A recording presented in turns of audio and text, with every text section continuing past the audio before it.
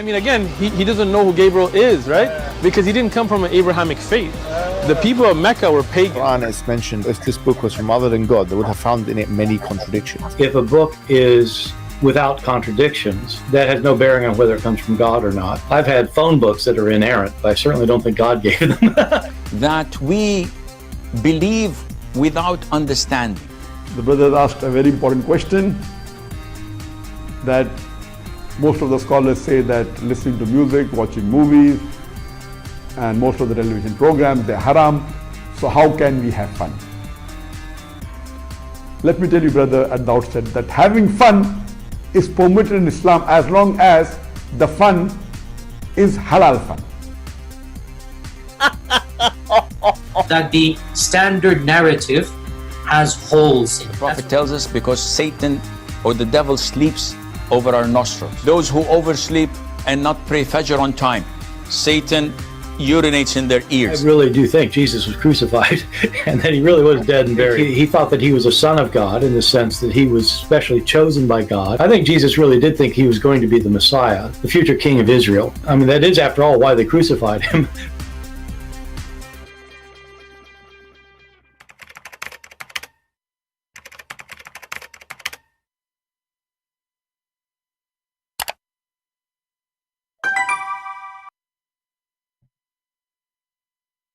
Hello everyone, and peace of Christ to all of you. Today we are going to have some halal fun. Yesterday we make a video about a prophet, a big prophet, who come to the Middle East. And it's so clear that he was sent by Allah.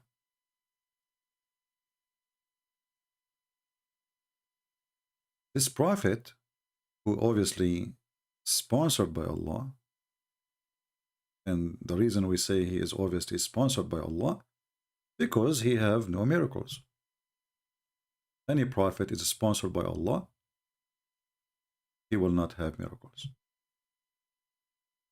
But the irony is that the Muhammadan are asking this prophet, how come you don't have a miracle? But their prophet don't have none or any. Now, I saw some comments in the comment section from very smart people. Like a guy, he said, oh, well, you know, Christian Prince, what is a miracle anyway? For me, if two people go to do fishing, and one of them, he got the fish, the other one, he will say to him, this is a miracle. Silly comment. And people, they say very silly stuff, diarrhea. Miracle, when we speak about somebody he is sent by God in definition of religion, that a miracle is given to him to confirm that he is not a fraud. Otherwise, anyone can claim to be a prophet or sent by God. But if you have a superpower in your side and nobody can explain it, then that is something to think about. Why this person he have such a superpower supporting him. So it's not what a doctor he says to you that you recover, it's a miracle. It's not about, we are talking about the power of God. So some people, they have a very silly comment. And before we start, there is a Christian Lebanese. He posted a comment and he is upset. I wanted to answer those comments before we start. So here our friend HOTED saying the following. It looked like you removed my comment for some reason. No, my friend, I did not remove your comment. Then he says, I will repeat, I am Lebanese, a Christian, and saying Lebanon are illiterate, dumb, insulting us, and saying the president is a thief without even knowing the politics, war he facing is a character of assassination. Huh, that's deep. My friend, if you don't mind me calling you a friend. First of all, if you watch my video, you will see I did not say that Lebanese are stupid. And I'm not putting Lebanese down. I believe all Middle Eastern countries is doomed. And I am a Middle Eastern too. Do you know where I'm coming from? I'm not coming from the moon. So when I say that there is a woman, her name is Carmen Shammas, new country, and she have 1 million subscribers, and she is nothing but a fairy tale fortune teller. That is telling you that your country is a shish kebab. In the year 2022, your country and those who have education, they watch a fortune teller to tell them what will happen tomorrow. And that explains why your country is doomed. Educated people will not even subscribe to such a character who feed in fools. Future teller, I want to do this business. I want to know what is the number for the lotto, so I will buy the number.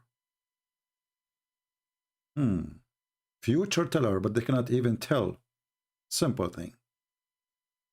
You know, I notice always that Middle Eastern are very proud. And I am a Middle Eastern, as you know. We are very proud, but about what, I have no idea. Our streets is full of garbage. Our government is corrupt. Our president or kings is the biggest scumbag ever in history. There's no human right. Our police is corrupt. Our judges is corrupt. Blah, blah, blah, blah, blah, blah. But they are so proud. You are insulting my country. And then he said, my president. You know, I like it when you said my president. My friend, your president is not your president. This guy is hired by Hezbollah. And everybody know that. He is nothing but an underwear Hezbollah can throw anytime.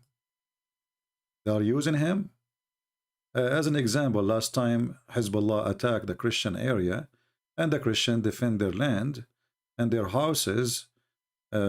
Your president, he ordered to arrest all those Christians who defend their houses, and he did not arrest one from Hezbollah.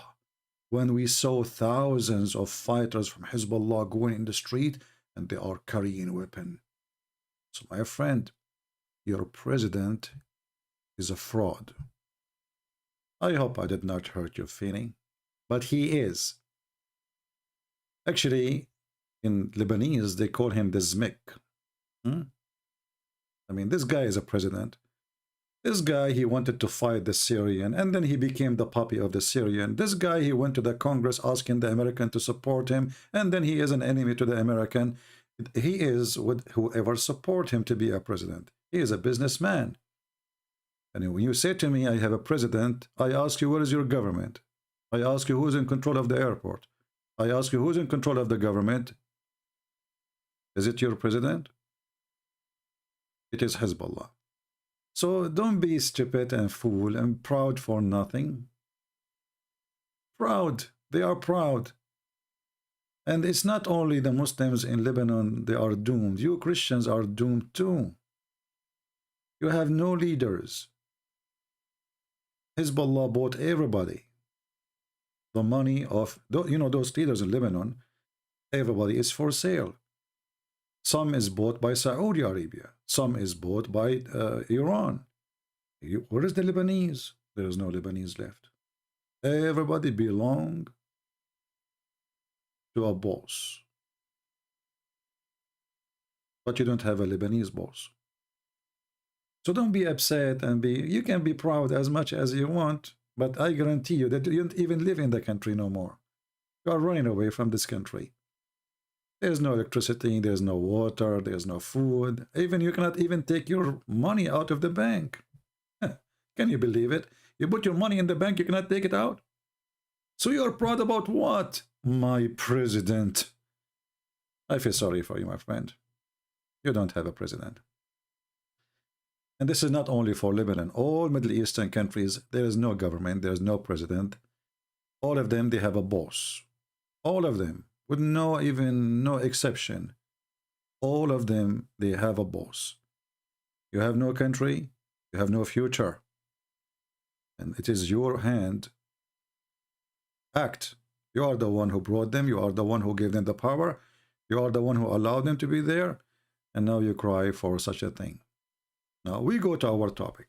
I just wanted to answer this poor person who he think that he have a country.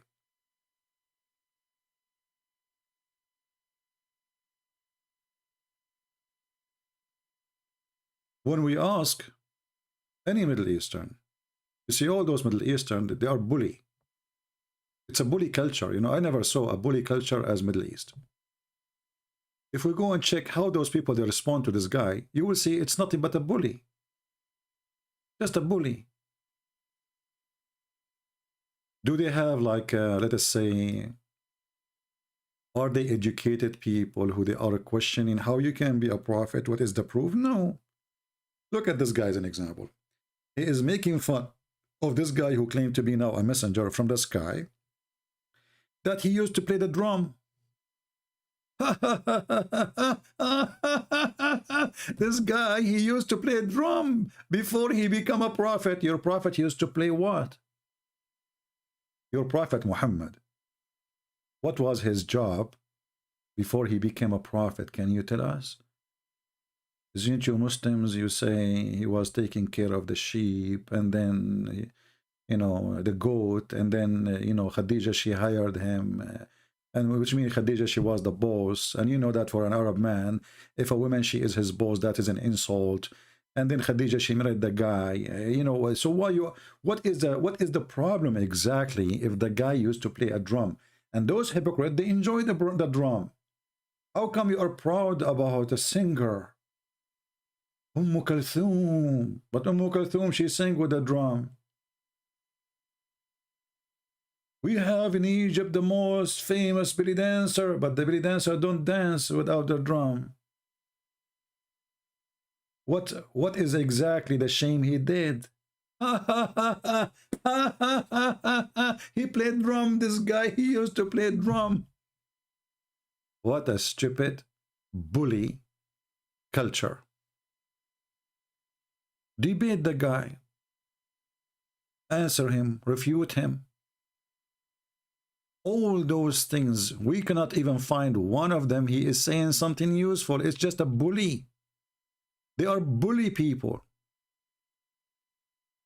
And why? I'm not surprised. Muhammad was a bully. Allah is a bully. And whoever follow this cult, he is going to practice what the Prophet of Islam practiced.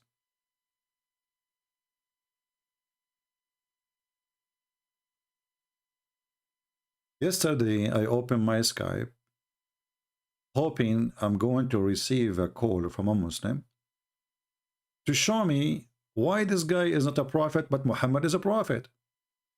I could not find one Muslim, and you know, you are my witness yesterday, there to call and tell us why this guy is not a prophet. You know, I mean, why you accept Muhammad to be a prophet and you don't accept this guy to be a prophet? What the problem exactly? What happened? What is missing?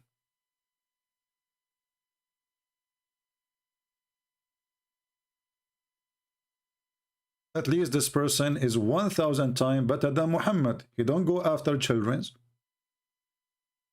He is not a child molester.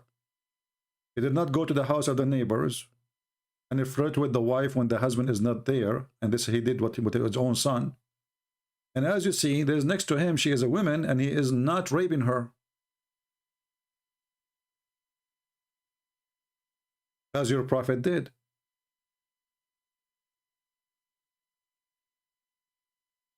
And this guy is teaching people to be peaceful, not even to break an egg, while your prophet was slaughtering everybody around him. He is nothing but a criminal.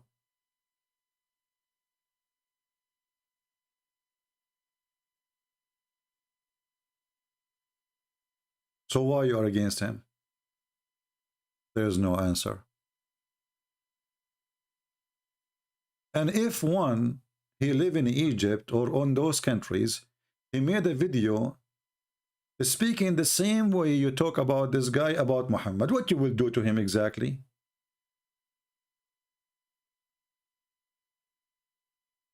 So you are taking advantage that this guy, he don't have a criminals to defend him, so you bully him.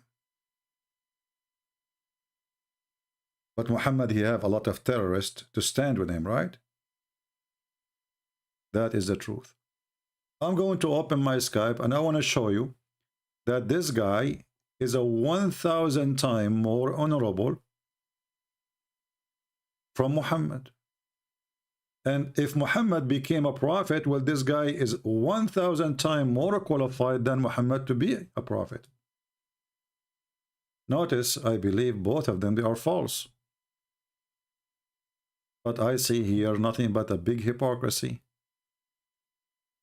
They rejected him. For the same reason they accepted Muhammad. Muhammad don't have miracles. Muhammad has no witnesses. The angel came to Muhammad in the cave. Who was there? Nobody.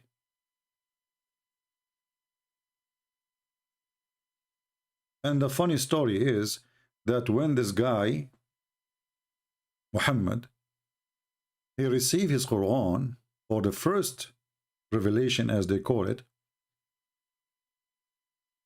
the angel himself did not tell him, I am an angel. He went to a Christian person, supposedly, and he is the one who said to him, oh, this guy is an angel.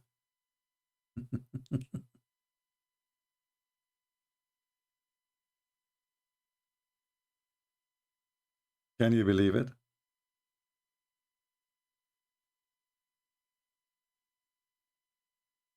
I have a Muslim scholar, he want to debate you Quran only.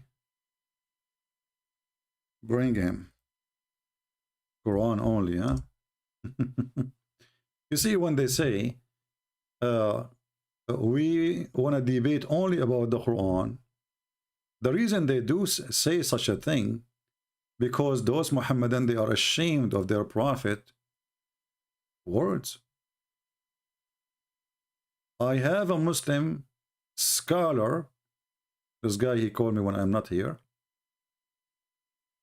I have a Muslim scholar, let me show you in the screen, hold on, give me a second. Why you don't, Muslim scholars, why you don't want to, why you want to debate Quran only exactly? What is the problem? The problem is that your prophet, when he speak, he do make poo-poo.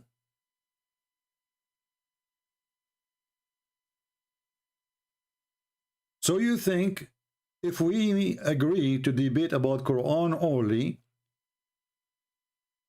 that will avoid us as Muslims from exposing Muhammad as a stupid only. But my friend, doesn't matter. Quran only, not Quran only, he will be get busted. Bring the guy to me. I just told him in text to bring the guy. Do we have any Muhammadan?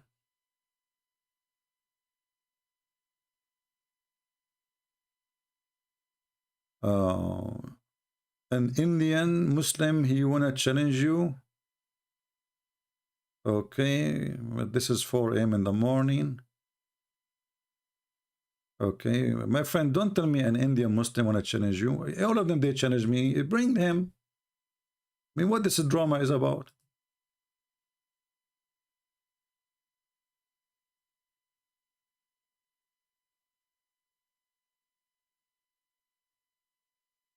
All of them, they want to challenge me.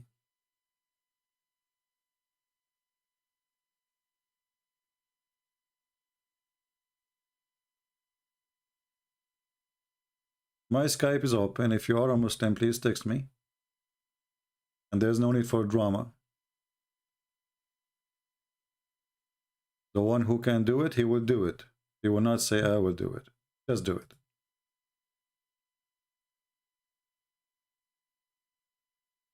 So the big challenge for the Muhammadan, which always they fear. Why you are making fun of this guy? Actually, I have a proof that this guy is sent by Allah. What is his name? Majdun Nur. Majdun Nur. The Quran spoke about a prophet who will be the light.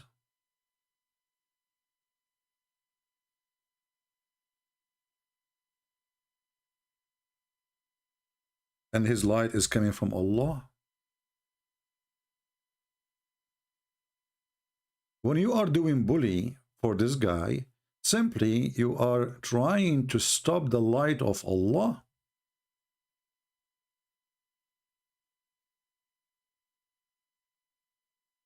And the funny, the Muslim in the translation, they add the name Muhammad there.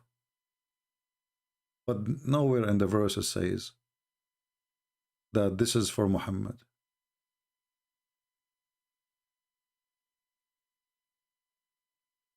And how the Christians and the Jews, they can extinguish the light of Allah if Allah is God?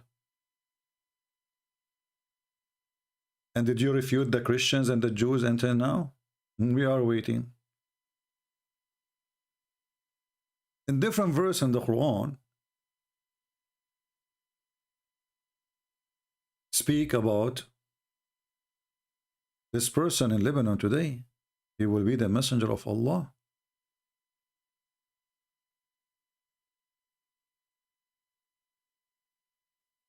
Look what the Quran says to Prophet Majdun Nur, Nash'at Majdun Nur.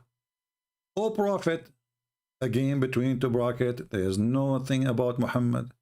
Change the translator, you will see there is nothing there. It's a fraud. Where it says, O Muhammad, show me. In which language? O Prophet, truly we have sent thee as a witness, a bearer of a glad tidings and a warner, and the one who invite to Allah by his leave and as a lamp spreading light. Well, this is the last name of this guy. His last name is Light.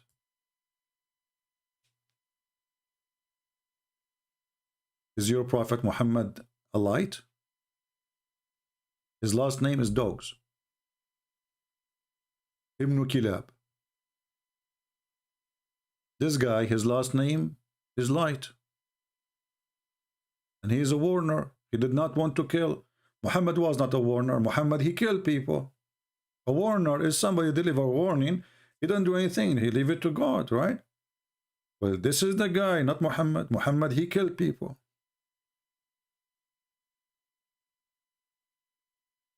Who is a Muhammadan? He is willing to call me, prove to me that those verses are not about this prophet. May Allah bless him.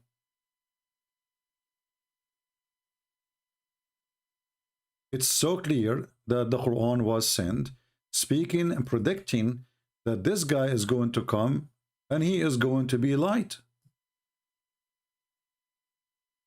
And I think Allah, he pray for him, not to him. Because Allah he pray for, not to. Do we have any Muhammadan want to prove to us that this guy is not a prophet?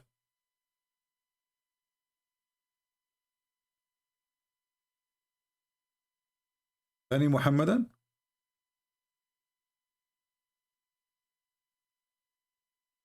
So all of you, you line up to bully this poor guy.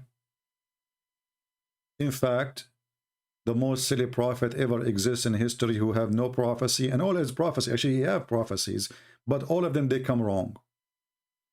Regardless, all the articles, they speak about the amazing, did you watch the video of, what's his name, the hole in the narrative? Prediction of the Prophet Muhammad. Every single thing he said in that video is a fraud. Prophet Muhammad, he predict that they will conquer the Constantinia. Prophet Muhammad, he predict the Arab will conquer the Constantinia, not the Turkish. According to Muhammad, the Turkish are people of Gog and Magog, and they are the enemy of Allah.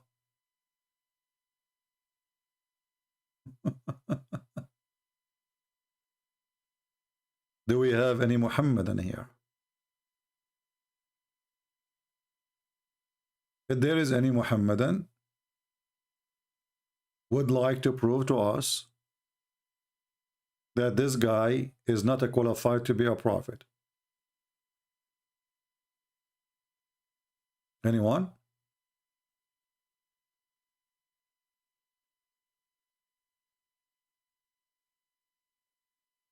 Any Muslim? What is the word prophet mean exactly? And by the way, this guy, he never claimed that he's a prophet. He claimed that he is a messenger. Messenger from the sky. He never claimed that he is a prophet. Even they lie about what he claimed. I mean, I cannot believe it. How low they are when they try to attack somebody. At least be honest about what he say. Where he said he's a prophet, he never said that. He said, I'm a messenger. And the funny, it is the Muslims who they say and they distinguish between the word messenger and the word prophet. So I'm going with their claim. For me, I don't see a different, like a messenger. If he is a man, not an angel, how you can be a messenger but you are not a prophet? Because if I am a messenger, I have a message from God, no one else know it. And that will be a prophecy. That will make me a prophet. If I say to you, judgment day is near, I'm prophesying. This is not just a message.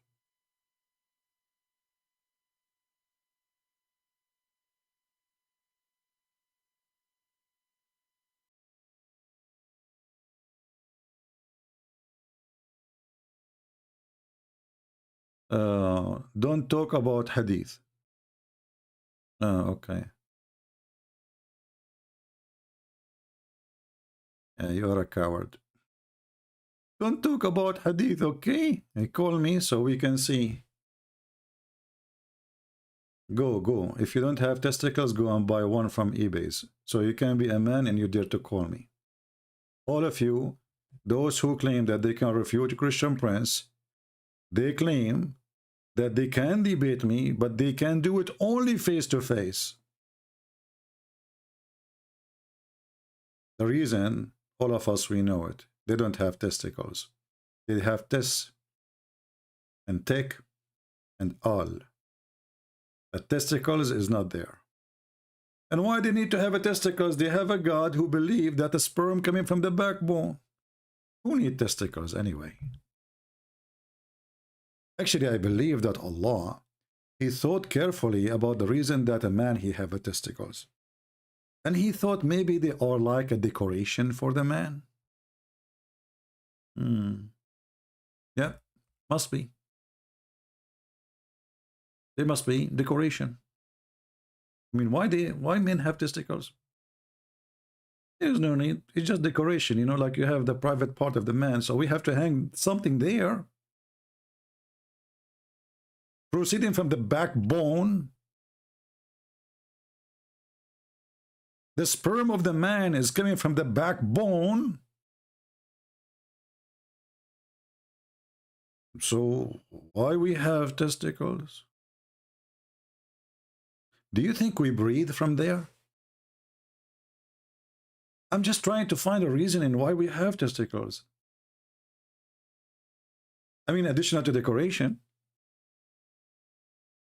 And this God, who the Muslims are proud about, the Prophet of Allah, Muhammad, he come to them with knowledge nobody have 1400 years ago.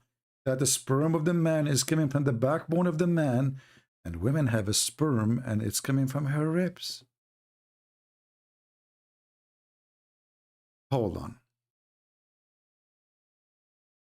In case you are not educated with science, Prophet of Allah was the first one in history to discover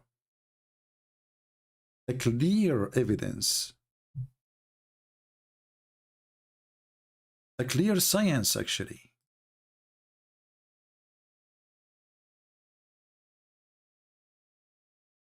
We need some space. Yeah, here we have a lot of space.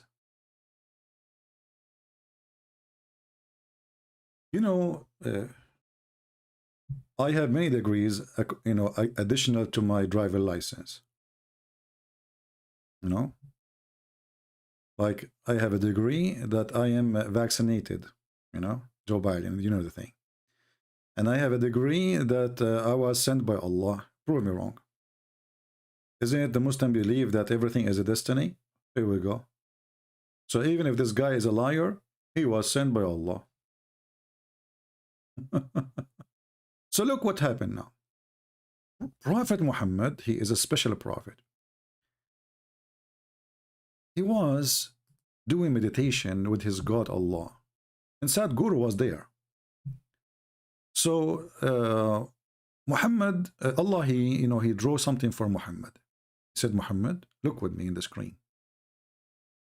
Do you know what is that? Muhammad, in the beginning, he said, I am illiterate. I cannot read. Okay. So Allah continue. He said, okay, what about this now?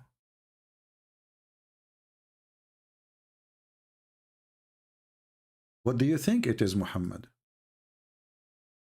Muhammad, he looked again and he said, well, I am illiterate. I can't read. Allah, he said, okay, hold on, Muhammad, let us help you more. All right. Now here we have a person, two hands.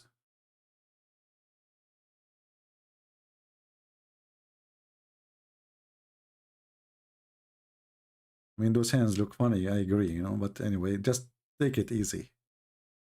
And Muhammad, he says, okay, now I figure out, this is Trump.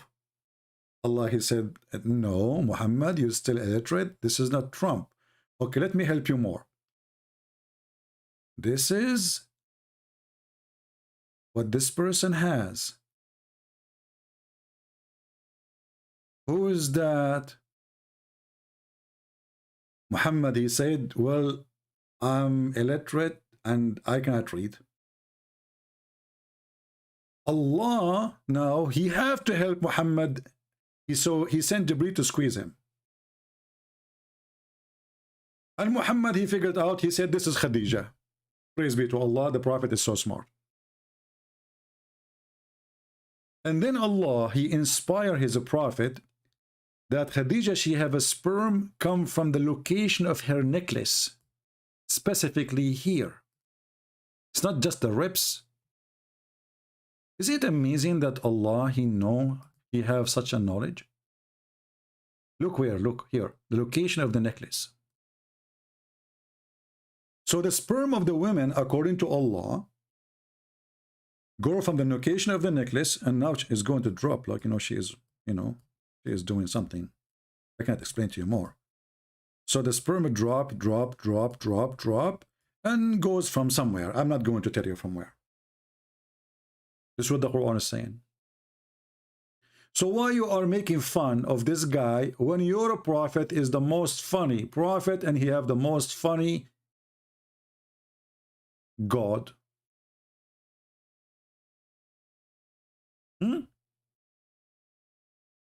This guy, he did not say any of this. He did not. So you start, doing bully to this guy, and he is a stupid, and he is a false prophet, and ha, he used to play drum. You know what? Playing drum is better than somebody says that women, she have a sperm, and her sperm is coming from the ribs.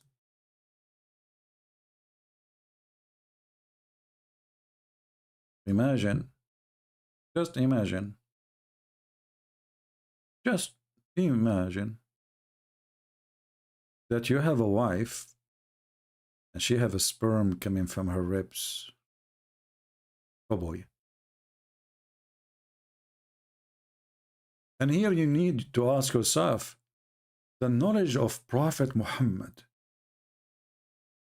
how he knew this 1400 years ago, when science was stupid, unless it's coming from the true God, Allah.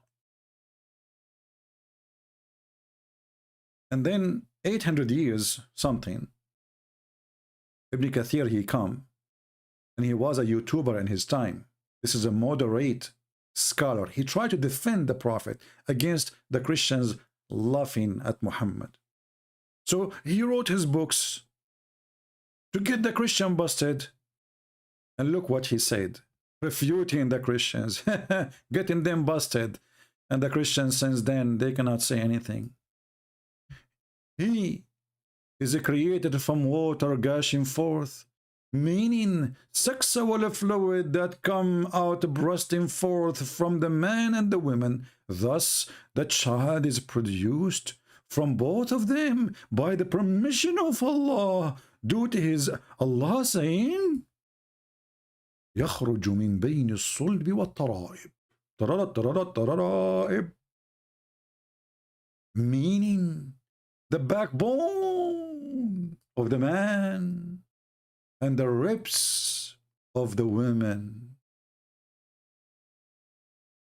And now we knew why ordering ribs in restaurants is extremely expensive.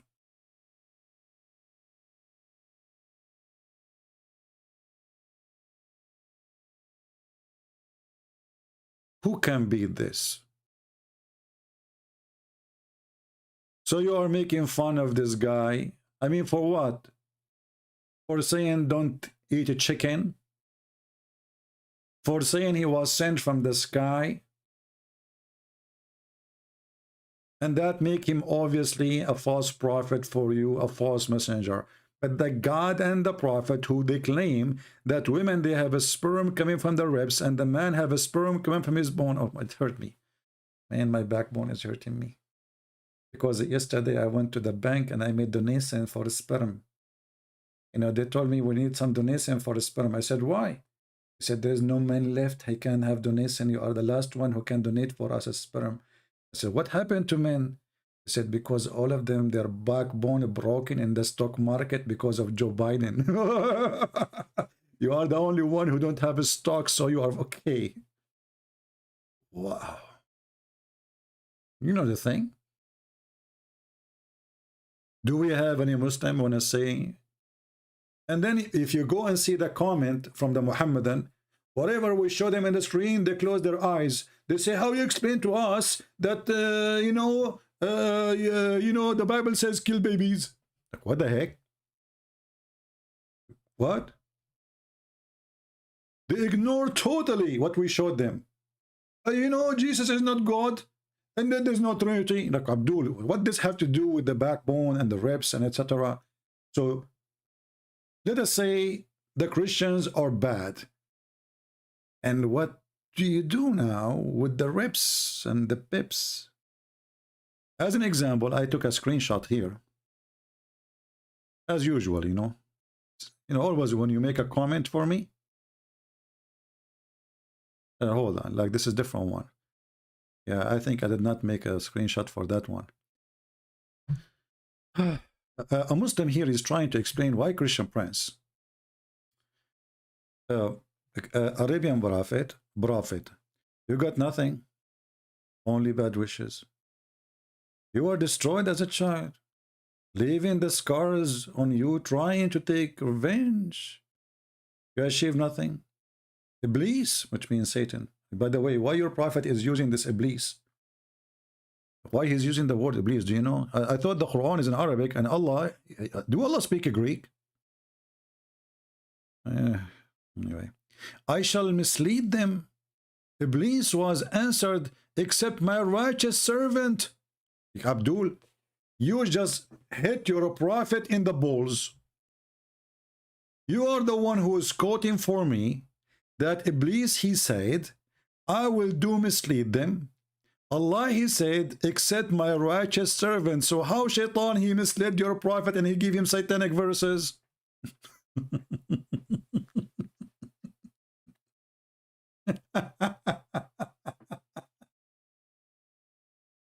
I wonder that Muhammad, I'm not surprised why Muhammad cannot have babies. I mean, this guy, they keep hitting him in the balls. Look, except my righteous servants. As long Allah, He made it clear that the one who is righteous, shaitan have no authority over him. Then Abdul, you need to explain to us how Muhammad he is. Are you going to say that he is not a righteous servant of Allah? Please don't say that. Please don't. No, don't. So, accept my righteous servant, and then we find that Muhammad he received command from shaitan. And then we find Muhammad was bewitched. And then we find Muhammad receiving satanic verses.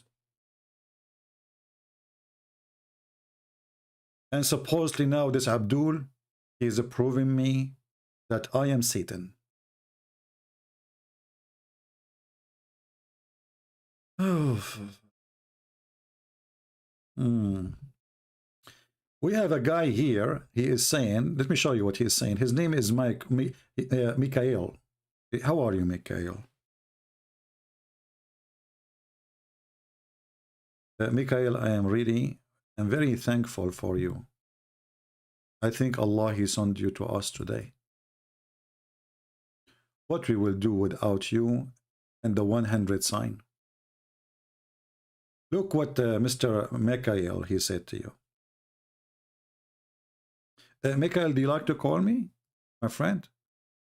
I'm sure people would love to hear from you guys. Do you think that Mikhail, he is not coward and he will be happy to call me? CP is playing the game of a globalist,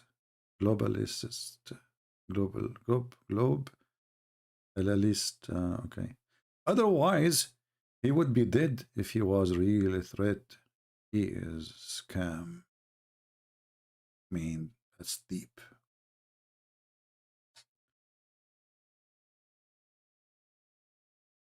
The real ones is the dead ones, or Mikhail. If you are not dead yet, you are not real. Hey, Mikhail, are you dead yourself?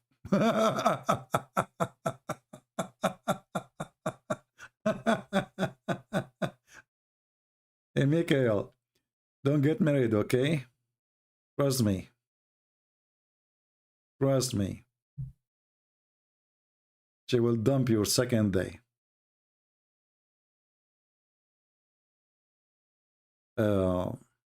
People, they say stupid things, but nobody can refute what we say.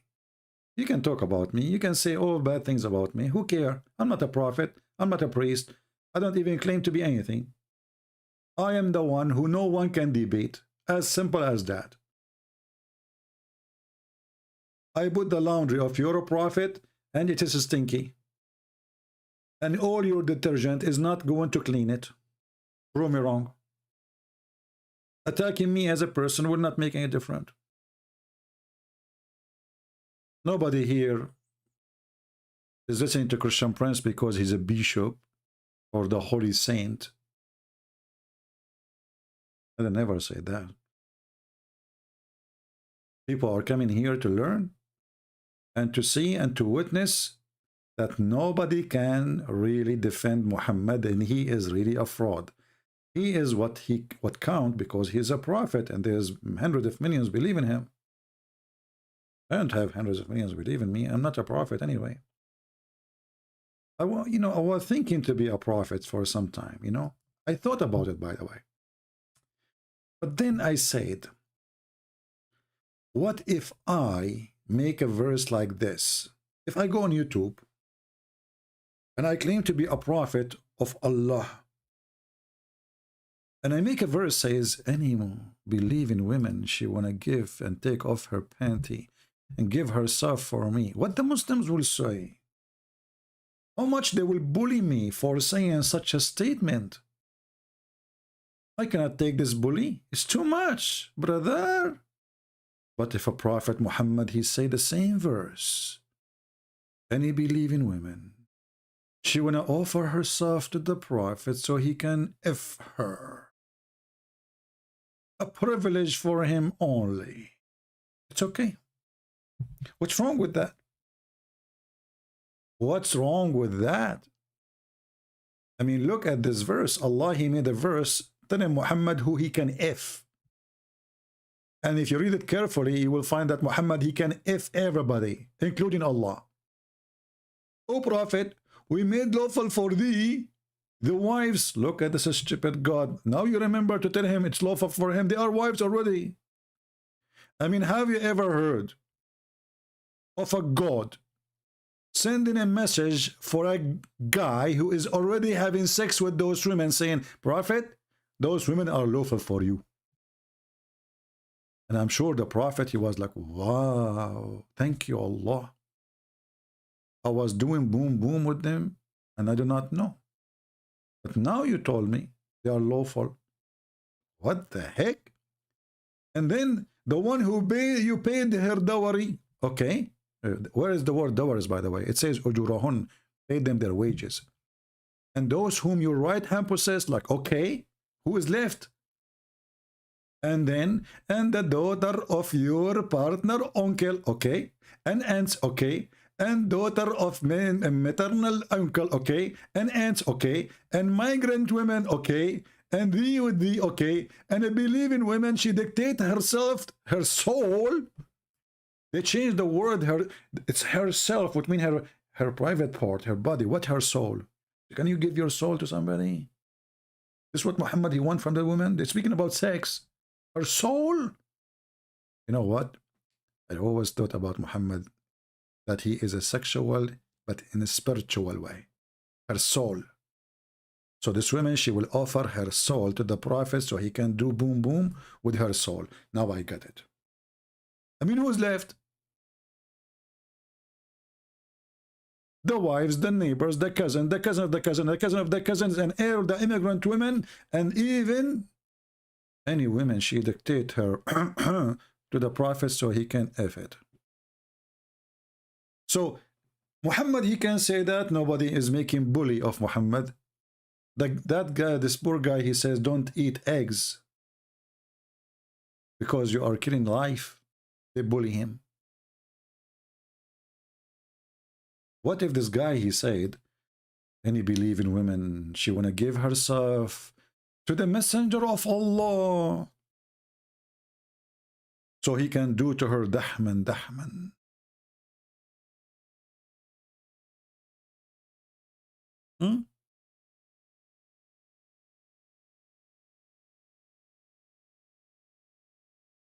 Honesty does not exist in this cult. It's a bully religion.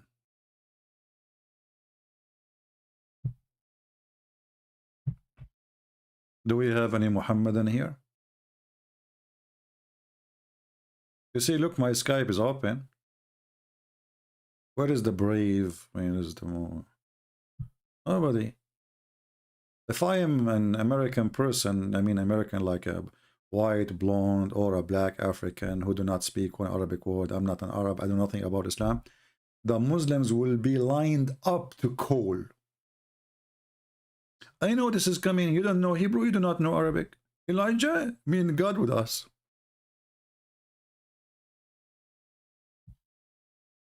I'm working for the evil Pharisees. Hey, Michael, you remind me of your prophet who think the Pharisees was in the time of Moses.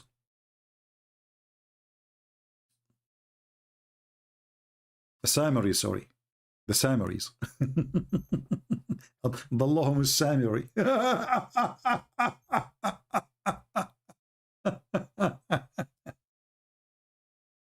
What's wrong with you, Sir Prophet? I mean, he got nothing right.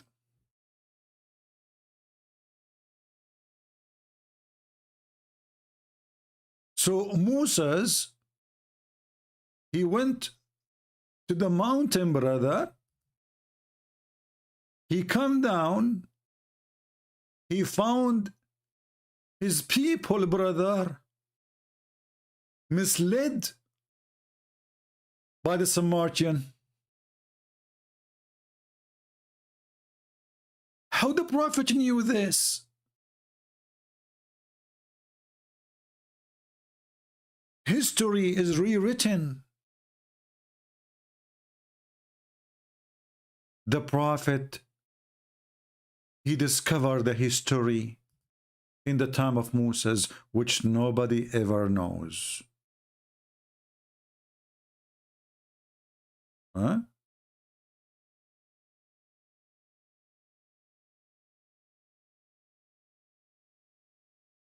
And yeah, Abdul can tell us how this happened, how those two exist in the same time.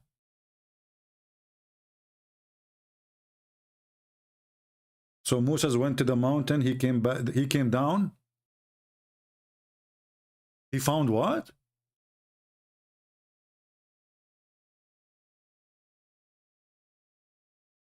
Do you think Muhammad, when he made the Quran, he was under the influence of hashish, or it was kind of bills, the same one the son of Joe Biden taking? So Moses went to the mountain, he come down, he found the Sumerian misleading them. Bingo. Mahad Qadhi, he is saying. How are you doing, Mahad? Guys, we have a Muslim here, he complained. He said the following. Welcome, Mr. Ma'ad. Why you don't confront atheists who challenge your religion, and 100 now have become atheists? Atheism will turn Muslims and Christians into it. Hey, my friend, who said to you I don't challenge them? Who mentioned that to you? I never encountered an atheist, and I did not leave him with a banana. Actually, the only time I lost a debate with an atheist, when he asked me, do you like banana, Christian Prince? I was naive at that time, not expert. I said, yes. He said, see, your origin is a monkey. What atheist? They don't have a book. An atheist, he can say whatever he wants. And yet, if an atheist, he come to us, we will crush him with no mercy. But you, Ma'ad, you claim that you have God. Do you?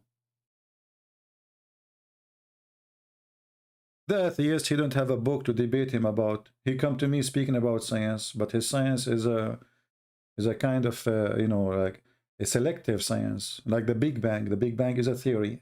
The funny that you Muslim, you side with the atheist, and the atheist decide with you. All atheists decide with the Muslims. If you go and ask every single member of the Democratic Party in USA, which 90% of them, they are atheists, they side with Islam. They defend Islam. The feminine groups, you name it. They are your friends, not mine.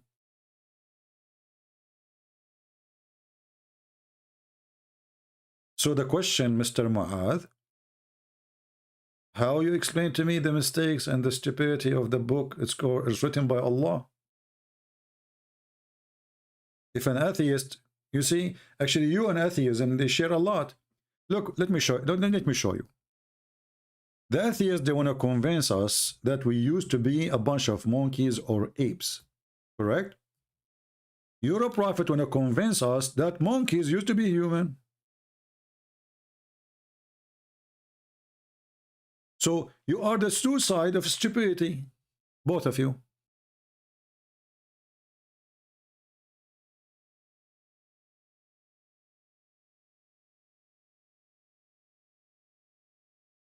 Are you there, Mr. Qutada? Have you ever heard of a God? He will make a human being a monkey because he broke the Sabbath. But this God, he will not make a human being who rape a child or a woman a monkey, or raping a woman or a child. Look, Allah is so sensitive for Sabbath. But if you rape children, he will not curse you and make you a monkey. What do you think, Ma'ad?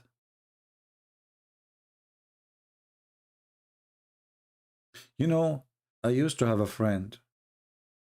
Once he said to me, you know, I live in the middle of the, like in the area, like the ocean is so close to me. It's like about, you know, do you know the Bellagio? They have an ocean there. This is very close to me. So you go to the Bellagio and there you do fishing. No, I used to go there, I fish for coins. But I have a friend, he is a Jew. He went there in Saturday, and he have his fishing rod with him. And this time he decided not to fish for coins like I do. You know, I put a magnetic, I go to the Palagio, I fish there in the middle of the ocean. You know, this is ocean, like Palagio Ocean. They call it casino, but it's not really a casino. I mean, come on, think about it. This is a gift from Allah because it's a destiny. So he went there, and he went in Saturday. I told him, don't do it. Don't do it. Don't do fishing in Saturday. He went and did fishing in Saturday. Brother, when he came back home, Allah made him chimpanzee. It's a true story.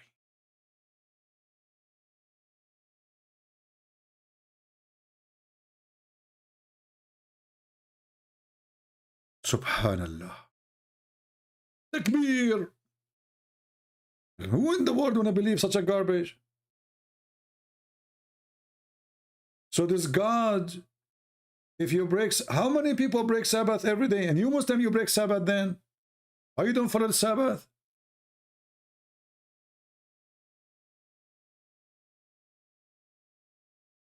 None of the Muslims keep the Sabbath. Based on this, you Muslim, you should wake up in the morning, you find yourself in the zoo.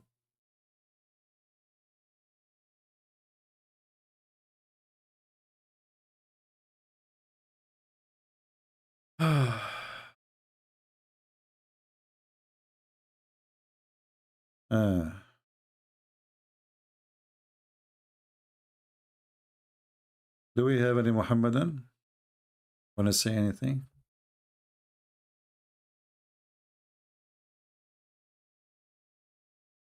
Anyone?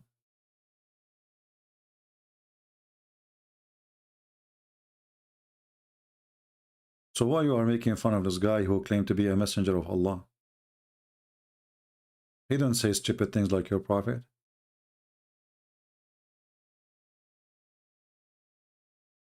And the funny, even the Quran and Muhammad, he said that those people, Allah, he forbid them from fishing in Saturday. But Allah, he forbid the fish from coming except in Saturday. So he made them suffer from hunger. Is that fair? How come if a Muslim is hungry, he can eat a pig? But if a Jew, he is hungry, he cannot fish in Saturday.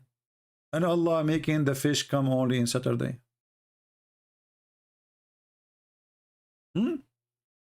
Allah forbid you from eating pork, right? You claim. Chapter 5, verse number 3. It says, if you are hungry, you can eat pork.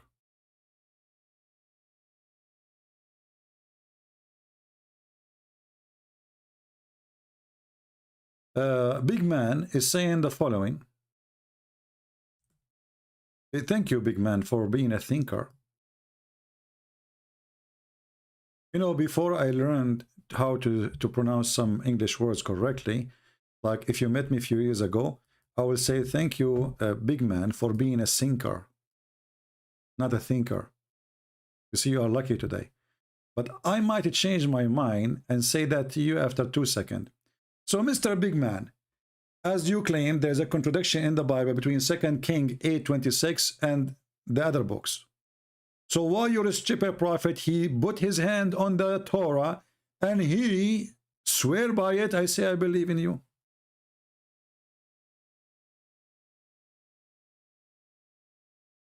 Are you, Big Man, saying that your prophet was a big donkey when he said that? Are you? Big Man, I'm really impressed with your logic. So be my witness. According to Muhammad and the Bible, the Torah, they have a contradiction, brother.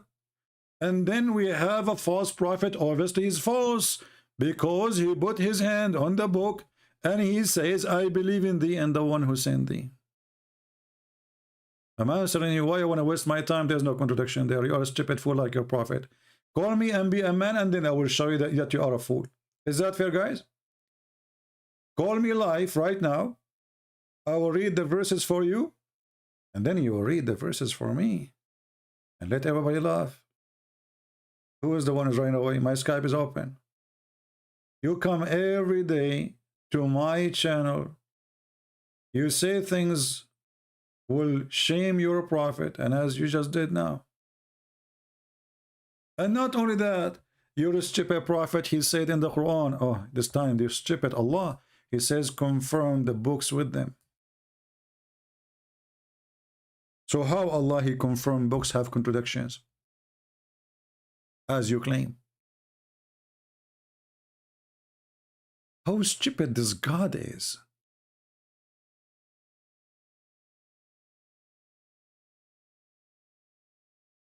How stupid this Allah. I'm really, really upset from those verses in the Quran. We should, brother, erase them. Do you have any eraser? Big man? Big man? You are so little. Do we have any brave Muhammadan? You want to learn from me? Well, I'm here to speak about Islam anyway. However, why I want to waste my time in something? Actually, we answered those verses already many times. And you will come tomorrow and you will ask the same question. All the point you are trying to do is to take us away from putting the laundry and the panties of your prophet wives on the line. You remind me of the hadith where Aisha, she used to scratch the semen, the dry sperm from the clothes of the prophet. What he used to do, man? I mean, why he have them there? And she was teaching a guy who was sleeping in the house of the prophet, and he masturbated in the house of the prophet. Aisha, she woke up in the morning and she saw him. He was scratching the dry semen. She said to him, oh, I dry it with my finger, I clean it with my finger to the prophet. What the heck? What an open community. Open sexual community. Hippies. I mean, imagine you are a person sleeping in the house of the prophet, spending the night there. What do? You masturbate.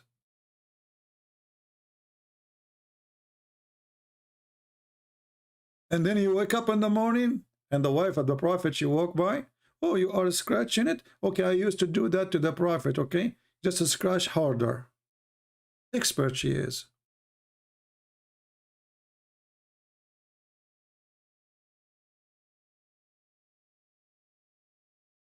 Any Muhammadan?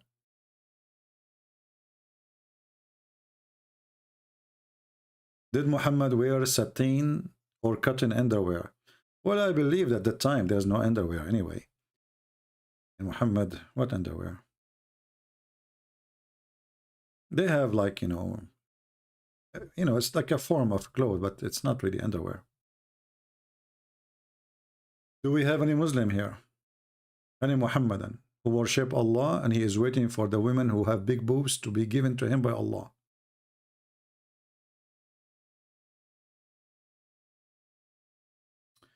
Nigal, yeah, I saw my friend. No, I don't watch videos of stupid people. However, if you have the courage, call me and tell me what they say in that video. Do you like to call me and tell me what they say? You Muslims, you made a million videos about me, but you don't dare to call me because you know that you are just a bunch of kids. Yeah. Did you make a bully video about me? Okay, make a bully video. Who cares? Actually, the more you make a bully videos about me, the more Muslims they knew, and they come here, and the more they leave Islam. Because here we don't do bully stuff. Here we show proofs and reference. Your bully is just as stupid like your prophet. Bully. The same as you are doing to this man. Bully. But nobody is refuting him about anything. Bully. All of you are a bunch of bully. If there's one of you, he says, okay, let us debate about what you are saying. Bully. Oh, this guy, he used to play drum. Your prophet, he used to do laundry to his wife Khadija. You're a prophet, and the wife Khadija, they made the father drunk. And they lied to him saying that you married me yesterday, last night. Do you want me to show you the reference? Bully people. This guy, did he make his father-in-law drunk so he can marry the wife? He did not. He did not. He's more honorable than your prophet. Way more. Making cartoon of the guy, and you know what? The funny is that now he have way more followers than what he used to have 2 weeks ago because of the bully.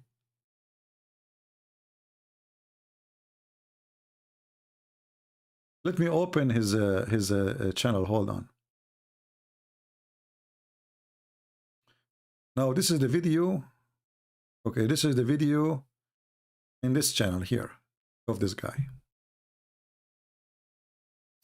Brother, the Mufti of Lebanon, he made a case to the court. He sent the case to the attorney general to stop this guy from misleading the Muslims. Why? Because a lot of you are converting to his religion now. The woman, she support him. She have a 1 million subscriber. Why we don't see the number shrinking so fast, since she is the one who introduced this guy to be the messenger of Allah? Correct, guys? 1 million. Obviously, there's 1 million. They agree with her. You're a prophet, according to Islam. He spent half his life as claiming to be a prophet, since he started as a prophet, half of the time since he claimed to be a prophet, and only 70 people, they join Islam. Half of them is his slaves, which means they are forced to. This guy, he don't have a single slave following him.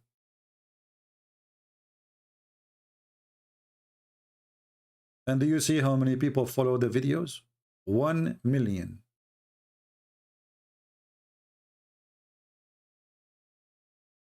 Do you know what 1 million mean? Yeah, the Mufti of Lebanon, he filed a case against him, you know, but for sure, you know, they cannot do anything. The guy, you know, but what the crime he did, those Muslims in Lebanon, they think they are in Afghanistan. They think they are in Pakistan. This is Lebanon, you know. Nobody will dare to touch him. Just trust me.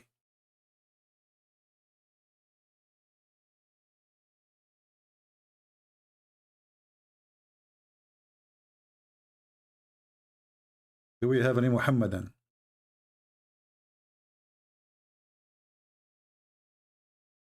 Stop spreading division. I like that, Michael.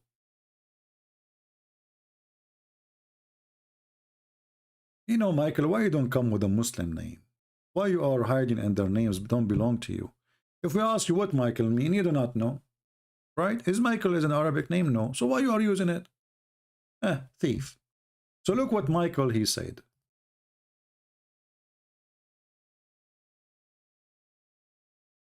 Forget about the Muslims, President Brands. Stop spreading this division. I cannot stop. I cannot. Look what the Quran says. Allah, brother, is Allah who is the one making division. Oh.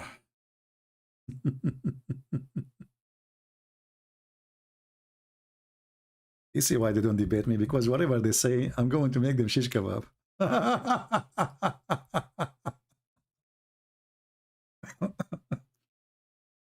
Isn't it true that people, they are divided because this is the will of Allah? Huh? Is it true that even people, they kill their children because this is the will of Allah? Don't the Muslims, they say to us that, brother, the idolaters in the time of the Prophet, they used to kill their children, brother. The Quran says it's decorated for them to kill their children in order to lead them to their ruin. Okay, why? Who's doing that? And confuse them in their religion. Like, what the heck? Had Allah willed, they would not have done it. Do you see it? Your God is causing people to kill their children. It was the will of Allah. وَلَوْ شَاءَ اللَّهُ مَا فَعَلُوا. What a stupid religion. And then, not only that, my friend, Allah divide mankind.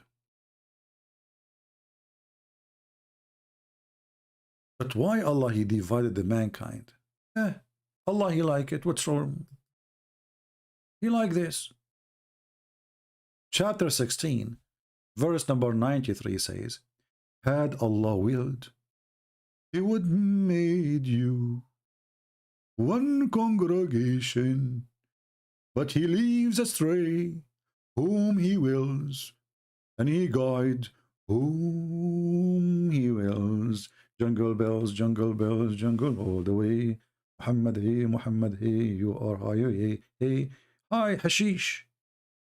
So you are telling me stop dividing, and the Quran says that the one who divide people is Allah. Allah who led them astray. And here we ask ourselves, if Allah is the one who led people astray, what is the job of the devil? Do you think devil is exist anymore after Muhammad and his God? I think devil is retired. Allah took over. Maybe this is his son, the son of the devil. Like he says, hey, Satan, you are the father of Allah. And you know, like you take retirement now. I want to help you. I will take care of the business from now on. You go, okay?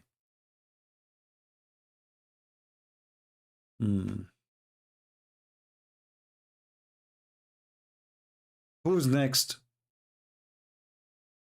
Do you see why they don't dare to call me and debate me? Because whatever they say, I know all their laundry here, sadly in my head. I wish I can move it. What a stupid religion. Any Muhammadan? If you are here for the first time, don't forget to subscribe. And if you did not subscribe, I have a warning for you. Those who don't subscribe to the Prophet of Allah, Allah, He said He will erase their faces and their nose and their eyebrows and their mouth and their lips. So you better subscribe now before it is too late. Give a thumb to Prophet Muhammad, or at least a finger. Prophet Muhammad, he says, I am I'm like the middle finger. I'm not sure what does that mean. Never thought about it until I came to America. I was driving in the highway and everybody putting his hand out of the window. I said to myself, wow, I am so famous even here. I mean, look, everybody is putting his hand out, and you have, like, you know, I was like, wow, thank you. And I was saying, thank you, American, thank you, Habibi, thank you, American, Aman Rabbi Aman. You know, like, everybody is saying hello to me in the highway because I was driving slow, you know.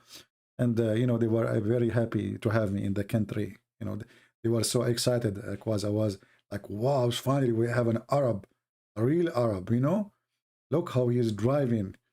So, like, you know, the Prophet, he said he is the same as the middle finger. Oh, okay. I got it. Oh, you, we are giving the book. Believe in what we have sent down, confirming what you have before. or what you have before we elaborate faces and turn them inside out. Like, how you can turn my face inside out? I don't want to know. That's amazing. Like, what the heck? Allah, he made a threat. If you don't subscribe to Prophet Muhammad and give him a thumb, not a finger, Allah will erase your face, brother. And until now, we are waiting.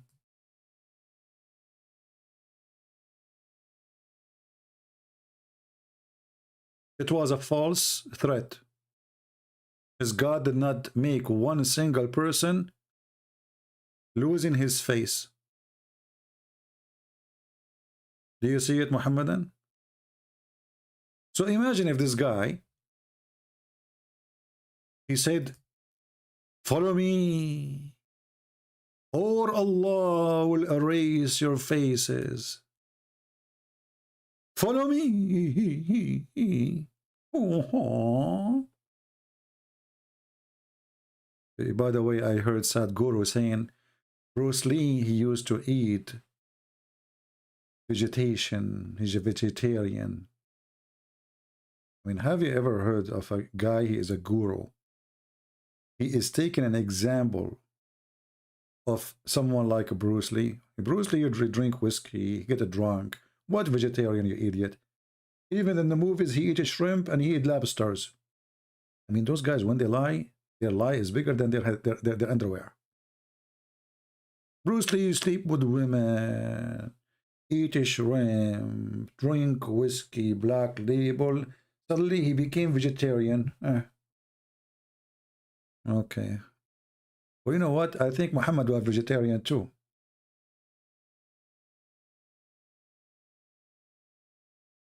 Any Muhammadan?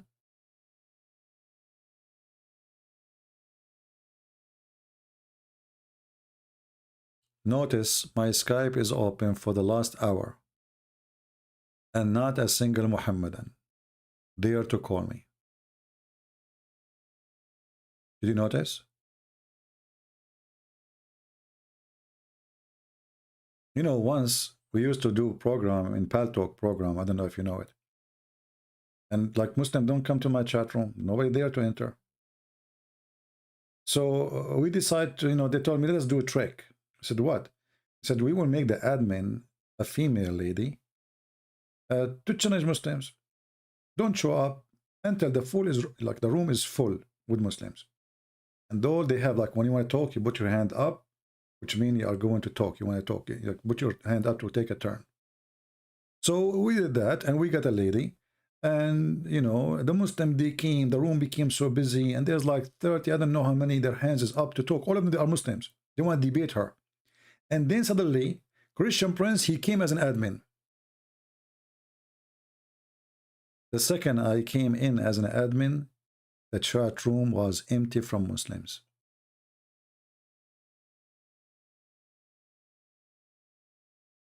They get out.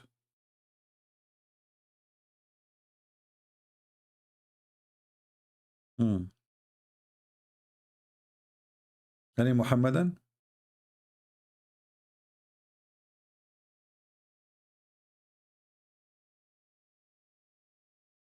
Anyone?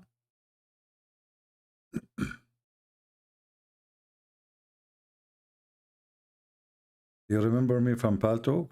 Oh, okay, that's good. Once in Paltalk, the co-admins, you know, the company admins, they have a meeting with me. 4 co-admins and the big boss, you know, they call her the red admin. She was a female. She said, you are not debating them. You are inflaming them. I said, inflaming them or not, what's your business? It's a debate. Did I break the law? You see how they side with the Muhammadan? Do you see how they try to protect Islam? And they ban me, totally they ban me from Paltalk. And then they receive tens of thousands of emails and letters, and even people threat to make a case against them of discrimination. And then they send me an email saying, we apologize, we found that it was not lawful, blah, blah, blah, blah. So please come back to Paltalk. They try their best to protect the false prophet Muhammad. Everybody around the world, actually, they are trying to protect Muhammad. Even in Russia, Vladimir Putin, he is just being hypocrite. You know, this Vladimir Putin, this guy is a, you know, he's a smart, but he is somehow is very evil too. So he killed more than 300,000 fighters in Syria, at least 300,000. At the same time, he says, what is the point of insulting Prophet Muhammad? Like, the guy, he really respect Prophet Muhammad, but he killed the terrorists who believe in Muhammad. He knew how to play them, you know, he knew the game.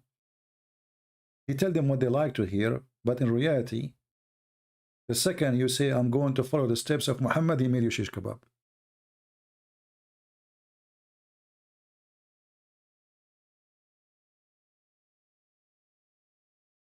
Any Muhammadan?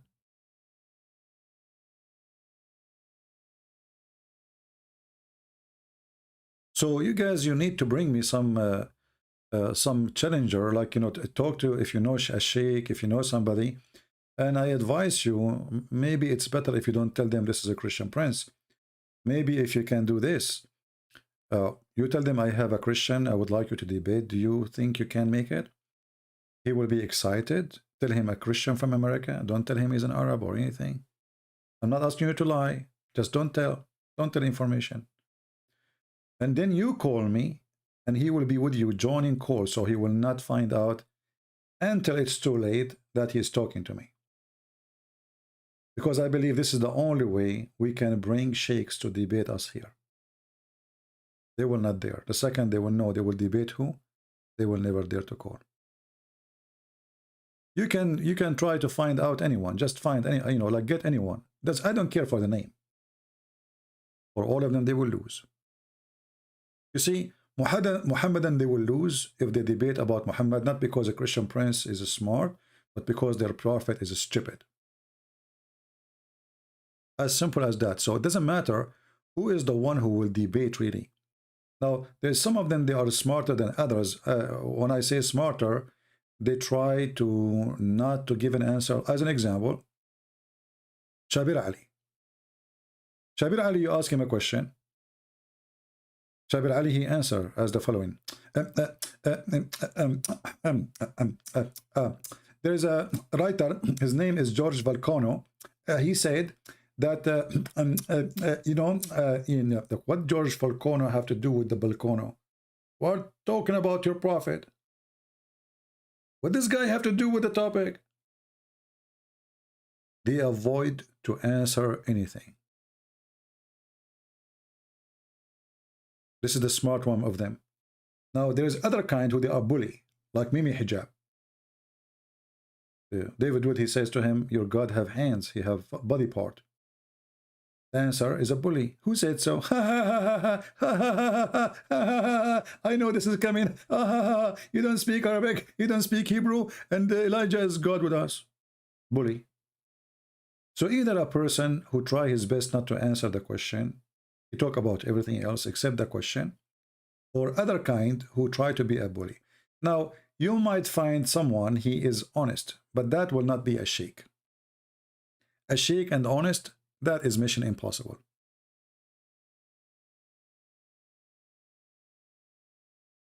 Any Abdul?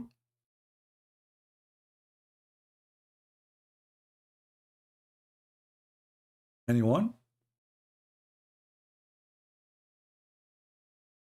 And then when you show them reference, they will say to you, okay, CP, this hadith is reported by Ahmed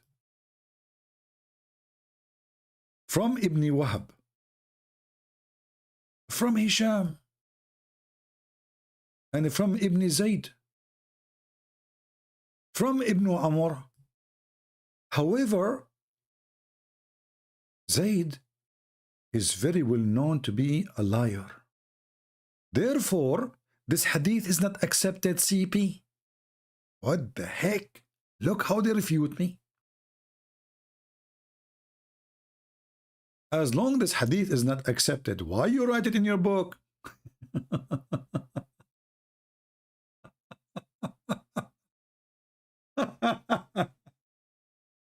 I mean, who is this stupid here? Oh boy. This is how they refute you, supposedly. It doesn't say that, CV. It doesn't? Do you remember the guy who called me from India? What's his name? I forgot. Fazul. I studied only that case. I cannot talk about the other case. Really? Yes, I can only talk about that case.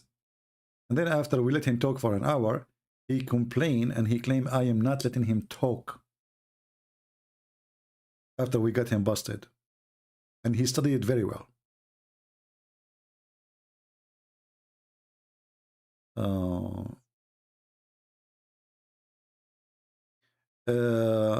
Vahid, my friend, there's no problem. There's no time problem for me. If you can bring me a big sheikh from Africa, I'm willing to wake up in the middle of the night in my time to debate him. Just bring him. Which means I have, if you tell me in advance, because, for me, I don't care really for advanced time, but because you are saying it's different time, so I will not be live, right? So you can tell me, just be sure, because I don't want you to make me wake up like 1 a.m. in the morning, or 2 a.m. in the morning, or 4 a.m. in the morning, and there's nobody's coming. So I want you to be sure that you can get me the sheikh, big one, the bigger the better. The bigger, the better. And I don't care what his name is. I don't care really how big he is. The bigger, the better. So time different is not really a problem for me. I can wake up just for the sake of getting this Abdul. What debate? I don't know what debate. David Wood didn't debate with who? Secondly, David Wood, he don't really debate. Those debate, not only David Wood, anyone who do 5 minutes for you, 5 minutes for me, he is not debating a Muslim. Muslims don't answer. Muslims, you have to corner them. So 5 minutes for me, 5 minutes for me, and then there's a guy, he switched the mic between them. This is a joke. A real debate is a crossfire, real fight. Anything else is not a debate. Anyone, he choose a topic in advance, he's trying to run away from a debate. This is number one sign. Because he want to talk about one thing. What does that mean? And then we will do it 3 weeks from now or 3 months from now. So I print all those things from the internet, I put them in front of me in the screen, and you will notice that both of them, they are reading their screen. Because there's no debate. Secondly, 10 minutes for me, 10 minutes for you. And now the 10 minutes he spoke, the other guy he have 10 minutes is already, he wrote those 10 minutes, respond a month ago. So what is the debate? They are not even listening to each other. And debating this guy, Kenny. This Kenny don't have even high school. He didn't have high school. It's a shame actually for David Wood to debate someone like this. It's really a shame.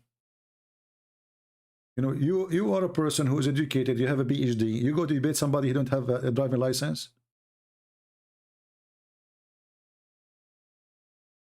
You need to debate, just because he's a Muslim, he can debate us.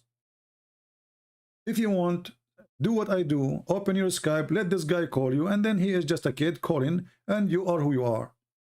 But making official, inviting people, reserving a place for who? For a guy who don't even have a driver license. That will make you go down. Your level will go down. Or like debating Nader Ahmed.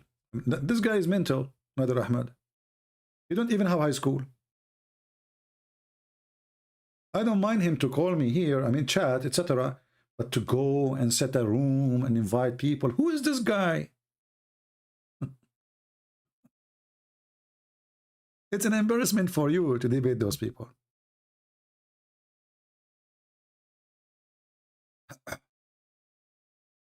But you see, David, this guy, if he throw all the hadith under the carpet or under the table, that's not will be a victory for us. Why? Because he's just a kid. He can say whatever he wants. Who care? The Muslims are not going to be affected by what he's saying. But if you debate someone he claimed to be a scholar, and then he say those things, that will make a difference. But a guy, who is he? This guy do not know even how to say his prophet name.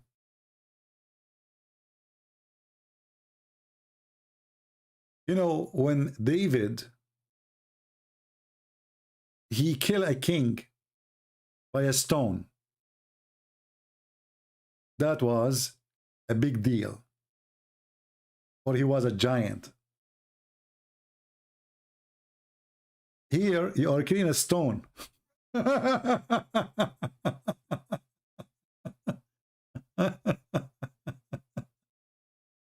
He is the stone. The one you are debating.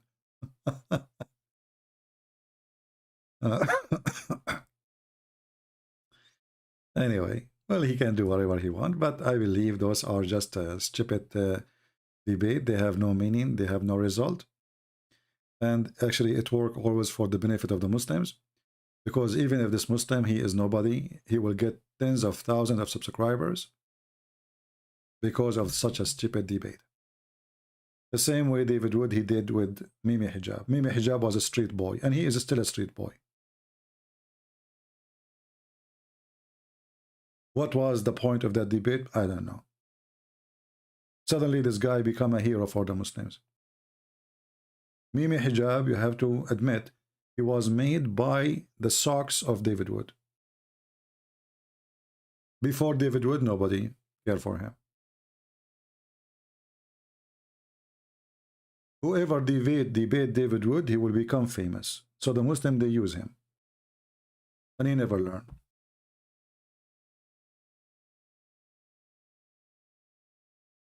Here, the Muslims, they can try, but I will make them famous as a fool. Not famous in the good way.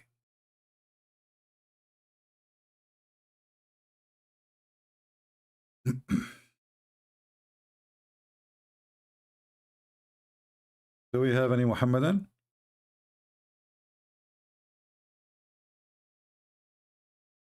No, this guy, Mimi Hijab, he have a lot of donations. They are asking him to the lecturers. He traveled from country to country. Just because of his debate with David Wood. This is the truth. Even though, by the way, he said the most stupid things in the debate. But because the debate was a mockery, and David Wood, he is not a mockery style. He don't know how to respond to them. So they made it sound like they are the one is victorious, but in fact, Mimi Hijab was making mockery of his prophet. And this is why they get so upset from me, because then I made like 10, I don't know how many videos, showing everybody how Mimi Hijab, he insulted his prophet. Do you remember when Mimi Hijab, he said, not a single Jew believe that there is a Trinity. Not a single Jew believe that God have a son. Do you remember? And he was screaming and shouting. David Wood, he got his opportunity to wipe the floor with the face of Mimi Hijab. But he is not a debater. He's not. A debater, he will know how to say and what to say in a second. Isn't it the Quran says that the Jews, they say that Uzayr is the son of Allah? And the guy was shouting in your face, says not a single Jew, trying to prove that this is a lie. If you just show him this verse, everybody will be laughing at him in a second. In a second. And the mockery will be against Muhammad, and Mimi Hijab will be ashamed for the rest of his life. Then after the debate, I am the one who got him busted one point at a time. And I made many videos.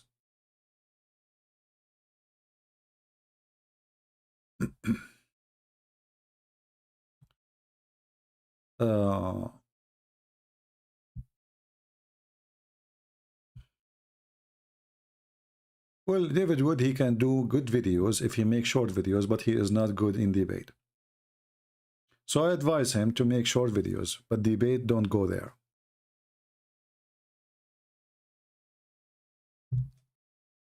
I never saw one debate he did. It was, we can even consider it as a debate. It's just two people talking, reading articles. That is not a debate. But he can do great videos if they are short, straight to the point. That is very good from him. I cannot make short videos. He can. For me, short video is 2 hours.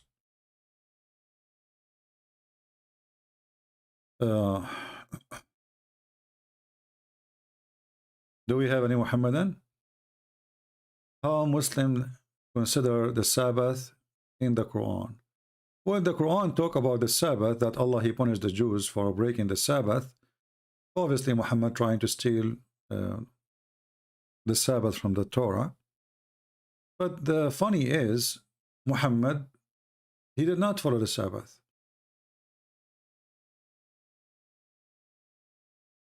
Why Muhammad did not follow the Sabbath? Do we have a reason? Muslim Sabbath is a Friday, Jum'ah prayer. You know, this is what they claim, but this is absolutely not true. You see, people read, but people, they are still illiterate. Our friend here, he said,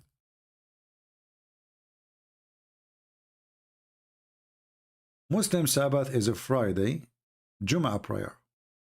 That because Muslims do not know their religion. Let me show you what the Quran says about a Friday.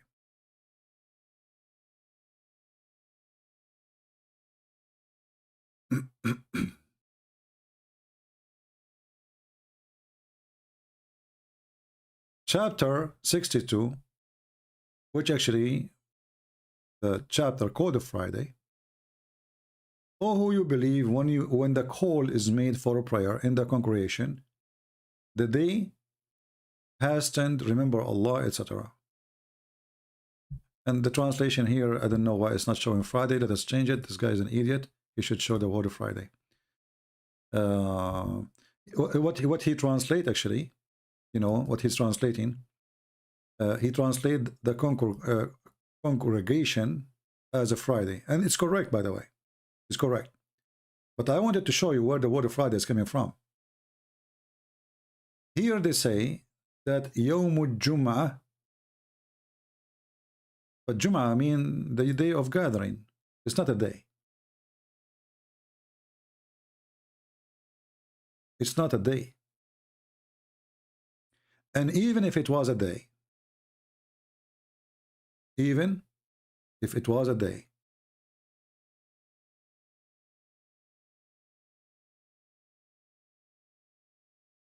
it is still going to lead them into Saturday. Why? Let me explain to you. What will happen and what is the problem in this verse? Those believers in this day, they don't come to the prayer. Why? They are buying and selling, doing business. Okay, what is the problem? Why only this day? Maybe because this day is a day for the gathering, as they say. No. Friday afternoon is a Saturday for the Jews. Friday afternoon is the beginning of the Sabbath of the Jews. When the sun set, the Sabbath started. So what happened? The Muslims, they are living between the Jews. And within an hour from now, the Jews, they will close their stores. So we have to do our shopping, otherwise we will be out of food for the coming day or two, because the Sabbath will be shut down. So what Muhammad was suffering from, that in this day specifically, nobody show up because people trying to buy and do shopping for the Jews are shutting down. This day have nothing to do with the day of the prayer. It was a problem about doing shopping. And as you see, it's even mentioned that in the verse.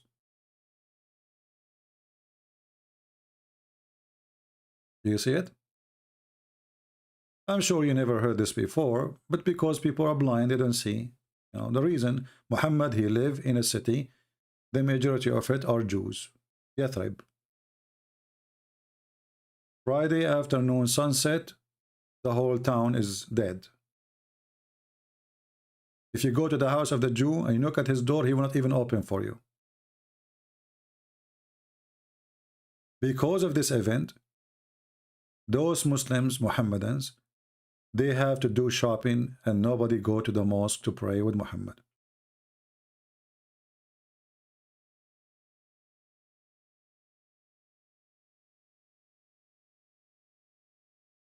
Any Muhammadan here?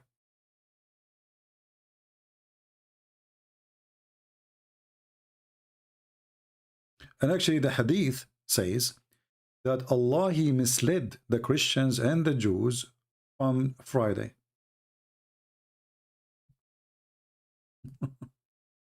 Allah, he did not let us see the Friday day. This is the hadith says.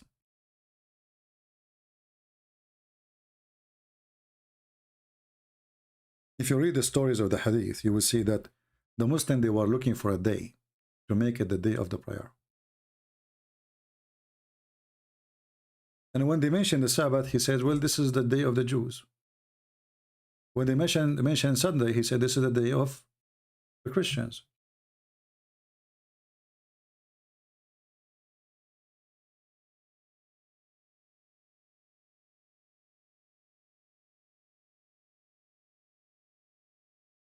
So according to the hadith, they choose a day which is not the day of the Christians, not the day of the Jews. It was the Muslims who chose it, not Allah.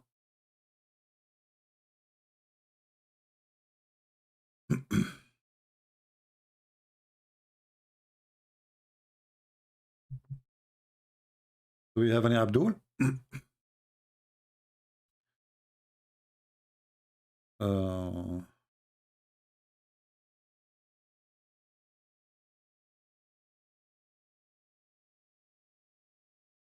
If you are a Muslim, you can text me. If you are not, don't. Any Muhammadan?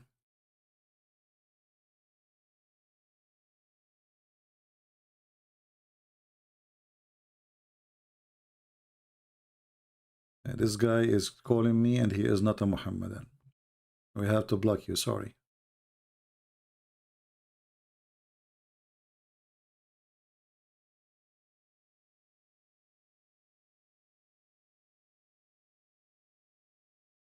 When they ask Muhammad, supposedly, why the day Friday, what is special about Friday?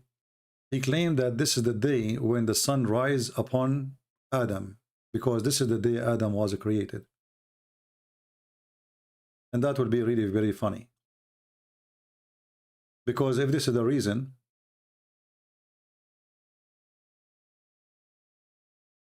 then Allah should choose that day to be his day. Why he gave it to the Jews? I mean, why he did not give a Friday to the Jews? But Muhammad, he say things, you know.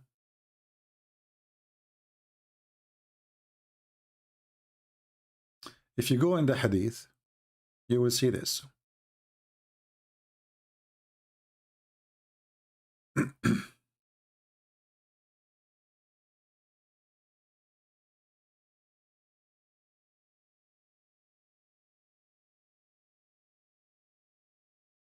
Allah created Adam from a handful which he took from the whole earth. Okay. And this is supposedly explaining how the color of a human being is made. So actually the hadith here is not giving us the whole story.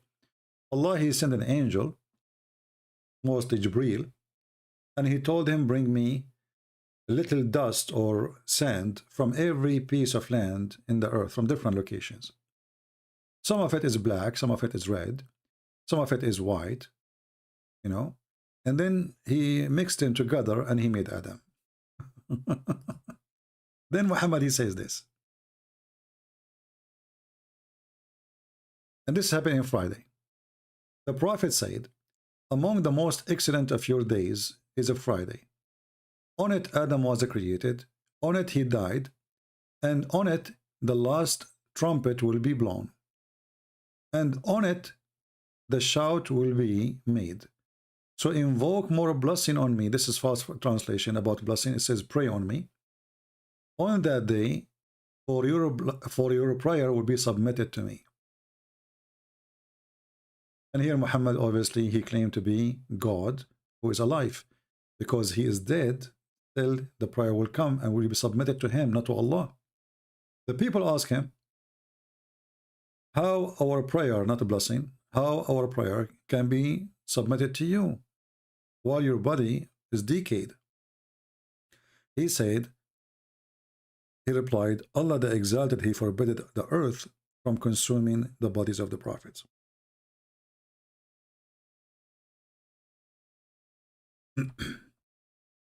So Friday is not really based in Quran. Friday is based on hadith written God knows how long after Muhammad, and there's no proof of anything that this is what he said, but it says Sahih, so we have to take it.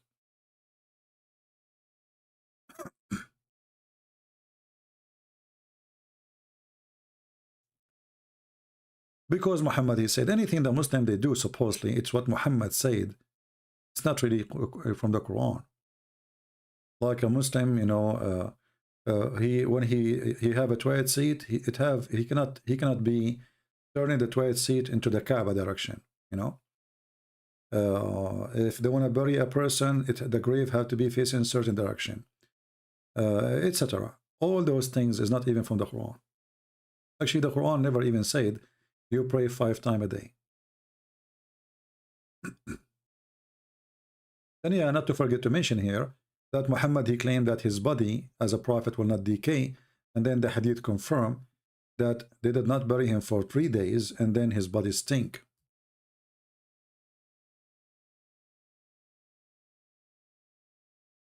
Any Muhammadan?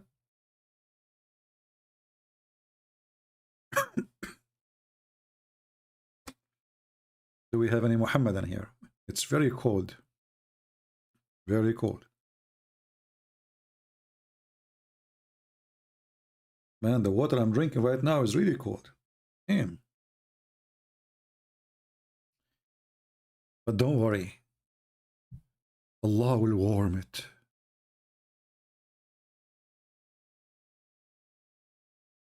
Any Muhammadan?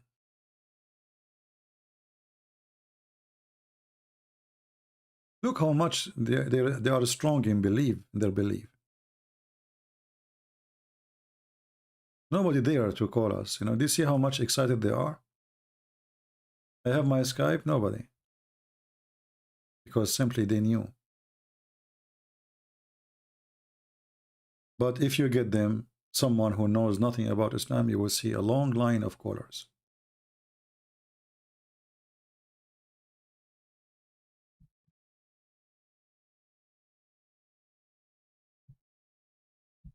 Okay.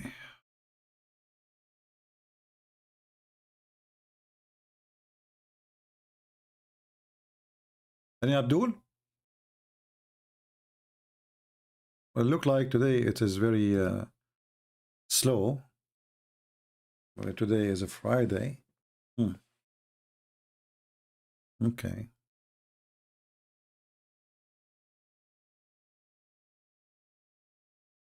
Anyone have a question? As long as we don't have Abdul.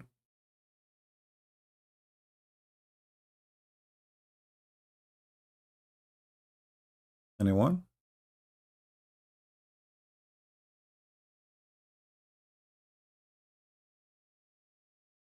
Let us see.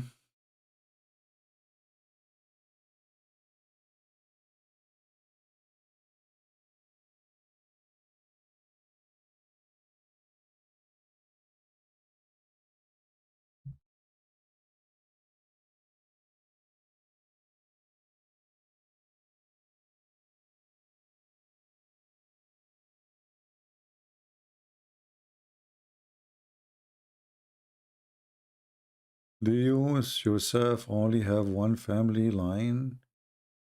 At least you have two. And what does that mean? Fan, do you have? I don't know what does that mean. Any question, guys? Anyone have a question?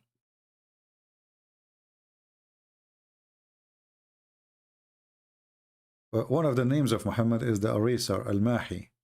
And supposedly he will erase all those who don't believe in Allah. He will erase Christianity, he will erase Judaism, and he will erase the rest. Am I going to go live tomorrow? Well, if we got 20,000 views for this video, I will be here tomorrow. So just get us 20,000 because we want to be sure we are getting. We want to be sure that we are getting, you know, enough of you. Someone saying, can I call you for 2 seconds? I am a Christian. No, my friend. We are here. Skype is only for Muslims to call me. I apologize. Only Muslims can call me. There's no point if a two Christians talking about Islam and blah, blah, blah, blah. People learn nothing really much. And I want people to hear the other side of the story, which is the Muslims trying themselves to prove us wrong.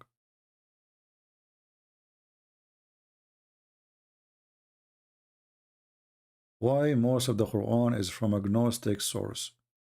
Well, the Quran have many sources, but most of the source is invalid anyway, you know.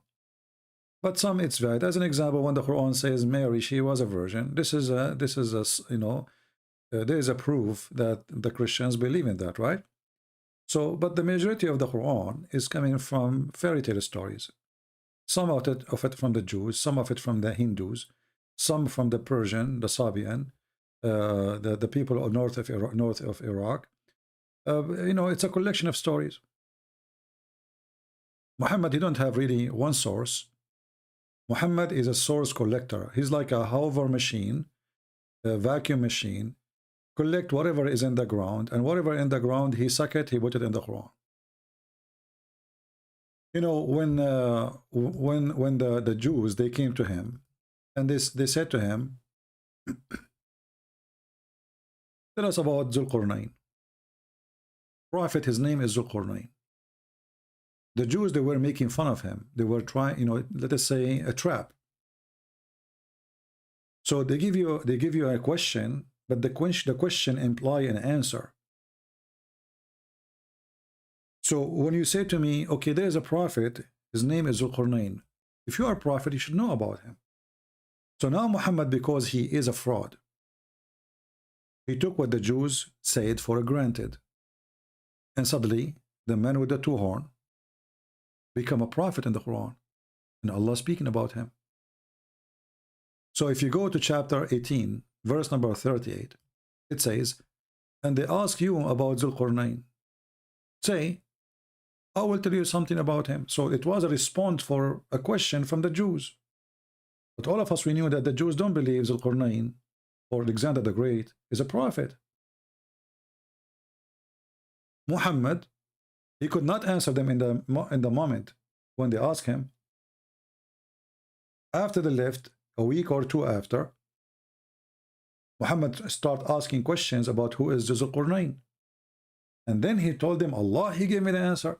And then suddenly, we have a story which is written in Syria by a person, his name is Yaqub, speaking about a guy with his name with the two horn, the same exact story, who established in the earth, who conquered it. And then this guy, but it's a fiction story. Muhammad, he took it, he put it in the Quran. He kept going until he found the sun sitting in a spring of murky water or boiling water. You see it? And now the Muslims, they work so hard trying to defend those verses. They say, listen, CP, this verse here, it does not say that Allah is saying that the sun is sitting in the murky water. Rather, it says that it appeared to Zulqarnain that the sun, from his perspective, where is the word perspective? Where the guy is not even talking to Zulqarnain until now. And it says he found it. So did Allah report a false find?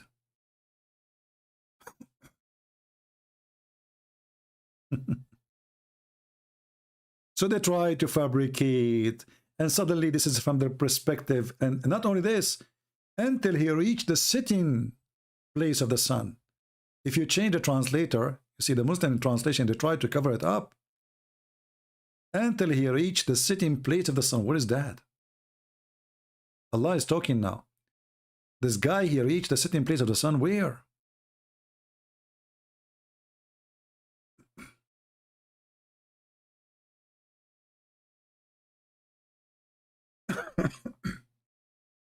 I hope I will not get sick because it's so cold. How do you feel when you do that night when you bring a Muslim to Christ? You know, always, for sure, it's a great feeling, because, you know, it's like you put a seed and you water the seed and you keep checking on them, and, you know, and then you want to be sure that they will not be frozen and they will not die, and etc. And then they become a tree and become a fruit. That's wonderful feeling, right? That's what we are here for, you know. So as you see here, Muhammad, he is a fool, and he always he take the trap. As an example, different example, which is a clear proof actually that Muhammad is a fraud. I will show you this one, and I hope everybody will keep the reference.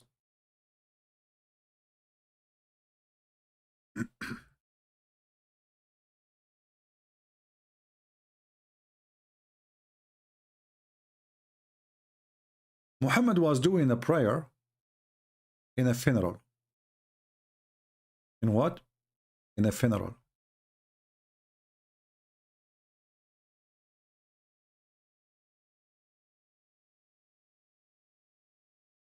A Jewish rabbi, he walked by.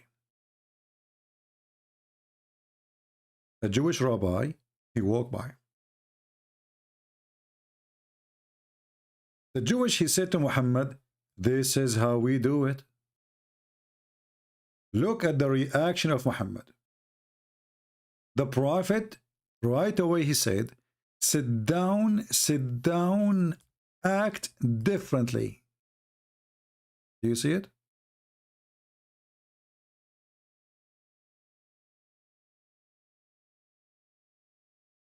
Here you need to ask yourself, well, if Muhammad is praying according to Allah teaching,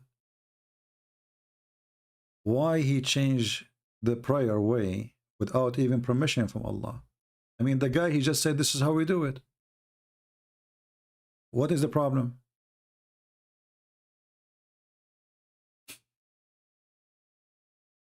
Do you see the fraud? In the speed of light, he changed the way he pray. Just because a Jew, he said, this is how we do it.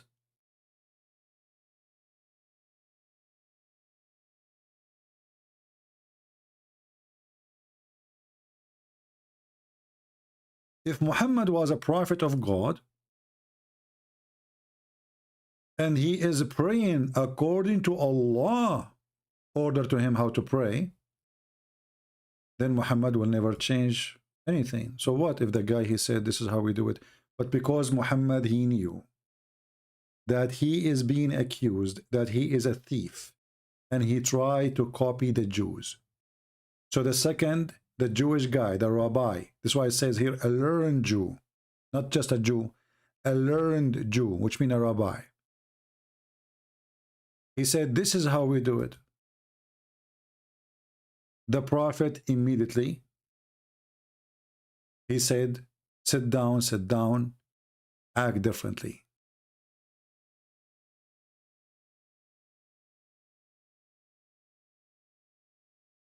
The same story about the punishment of the grave.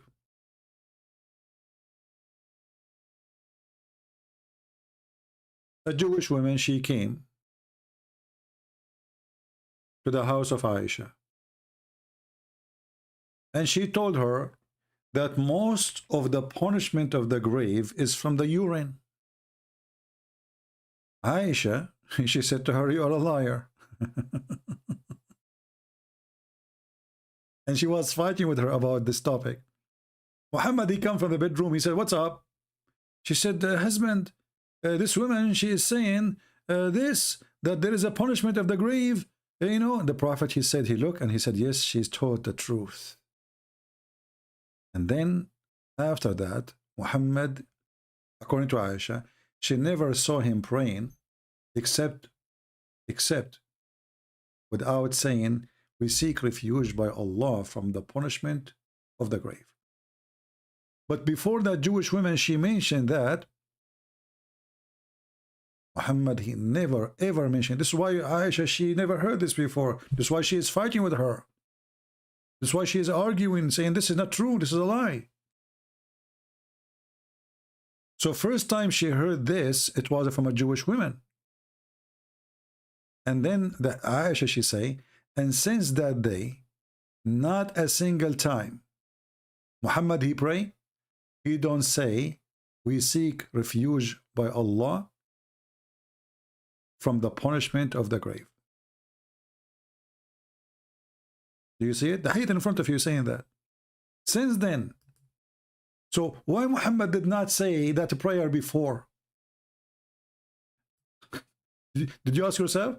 Look, and after that, I never saw Allah Messenger but seeking refuge with Allah from the punishment of the grave.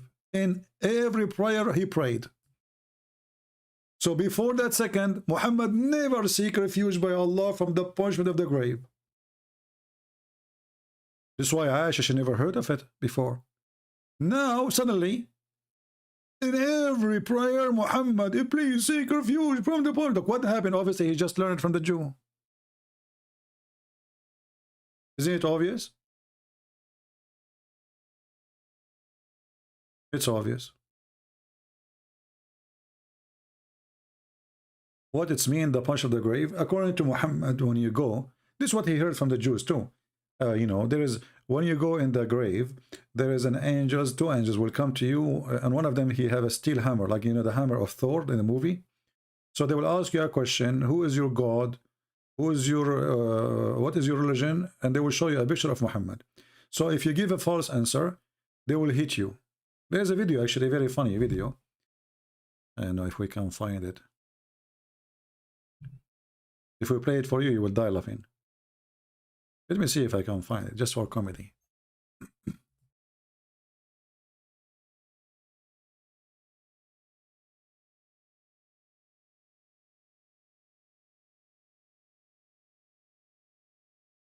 I don't know if people, they download this video. I told them to download it because it took us last time a lot of time to find it.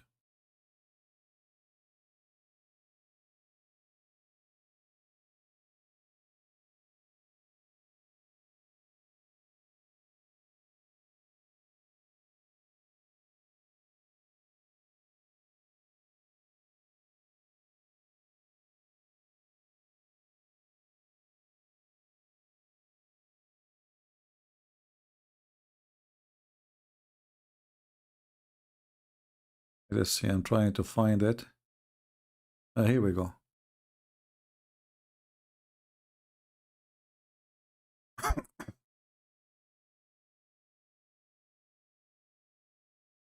This is a guy from Pakistan, the country of peace and mercy and tolerance. And he will teach you about the punishment of the grave. Are you ready? Who is ready here? Are you ready? I'm warning you. I mean, this is really... I'm afraid first that many of you will convert to Islam after you see how true what this guy will say to you. It's really touchy. Oh, this is not him. I want the guy.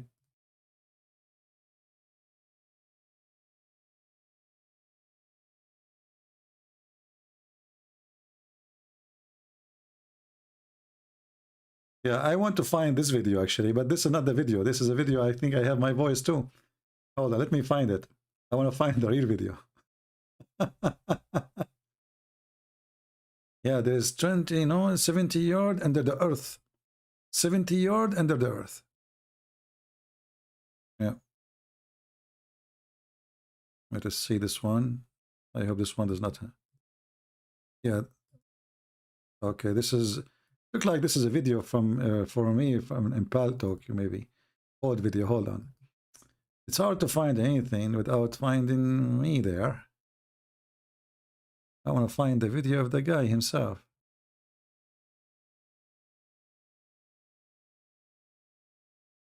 Anyway, if you watch it, you will die laughing from the stupidity. It's good to find it, but last time we found the original video and we asked people to download and repost, but looked like nobody did it.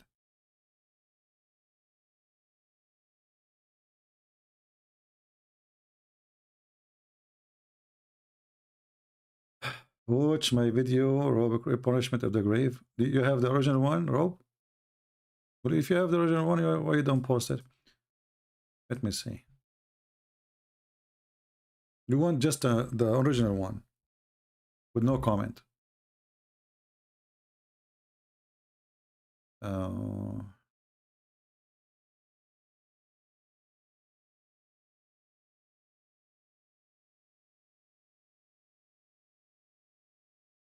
And let's see.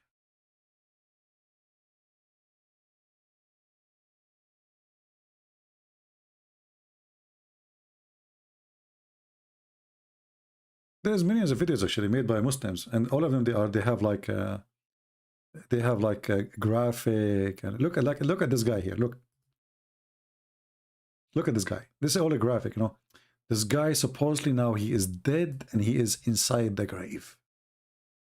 And now after they bury him, he is awake, brother. And now the angels will come and they will ask him the 3 questions. And brother, here, look. This is a Muslim girl from Pakistan.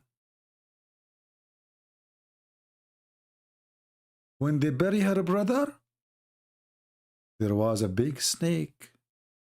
And this snake, supposedly, by the way, is going to go inside her anus. And the snake have 9 heads, and every head have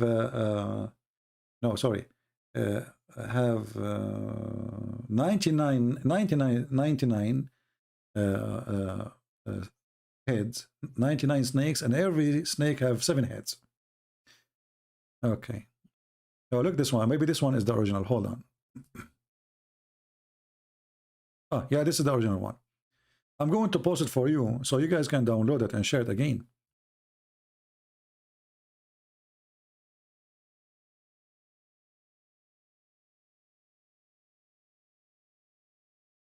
Before I start playing it, how many of you will play the video? Will download the video? Promise me. I want you to download this video and share it everywhere. The story has been taught by many Muslims, but the impression in the face of this guy is special. All right?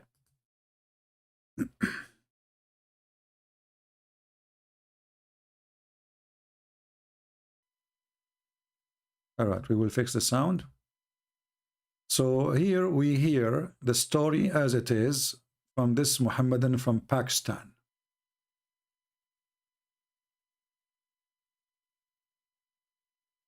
وَحْلُلْ عُقْدَةً مِّن لِسَانِي يَفْقَهُ قَوْلِي.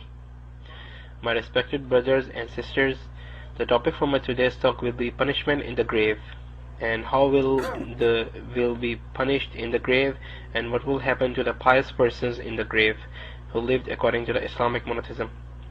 Okay, the first thing I would like to talk about over here is that, of course, we believe, I don't know who believes or not, but according to logic and common sense, that the reason for us being in the grave is that there is something to come, because if there is nothing to come, why would we die? So from here we can think, or we can argue about one thing, that there is something after this world. Look at the logic. And let me talk about a few of the punishments which will happen in the grave to the bad people. And those punishments are, of course, very fearful. And the punishment will start from here, that 2 angels will come. They will ask you 3 questions. First is, who is your Lord? Second, what is your religion? Third, who is this person? And they will show you a face of Prophet Muhammad sallallahu alaihi wasallam, may peace and blessings be upon him. When the angels will ask you the first question, who is your Lord? The people will answer, I don't know. Ma'adri. This is in Arabic, Ma'adri means I don't know. They will ask, what is your religion? You will say, Ma'adri. I don't know. Who is this person? Ma'adri. I don't know. Then the angels will hit you with a hammer between your two ears, mean on your face. Now from here, we see that those hammers will be of steel, and it will be kind of big and quite heavy. And if you hit your face from your hand like this on your face, you feel how you hit your head, you know, do it again, like what? How you hit your head? Can you hit harder? How? Of pain. And if you hit hard on the nose or on this part, you will feel a lot of pain. And think how much hard will they hit you from the hammer. They will hit you with so much force that your head will... You are dead now and they are hitting you, and imagine how painful it is. Okay, blow in two parts, and then they will join again and they will hit you again. They will join your head again, like they will hit you, they break your head, brother. Okay, and then the angels, they put your head together again, and then they hit you again, brother.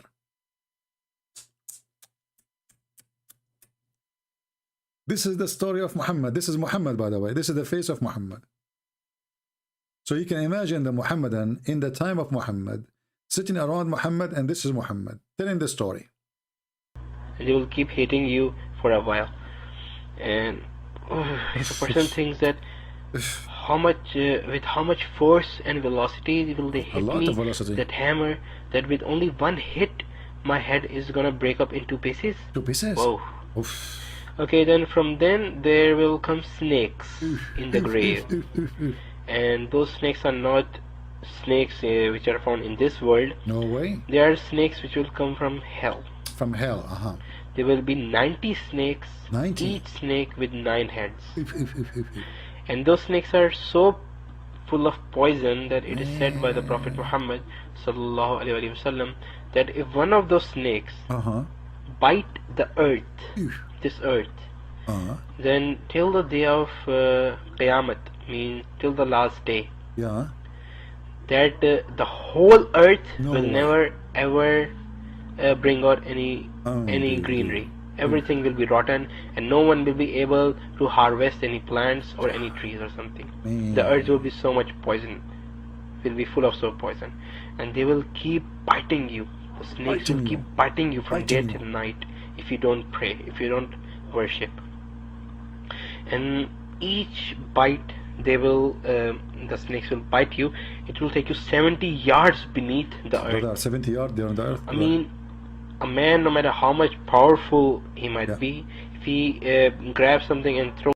And look, you know, Muslims, when they tell the story, they use like scientific logic. You know, a man, no matter how strong he is, if he hit the ground, he can't even get a few centimeters down. Those angels, they are so strong, brother. 70 yards, brother.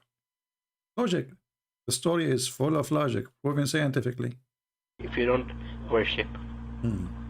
And each bite, they will, the snakes will bite you.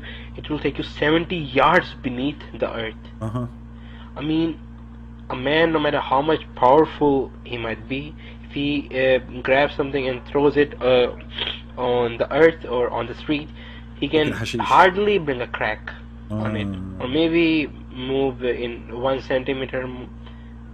Abdul, I think the only one who have a crack is your prophet. I don't know what kind of crack he was using, but obviously it's a cracking crack. Continue. Hardly like that. And that snake will take you 70 yards beneath the earth, and you will go beneath the earth, piercing the earth, piercing the surface of the earth. Your body will go 70 yards down, and then the snake will bring it back, and then he's gonna bite you again, and this is gonna happen. Imagine 90 snakes biting you.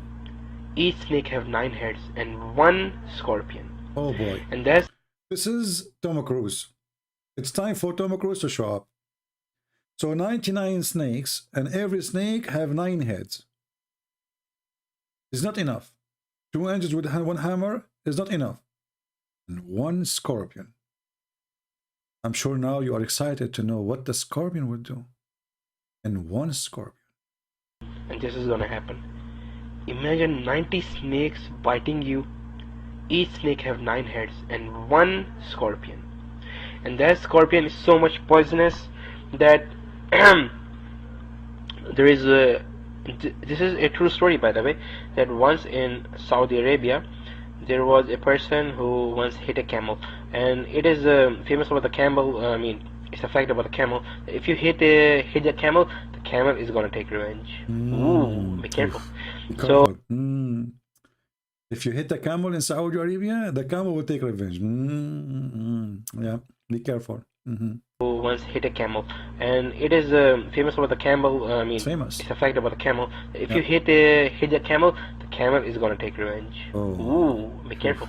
So there was this guy in Saudi Arabia. He once hit a camel, and then at night when he was about to sleep. By the way, this is a true story. In case you don't believe me, just once there was a guy in Saudi Arabia.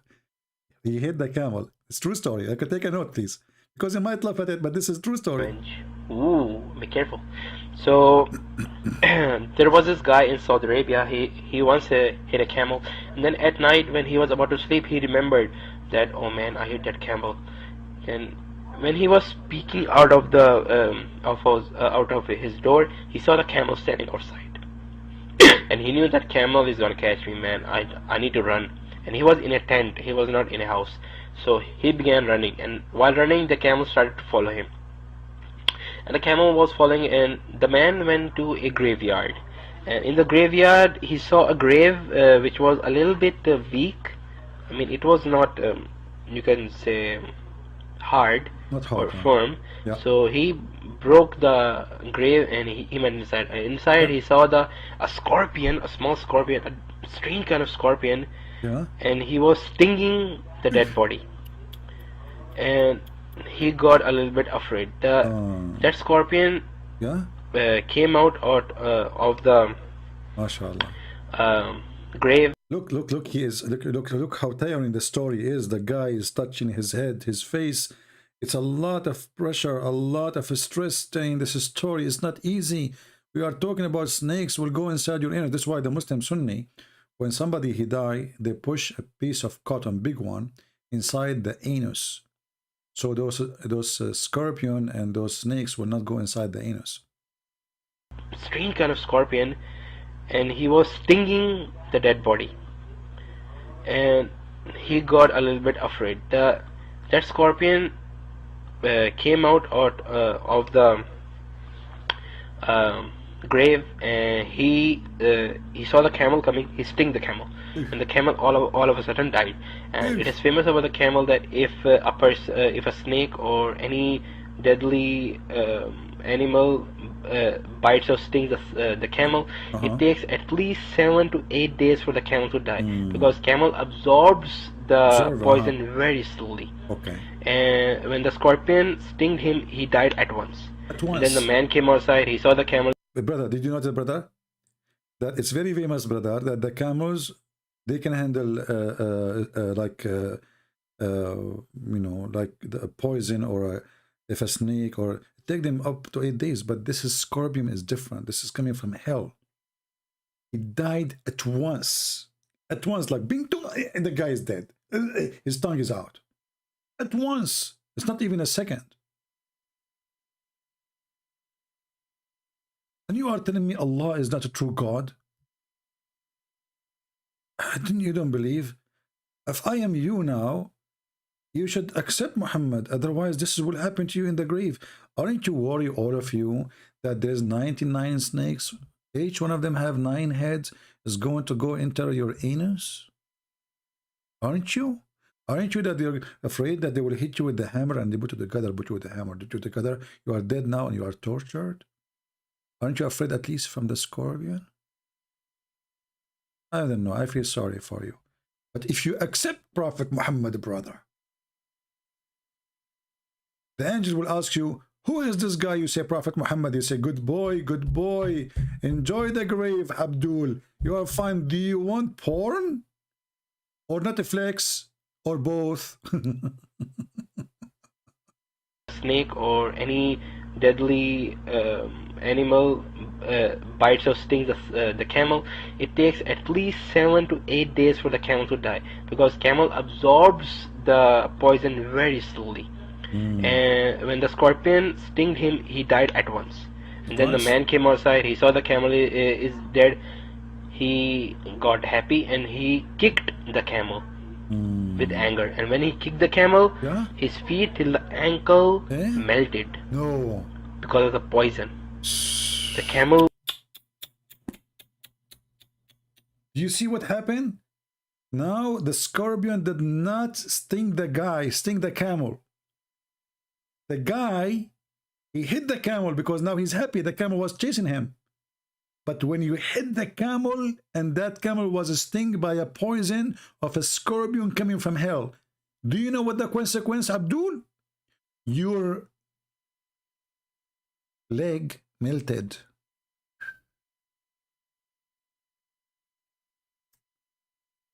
He just touched the camel. He hit the camel with his foot. His legs melted. Look at this. Those are the one who joined ISIS. Look at this.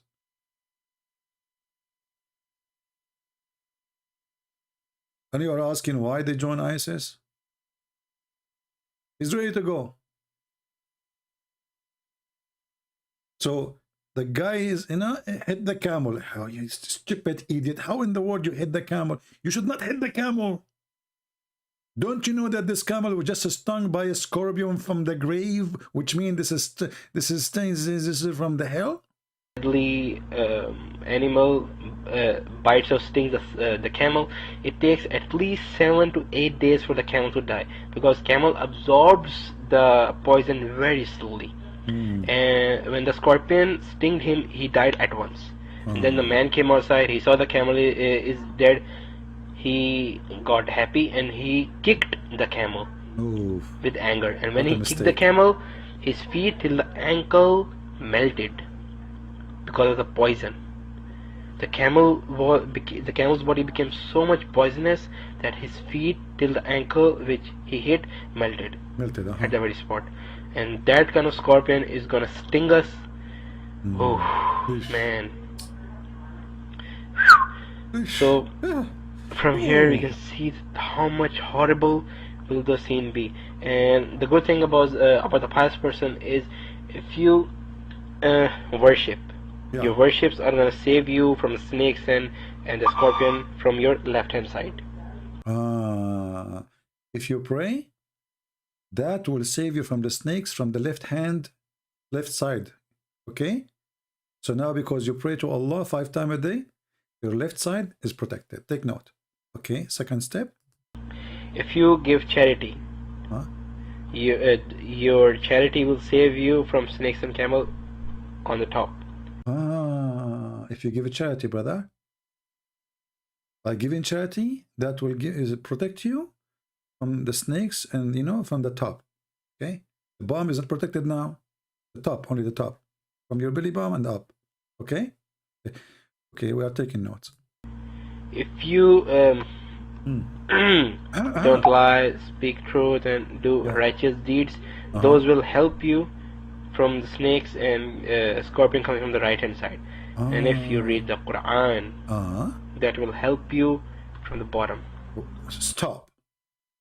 So if we read the Quran, that protect our ass? Perfect location. They fit. Quran, protect the bomb. Okay. I mean, I don't know. I cannot complain about that. I read Quran every day. You can imagine. So these are the only things which can save you in the grave. So think about it. It sounds horrible when a person thinks about these things. Yeah. That such poisonous snakes and such a poisonous scorpion is gonna sting us, and snakes are gonna bite us. So before you die, Yeah. you need to save your grave, yourselves from the Okay. punishments in the grave. Because that piece scared me. Yeah. I don't know what you want your fate to be. It's up to you. You decide it. It's up to you. You decide it. Assalamu alaikum wa rahmatullahi. Assalamu alaikum rahmatullahi wa barakatuh. Muhammad, he don't lie. The guy from Lebanon is obviously a fraud. He's not a prophet. Muhammad is a prophet. Those stories come only from a true prophet.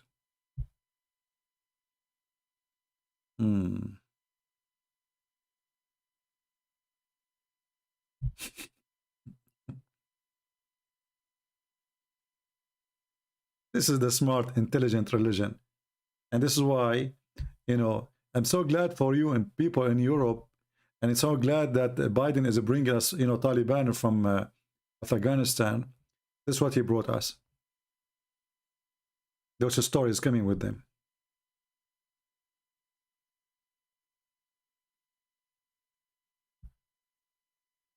Do we have any Muhammadan?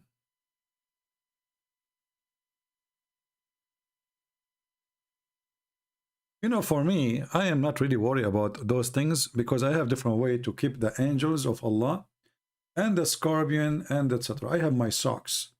Our socks smell so bad.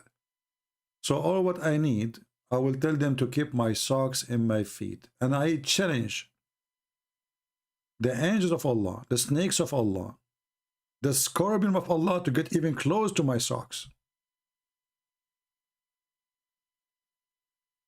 Actually, according to United Nations, they describe my socks as a mass destruction weapon.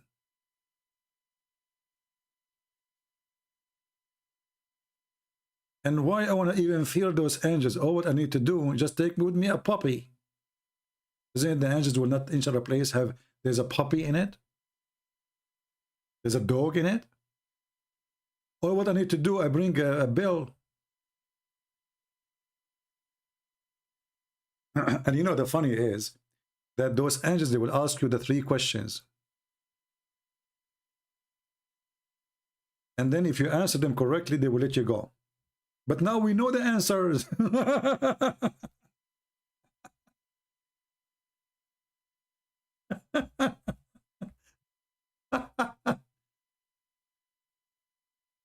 What the point of the exam if we know the answer already now? So the answer will come to Christian Prince. Christian Prince, what is your religion? Islam. Who is your God? Allah. Who is this guy in the picture? Muhammad.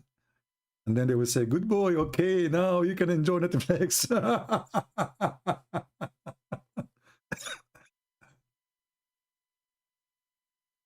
Oh boy, what a stupid cult. We know the answer now. Oh boy.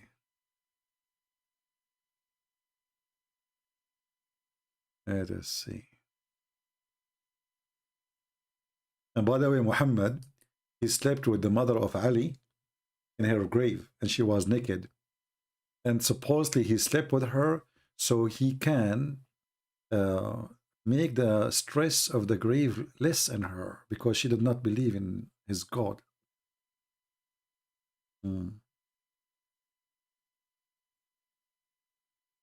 Yeah.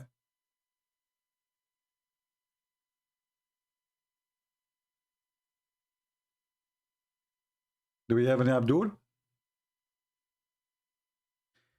And this is the religion they try to fool people in the West, in the East, Chinese, Korean, American, you name it. Trying to fool them by making videos about scientific religion. Quran is a book of science in total agreement. How the Prophet, who is illiterate 1400 years ago, he say this and he say that. You know?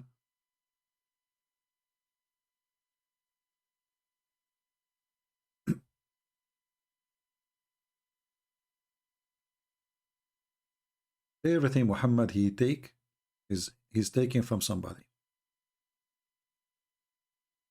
The Messenger of Allah came to me, and there was a Jewish woman with me who was saying, you will be tested in your grave.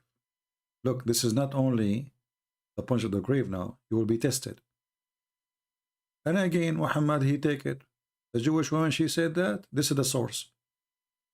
The Messenger of Allah got upset and said, rather the Jews will be tested. Aisha said. A few nights later, the Messenger of Allah said, I has been revealed to me that you will be tested in your grave. Like, what the heck?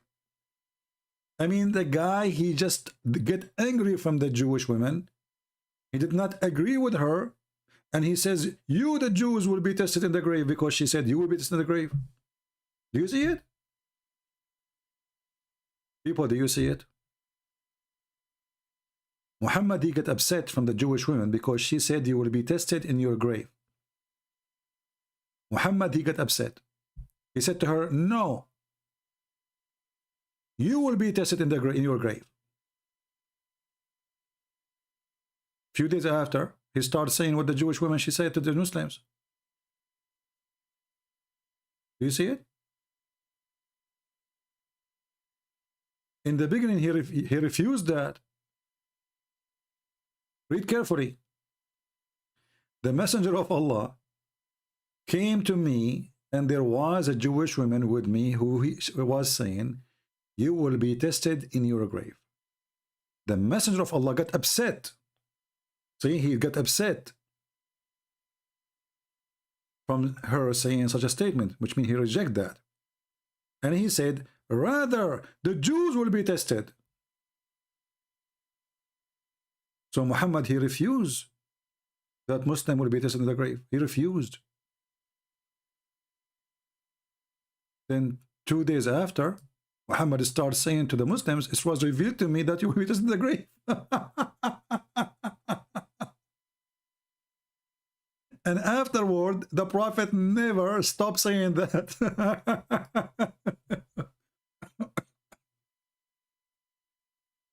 Oh boy. Do you see how fraud can be exposed so easy? Very easy. He refused it. He said, no, the Jews will be tested. And then after that, he starts saying exactly as the Jewish women to every Muslim. And now, not only that, he claimed that it was revealed to him. But he never said that before.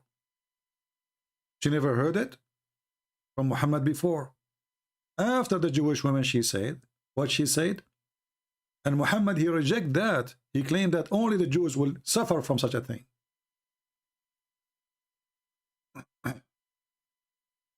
Is it true that the Jews, they believe Adonai is the devil? Yes.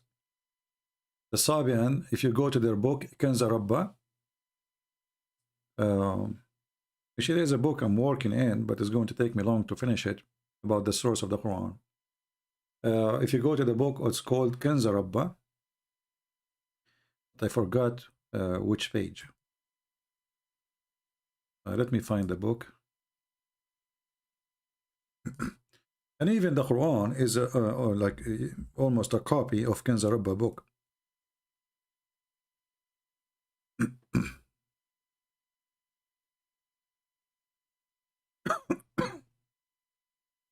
Kanza Rabba is Rabba from Rabb. Kanz mean treasure.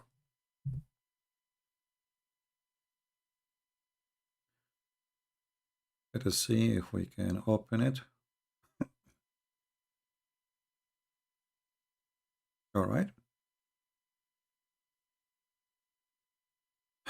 So this is the book of Kanza Rabba. This book, the book of the Sabian, have two sides, which means side can be read from the right to the left, and the other side start from the left to the right. Right? It's like a kind of like a superstition thing that, you know, the middle is where God can be found. So you have to read from the right first, and then you read. So Kanza Rabba, Al-Kanz Al-Azim, Al-Kitab Al-Muqaddas, etc., etc., etc. Give me a second.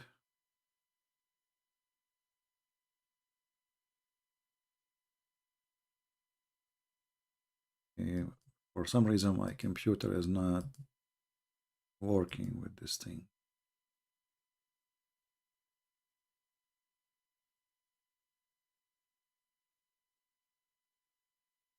Okay.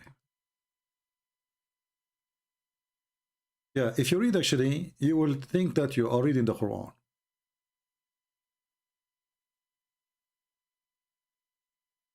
If you read it, anyone who speaks Arabic, if you read it, you will see that you are reading the Quran. It's just the same way, the same tone, the same like rap, you know. Let us go.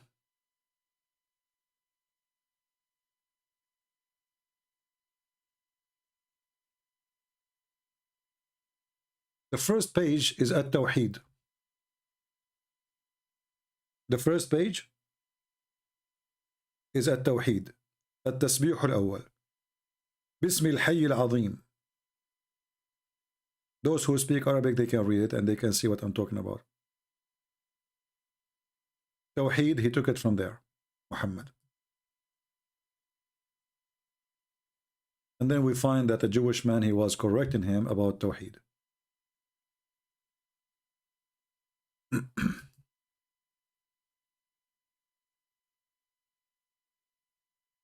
If you read, if you speak Arabic, you will think that you are reading just Quran.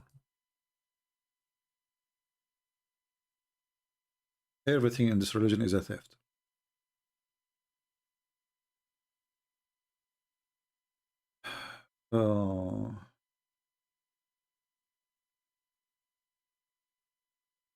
Yes, in the Quran, it says that Isa, when he was born, he spoke from underneath of her.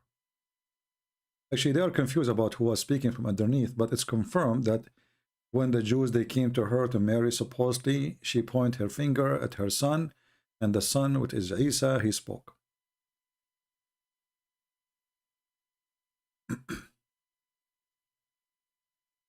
That is not a cross. This is those, you know, this Sabian, in the time of Jesus, they added a new prophet to their list who have nothing to do with them, is John the Baptist. So this is supposedly a dress of John the Baptist. And they put it in a shape of like a cross, but this is not really a cross. This is where Muhammad, he got the name Yahya. Yahya is the name of John the Baptist for the Sabian. All right.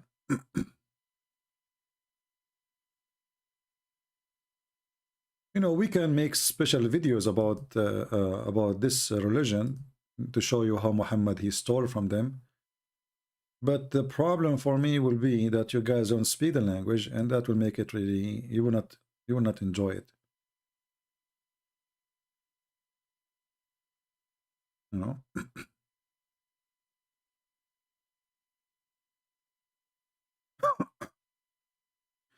But those who speak Arabic, they will be able to notice right away how Muhammad is a thief and he is stealing from their books.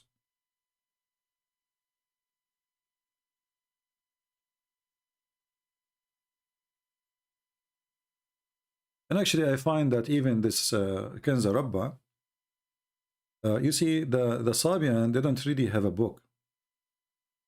So what this Kenza Rabba is, let us say, is a collection what they believe it used to be exist. You know what I mean?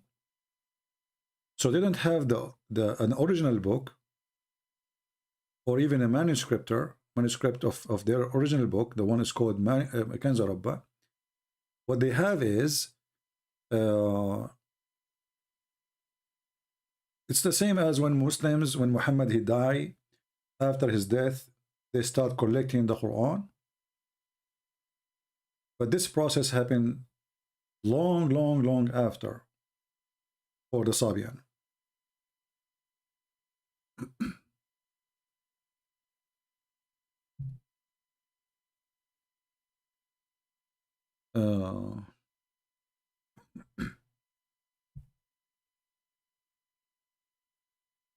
This code is ugly.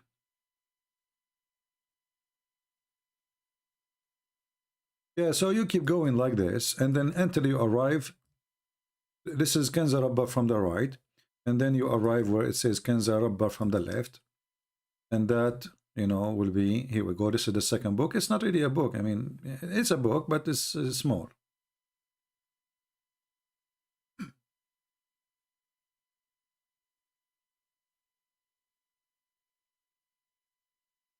Do we have any Muhammadan?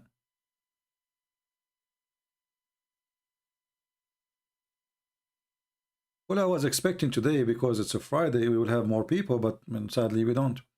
So maybe we will finish for today. And I don't know if tomorrow we will have a 20,000 to come back tomorrow, but if not, you know, we will see. When this book was written, as I said, this book is not really written, supposedly the Sabian is a very old religion. You know, Sabian, this is why the Sabian, they hate the Jews. They believe that Adonai, the God of the Jews, is the devil. And in their book is written because he ordered the Jews to do circumcision. And for them, this is evil. So the original book of the Sabian is not exist. They don't have it. And it should be written in Aramaic, not in Arabic. This book is a collection of what they believe is left of their ancient religion. And the Sabian, they believe, or a historian believes, that even the Egyptian, the Pharaoh himself, was a Sabian. That's why actually the Sabian, they hate the Jews, because Adonai, the God of the Jews, he killed their people. He killed the Egyptian. Even though they are not Egyptian, they are from the north of Iraq, but they believe, because those Egyptians, they believe in the same God, they believe in the same religion, they are Sabian, so they hate the Jews' God for killing the people who believe in their religion.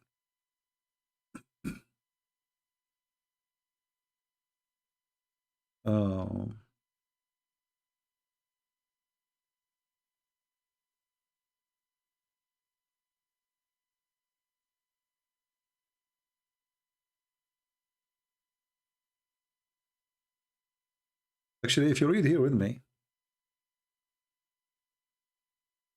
who can read Arabic here?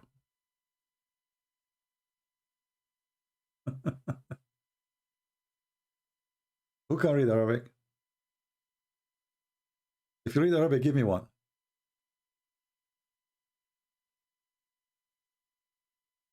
If you read Arabic, give me one. If there is any Muslim who read Arabic, if you are a Muslim especially and you read Arabic, give me one and text me in Skype. I will take your call. Do you see the disaster in front of your eyes? This is where Muhammad, he got this story about the genie, and Suleiman controlled the genies. Read it. Read it.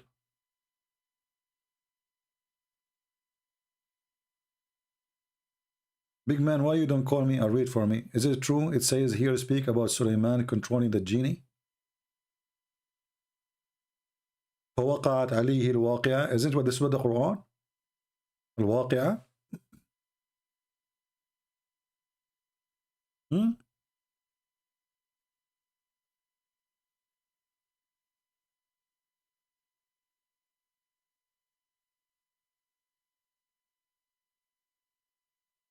It's exactly the same.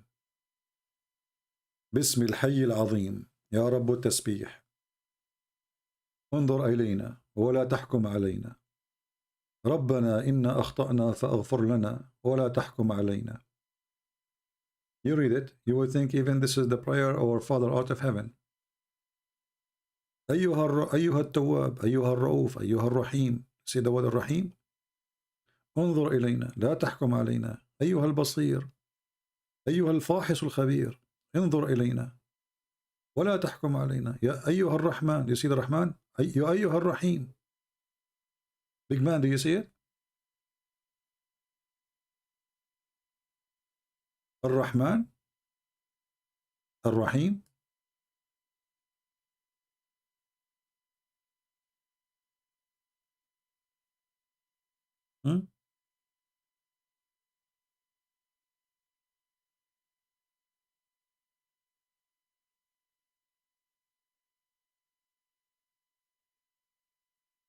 Hmm.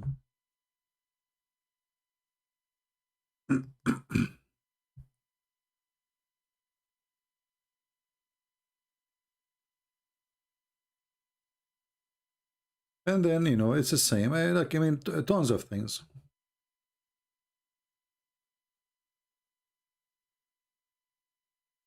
Used by Islam today are also taken from pre-Islamic. For sure, it's a pre-Islamic, but Muhammad, he destroyed it. See, not Muhammad, the Muslims, they destroy it. the moon, the lunar, is even the Jews, they practice. Those people, they practice too, the lunar. It was the most popular calendar everybody in the Middle East used, even in Europe. But what happened, the Muhammadan, when they adopted the lunar calendar, which the Arab used to have before them, they changed the beginning of the year. So now they don't have a new year, fixed day. The day changed because they changed the beginning of the year to be the month when Muhammad, he immigrated or migrated out of Mecca. This is why you see the Muslims, they celebrate Muhammad's birth sometime in August, sometime in December, sometime in January, sometime in February. Their calendar keep moving because they are not using the correct calendar, or let us say the most accurate calendar the Jews or the Arab used to use.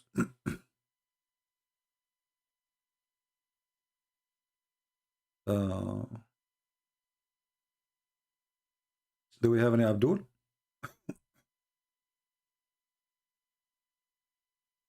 Hey, my friend, this guy Michael, obviously he is mentally ill and he is seeking just attention. So let me hide him and don't waste your time with him. You need to remember, there are some people here, they come just because they are seeking attention. So they say things, stupid things. So you can, you know.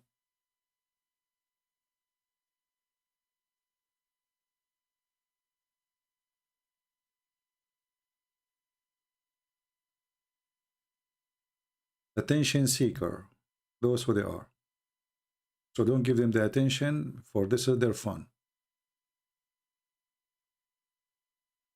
Some people, they have no life except the computer. And then they go somewhere and they need people to look at them, talk to us, say something. So they say things, stupid things, so they get the attention. It's like somebody, he drive in the opposite direction of the highway just to get the attention. This is remind me of my cousin. You know, he was driving in America and he heard in the radio, attention, attention, a crazy, my cousin, Arab guy, driving in the highway in the wrong direction. Attention, attention in the radio. So my cousin, he was listening to the radio and he was looking at around him and he said, stupid radio station. It's not only one who is driving in the opposite direction. Say 1, say 2, say 3, say 4, say 5, say 7. So he started counting how many cars going in the opposite direction. You know why? Because he was the one driving in the opposite direction, but he never noticed. He thought all the others are the opposite direction. He just heard in the radio, attention, attention, there's a crazy guy driving in the wrong direction. But he looked around him like, what? What are you talking about? It's not 1. Say 2, say 3, say 4, say 10, say 20, say 21, say 23, say 24. And this is this guy. He's trying to be in the wrong direction so he can be in the news, you know. Like this actor woman, she is like 80 years old and nobody speak about her. So she took pictures of herself naked in the bathroom and she posted online. And it's disgusting pictures, you know. I mean, it's not nice for you, especially in this age. I mean, if a woman, she would decide to be wicked and she is young posting her picture, at least she is young, she have something to show. You are 80 something posting pictures, look really seeking attention. Nobody talk about her no more. She want to be in the newspaper again. Even if she is going to be the joke in the mouth of everybody, they like it.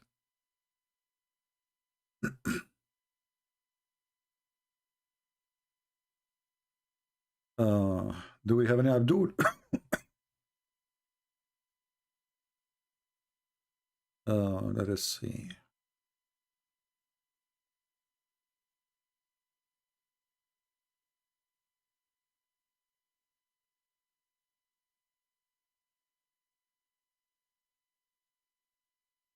Yeah, evil has no age. I agree. Right. And there is, you know, there is people, they seek fame, they live for fame, they die for fame. Like those people, they want to have more view in, you know, in many apps. So they want to take a picture in a very dangerous location on top of a cliff or something, and then they die. People are stupid, you know, they do stupid things for the sake of fame.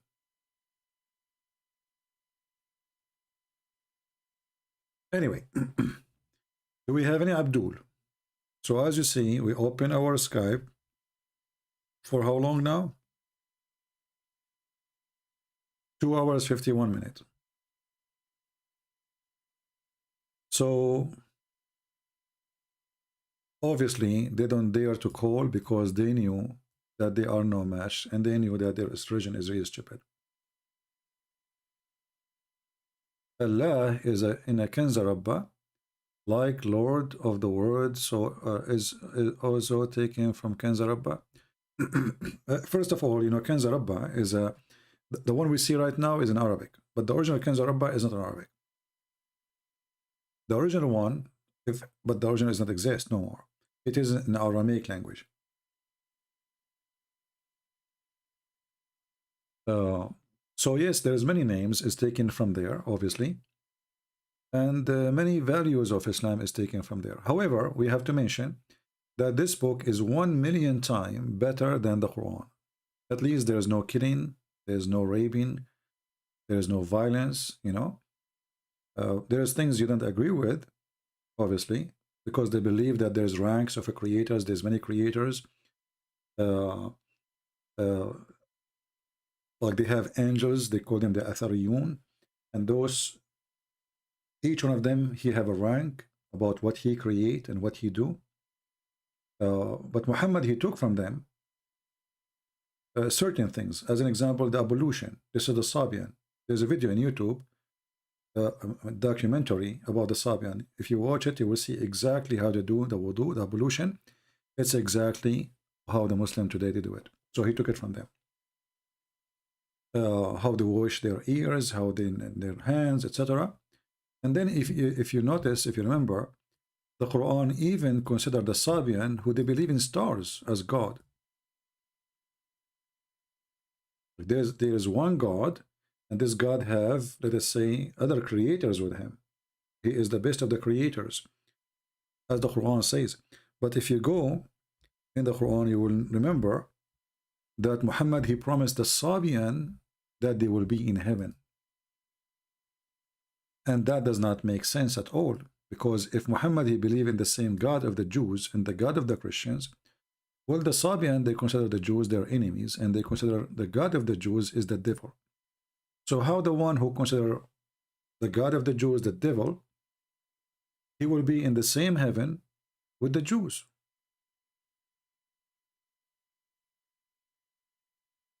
You know what I mean?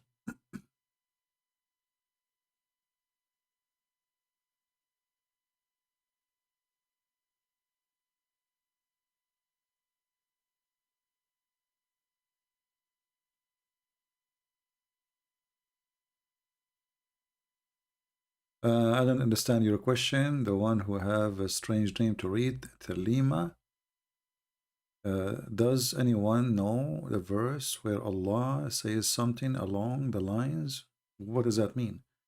The verses Momo is reciting all come from me, not that suspicion guy he hang with. Well, I don't know if you... I'm confused with the translation.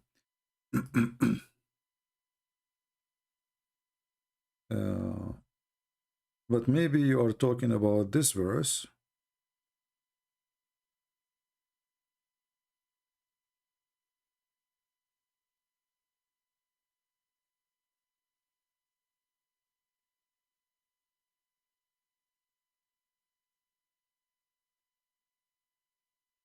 When people, they accuse him that he is stealing Quran from two slaves who they are from Iraq, north of Iraq. Obviously, they are Sabian. Or maybe Christian, we do not know. But they speak Aramaic.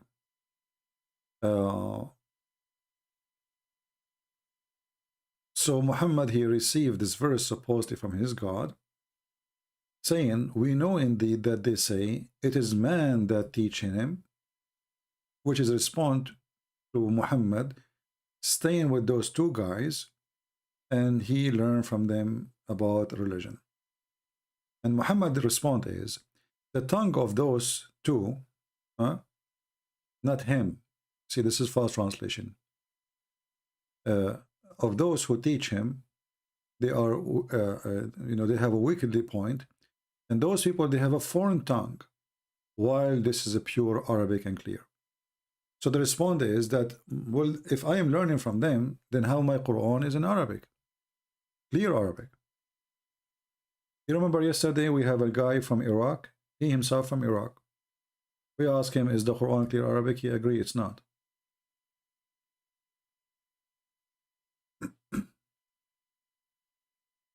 What do you think about Yazidi? Yazidi, I believe they are kind of, let us say, leftover a branch of the Sabian.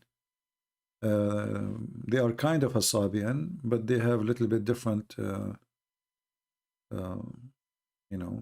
mix. All those religion is a mix of fictions, superstitions, etc. However, the Yazidi,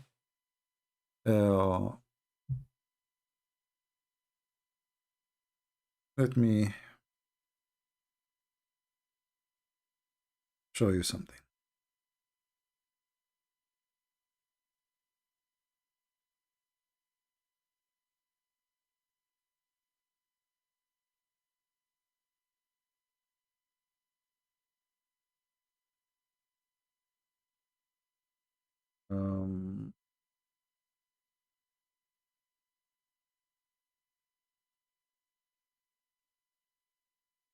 I'm trying to find a hadith, but let us see if we can find it.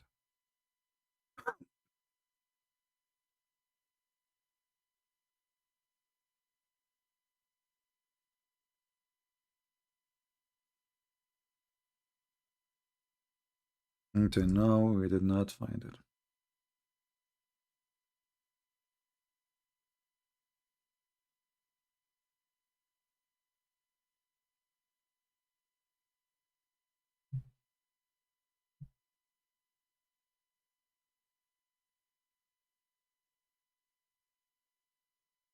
Let us see here.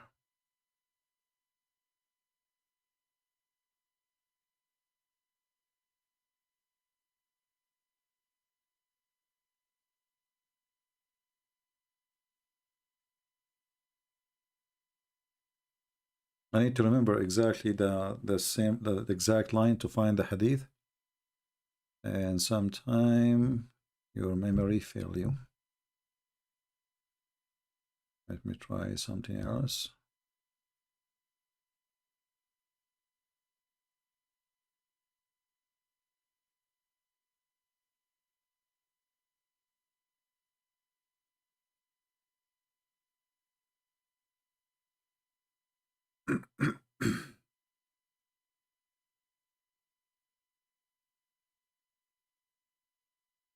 Yeah, I'm trying to remember.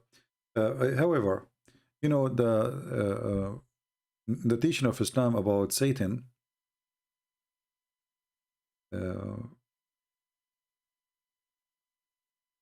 is just a copy of other belief about Satan, that he is evil, he will do bad stuff, he will mislead you, he will misguide you. But in the same time, Muhammad, he took from other religion that Allah is the one who misguide you, is the one who deceive you, is the one who decide if you will do bad or good, and that is something coming from the Sabian too. So you will notice that even Satan in the Quran,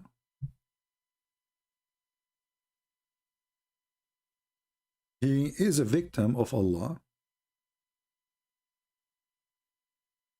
and Allah, he is the one who misled Satan. Therefore, Satan is going to mislead others. If you go to chapter 7, verse number 6, he says, And this is a false translation. Let's change the translator. Let us see this guy here. So read with me. Iblis, this is the name of Shaitan in the Quran. Sometimes it's called Satan, sometimes it's called Iblis. But then you go and you check where the word Iblis coming from, you will see that Muhammad again is doing the same thing. He is copying other beliefs, other mythologies. So Iblis said, because you have sent me astray, surely I will sit and wait against them, human. So who is the one who deceived Iblis? Allah.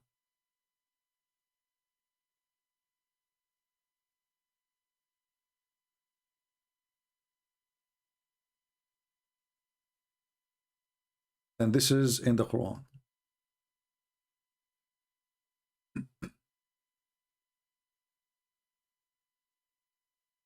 And this is, appear many times in the Quran, not only in one place. So if you go here as an example,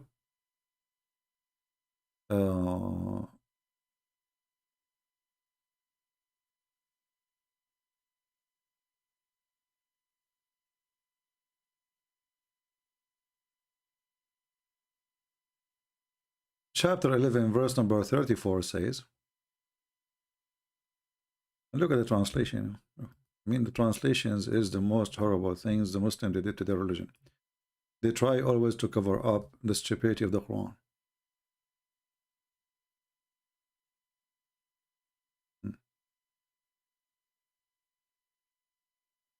And my advice, you will not profit you, even if I wish,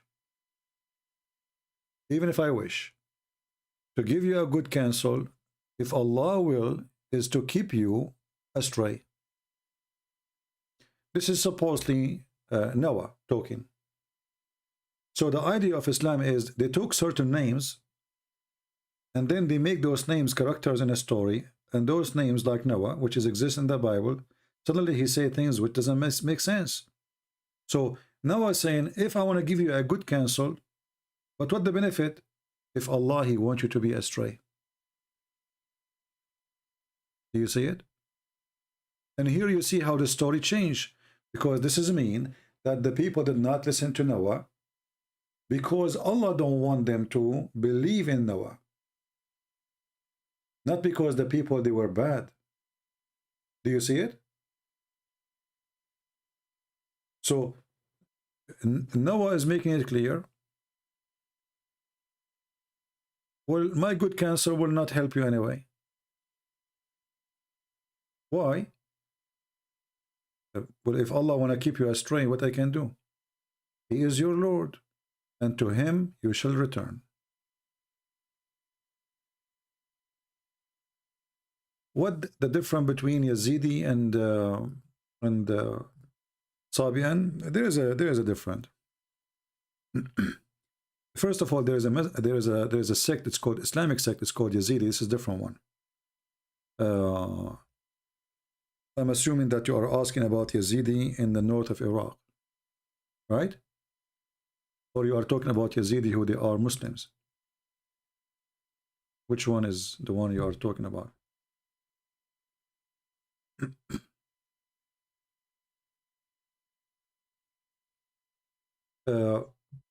If you notice that the Yazidi, they've been attacked very horribly by Muhammadan, especially ISIS, and it sounds like they want them really, they want to finish them all. The reason the Muslims, they go against them badly, because the Muslims, they've been taught that the Yazidi, they believe in Allah, but they worship Satan. And the reason they worship Satan, so he will leave them alone.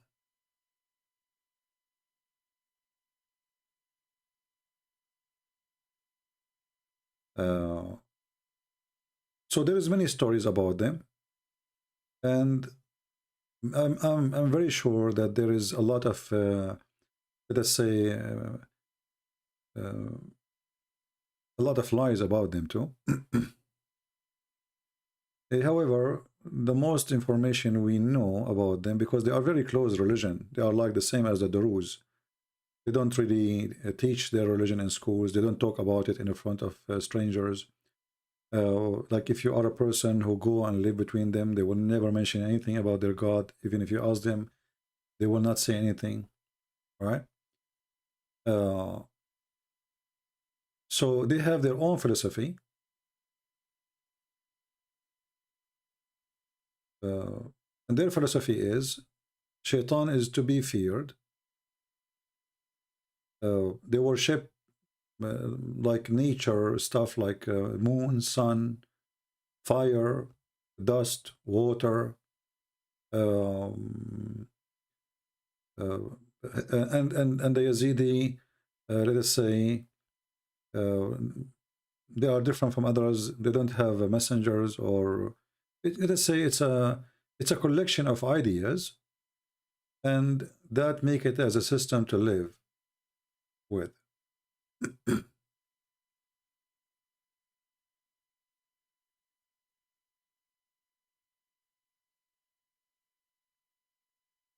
I don't know if I was able to, but there is not too much really information. The same as the Druze. The Druze, they were like a hiding religion. Nobody really knows much about them. They have a books. The book, it's called the Book of Wisdom. But they don't allow people to learn their religion. They don't talk about it in the public. When they speak, the Druze, they claim that they are Muslims like everybody, and they believe in Allah, the same as everybody. But the second you start studying, you will find that the Druze, they have a different religion from Islam. As an example, they believe that Al-Hakim bi Amrullah Al-Fatimi is Allah. Is Allah on earth. And he have a son. His son is Hamza al-Bahlawan.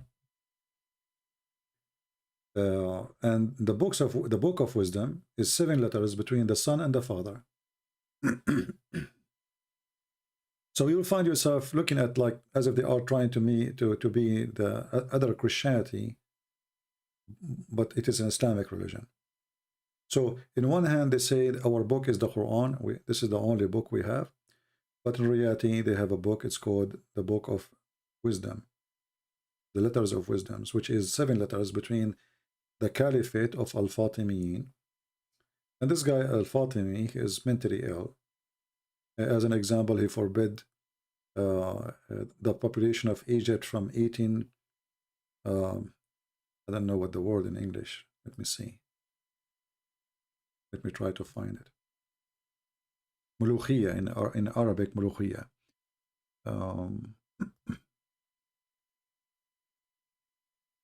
I will search for the picture so you can see what I'm talking about.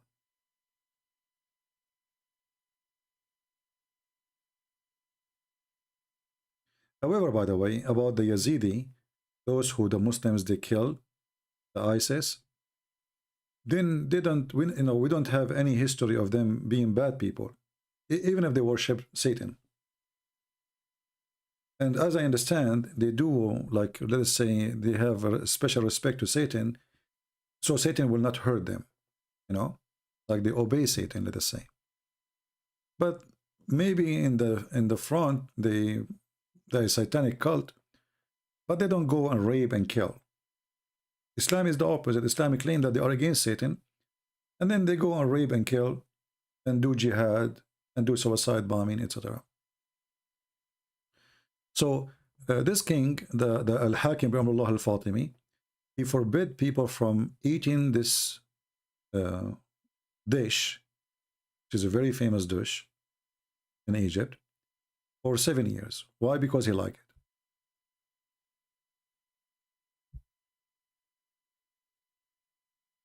There's a Yazidi in here.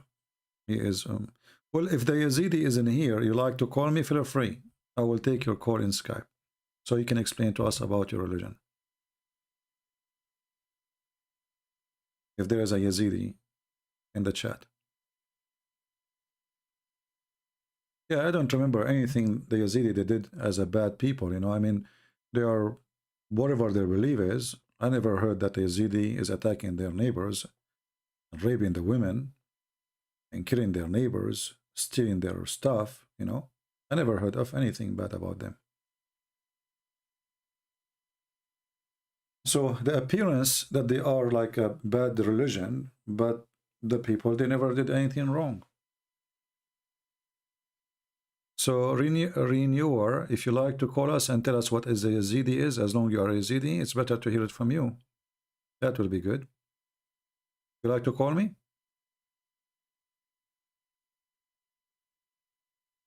Do you like to call and tell us what is your belief exactly and how you learn your belief?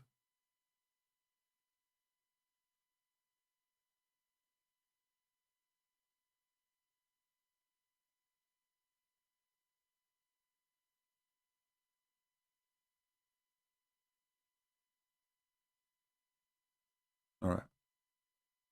Well, anyway, the Islamic madness is is very well known, and always Islam, try to take over other beliefs and to force people into certain belief. Let us see our friend here.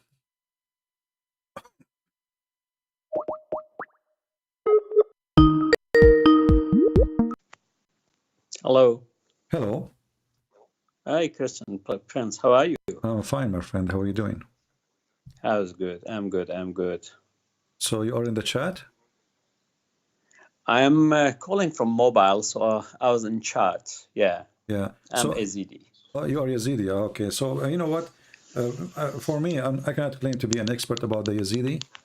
And as long as you are Sure. a Yazidi, maybe you can correct the information people they have about your belief, if you don't mind. Look, most of your information were right, but there's when we Yazidi, Yeah. one of the oldest, I'm not say oldest, but one of the oldest religion in the area. Okay. So, for example, Muslim try to spread propaganda that we are from Yazid bin Muawiyah, but that's a big lie. Yeah, It's that's not. true. We know that. Because our religion going back before century. Okay. Right. If you know about Asabi al-Harraniya and Metra religion, it's combination of both basically. It's very close to Zoroastrianism as Dardashtiya. Okay. Because I speak Arabic too. So it's very close. So it's Metra religion basically. We believe in one God, and we think that God gave all authority to Taus Malak to run universe basically, and we don't worship Satan basically. Okay, this is a big lie done by Muslims against our religion. There has been 74 attacks on us throughout the history of Islam. So, and part of our brothers and sisters, they run to Armenia, Yerevan. Nowadays, they live there in Yerevan. And part of Yazidi community, they live in Afrin, which was occupied by Turkey, basically, in north of Syria. Okay. So, with regard, we don't believe in Qiyamah, but we believe that in Istinsakh al-Arwah. Okay. Yeah, to reincarnation.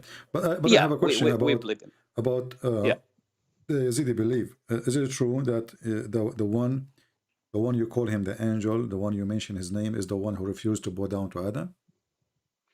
Look, Taus Malak, basically, when God, it's exactly against Islam. When God asked, for example, all the angels to bow to Adam, and he didn't bow. Say, you are the only one worth worship. I'm not going to bow to something you created by your hands. So, and that makes sense, actually. That makes sense. I mean, why he need to bow down to a human? Exactly. And not only this, the Quran is stupid. It is. Because he order, if the angels, they say Adam will do mischievement, and then Adam, he did mischievement. No, exactly. I totally agree. So look, so you are the only one creator. You are the only one worth for worshipping. Yeah. I'm going to bow only to you. I'm not going to bow to something you created. Okay. So it was, in our view, it was a test from God to his angels to see which one will obey, which one not. And at the end, Taus Malak God, because he didn't bow to Adam, Okay. gave him authority to run the universe, basically. So there's no Satan worship in Yazidi religion, and it's not Yazidi, it's Yazidi. Yazidi. Yazidi. Yeah, but you know, if you think about it here, Yeah. you know, first of all, you will notice that Muhammad is stealing his religion from your religion, Yeah. and then you will notice that Tawus Malak, this angel, who refused, and you just said that Allah, he gave him the authority to run the world, Yeah. right? Yeah. Yeah. And actually, this is what I was saying. I don't know if you heard me. Yeah, I did. The Quran says that أغويتني, because you are the one who, you know. لأغوينهم أجمعين. Right. Yeah. So because you did mislead He's me. revenging. Yeah. All right. So I'm going to revenge. And so in your belief now, as long as Muhammad is stealing the story from there as usual, he said it was from somebody. This person, this Tawus Malak, is he a bad person for you as a Yazidi? Or Not at all. Not at all. He's working under the authority of God. Okay. Because he's the best worshipper of God. Okay. And in our religion, basically, bad and good is up to human being. Mm-hmm. We make decision. Okay. If we do bad, we are responsible. If we do good, we are responsible. So there is nothing in our religion called Satan. There is nothing. Okay. There's no bad side. It's our decision, basically.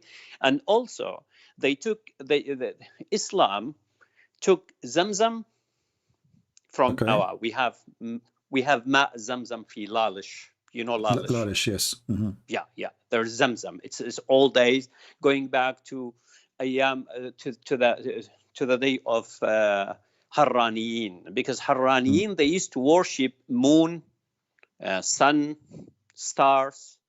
It's going back to that day. It's very old religion, and it's very peaceful religion, basically. You know, very peaceful religion. And we have a book. It's called Black Book, and there's another book anyway. So few books in our religion, but it's only so holy. I will show a picture actually of Lalish, the one you mentioned. Yeah. This is like a spring of water inside like a cave. And this is Lalish, and the Yazidi they call it the light water, something like that. The water of light. It is. It's a very blessing. Yeah. So here you see again how Muhammad is a thief, stealing from the Yazidi. Even the names of the spring in Mecca is not really. And you know, here you need maybe we need to think about it. Maybe Muhammad actually is not even from Mecca. Maybe he is from there. Not that, Christian. Look, Waraqa bin Nawfal, Zayd bin Amr bin Nufail. If you go read in Al-Bidayah, when you have beginning and end, Ibn Kathir, they say before Muhammad born, they visit, Sham, and also they came to Nineveh. Okay, this area, they were collecting some idea from all those religion to make a religion. And Zamzam, it has no root in Arabic language. Yeah, exactly. Yeah, doesn't mean anything. It's just, doesn't mean anything in Arabic language. It's language. stupid to say it because Zam doesn't make sense. But so what Zamzam mean in your language? Zamzam, there are few meaning. One of them means little by little. A little bit means if you take a little bit, it will be a blessing, Yeah. So they took that, and now if you go to Arabic, Mu'jam al-Lugha, in Arabic language, it will say means a little bit means okay. Which is not really Arabic. No, it's not Arabic. It's not Arabic. But they are taking the meaning from your people, and they put it in the Arabic dictionary because this is the only way they can explain the word. Exactly. Look, Christian, throughout the history, you have been living with the Armenian, Christian, Assyrian. Yeah. No problem at all. And you know that. If you I was from just that telling part, them, I never heard of a Yazidi killing his neighbors or doing bad stuff. I never heard of them riding or, they are nice people. They live and, But here, actually, I need more information from you. And that will confirm my information if it's true or not. Yeah. The evolution, I saw how the Sabian, and you said that the Sabian and Yazidi is like a mix with, like Yazidi is a mix between Sabian and Zerdusht, right? But don't No, you? no, not صابئة. الصابئة الحرانية صابئة الحرانية. يختلف Yeah. عن الصابئة المندائية. I know. Yeah. So. Okay. Yeah. So the ablution you do ablution, correct? Okay. مثل تعميد we do, but it's not exactly, because with this water. But do you have water in your ears? In the ears and the mouth? Because the Sabian. No, we don't do it. No, we don't do it, because Sabi al-Mandaiya, they do it to get rid of shaitan. They do exactly, yeah. Yeah, no, we don't have that, no. Yeah. But when we born, they take us to that Zamzam water to bless us, that's it. Okay. Yeah, exactly. That's all, basically. Yeah. Now, actually, today, by your help, I'm sure people, they learn something really good. That's Muhammad, he took the story of Adam bowing down to, the forcing an angel to bow down to a man. His name is Adam. Is the name Adam as it is exist in your religion, or it have different name? Well, we called Adam. We called Adam. Okay, we call Adam. It's same name, but look, it's bowing to Adam is shirk, isn't it? Yeah, but Adam is not really a name, isn't it? It's a word meaning human in the Aramaic language. Yeah, it is. Yeah, it is. Yeah. So here we notice how Muhammad is stealing from other beliefs, and he put it in his book, and yet he claimed that he is the one who got the story right. But in the same time, we notice that this is something he stole from others. And the funny here, when Muhammad, he promised the Sabian to go to heaven, how come he didn't mention you? Is that because you are the one who respect Tawus Malak? I don't know. Look, in our religion, basically, it's Islam distorted our religion, okay? Distorted our religion totally and absolutely, okay? But our religion is not like what people hear. Even I said about the name, it's not Yazidi, it's Yazidi. Izdan in our language means Sha'bullah, means the people of God. People of God. Okay. Izdan. Yeah, exactly. What is the name? Just like Israelite, they are the people of God. Yes. In our religion, Izdan means Sha'bullah, people of God. Do you use the same name as Lah or Allah as your God? No, Izdan. You never use the word Allah? No, not at all. Not at all. What Izdan mean? Because you said Azidi is the people of God. So Izdani means people of God. Izdan means God, basically. So it's just a word meaning God. It's not a name of God. Izdan, it's name. It is اسم مجرد. So it's a name. يعني خاص بالإزدي. Do you know what it means? Do you know what it means? Izdan? Yeah. Izdan means creator. Creator. Okay. Okay. Means creator. Izdani means شعب Allah. The people of the creator. The people who, exactly. If there's anything as an Azidi, that Muhammad he copied from you want to share with us? I'm an even Hajj, which is it says Zamzam and Qibla, but during when we pray we face sunset, that direction, sunset basically. Okay. We face even our qubur, it is directed almost toward that side. Okay. All right. So our grave. So So the Qibla and Hajj and Zamzam and the story of Satan bowing down to Adam, and this is why now the Muslim, they say that you worship Satan, because this is the person who refused to bow down to Adam, correct? Supposedly exactly. It is Satan. Yeah. But in here, in the same time, this is based on their wrong understanding of your religion, and he is not really Satan, correct? No, it's not. Not at all. Not at all. And actually, this is alone will prove that Muhammad is a fraud, because how he is a prophet of God, and he is copying a religion from you, and then he do not know what the real story is. Exactly. And look, bowing to Adam or God, for example, or the angels, okay, to bow to Adam is shirk. Okay. Correct. It's unacceptable. Is it the Muslim they say we bow only to Allah? Yeah, exactly. I don't look. It's very funny religion, really, because, for example, according to Quran, when Satan waswasa li Adam wa Hawa, they start to see each other's genitalia, and God get rid of them from heaven. Now Muslim do everything to go back to heaven to have sex. Yeah, to get naked and see the private part. Yeah, exactly. I don't understand.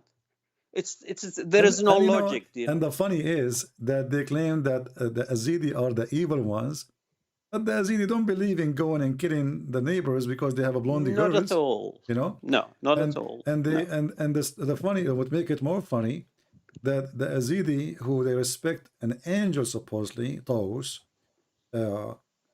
this Taus, he did not order them to go and raid your neighbors and rape them. So not at all. So you know, in your belief, what does Taus he do exactly? What do he have a teaching for, like, for your masters, or let's say your leaders? يدبر العالم, for example. But what do you know about how he do? Did there's any messages you received supposedly from him? No, we don't believe in any messenger at all. Okay. So you don't have. We think our brain, our heart is messenger to every single human being. Okay. Through your mind and through your heart, you know what's wrong, what's right. So we don't have messenger. So no. Do you have any? Now I'm assuming because you don't have a messenger, that's mean you don't have a book.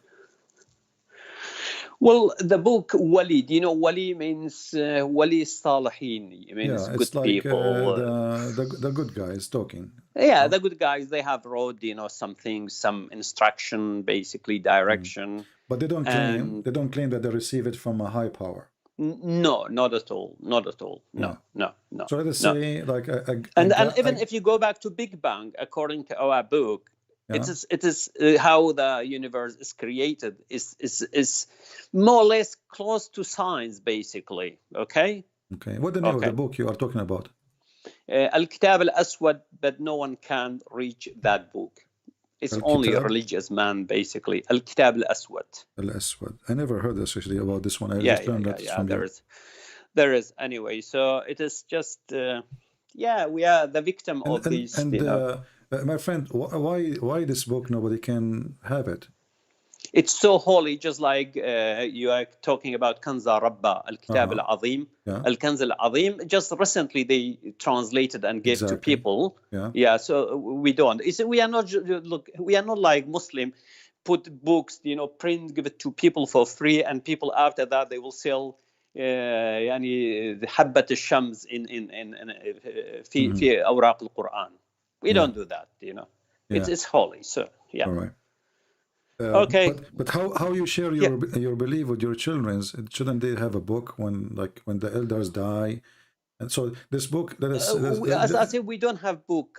This is ولي ناس طيبين مثل فلاسفة كاتبين عرفانيين كاتبين في هاي البوك.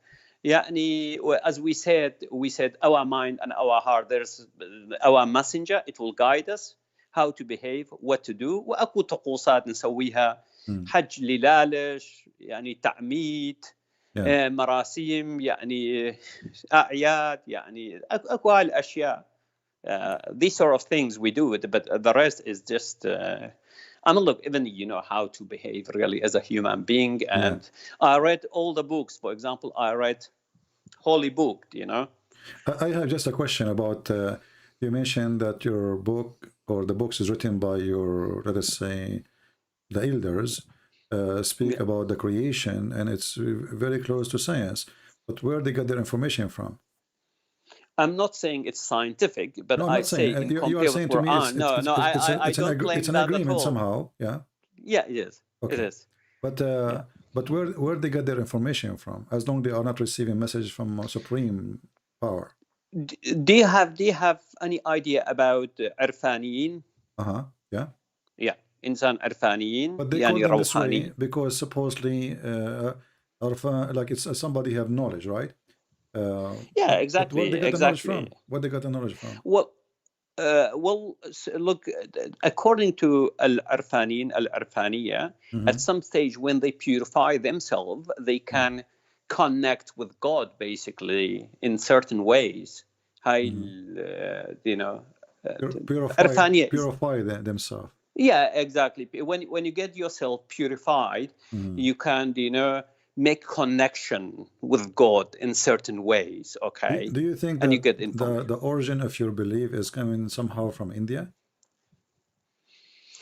Look, as I said, it is mixed because I studied الصابئة الحرانية في منطقة حران في تركيا وسوريا وعراق في هاي المنطقة. And part of it is الزرادشتية مترانية. So it's combination. It's very close to those. كاكائي هم كاكائي موجود في كردستان العراق. كاكائيين. It's very close those religion.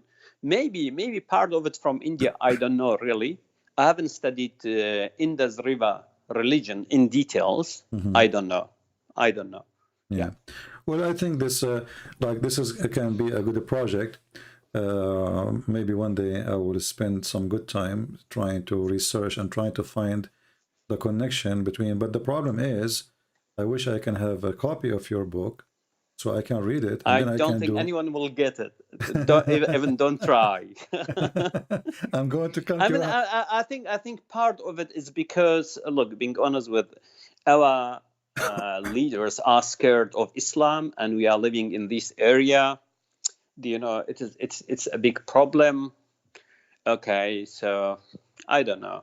But now, if you live in the West, I mean, what is the danger of sharing your book? Because you see, if you share your book, even if it's holy, I mean, nothing will make it look. It's not an insult to share your book, right? I mean, it's not. No, but Yazidi, they have hierarchy. There's one sheikh. Yeah. Okay.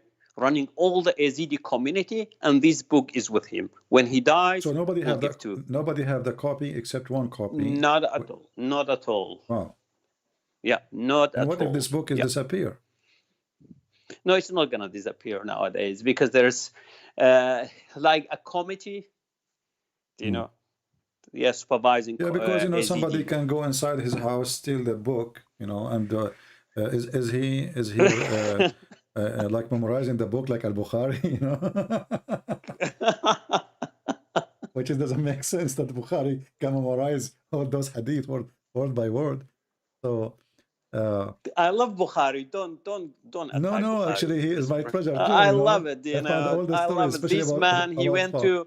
There's a man went with his mom and his auntie to Aisha radiyallahu anha. Ummaha wa khalaha means his mom and auntie asked Aisha how Prophet was, having sex with you when you had your menstrual period. Aisha said, we're wearing a big clothes, and a Prophet sallallahu alayhi wasallam started to rub his private part between our breast and chest. Yeah. So it's look nice. It's very romantic, man. Don't attack. Yeah. Okay. Just a question about your book, Al-Kitab Al-Aswad. How many pages do you know? I don't know. You don't even know that? No, really, I don't know.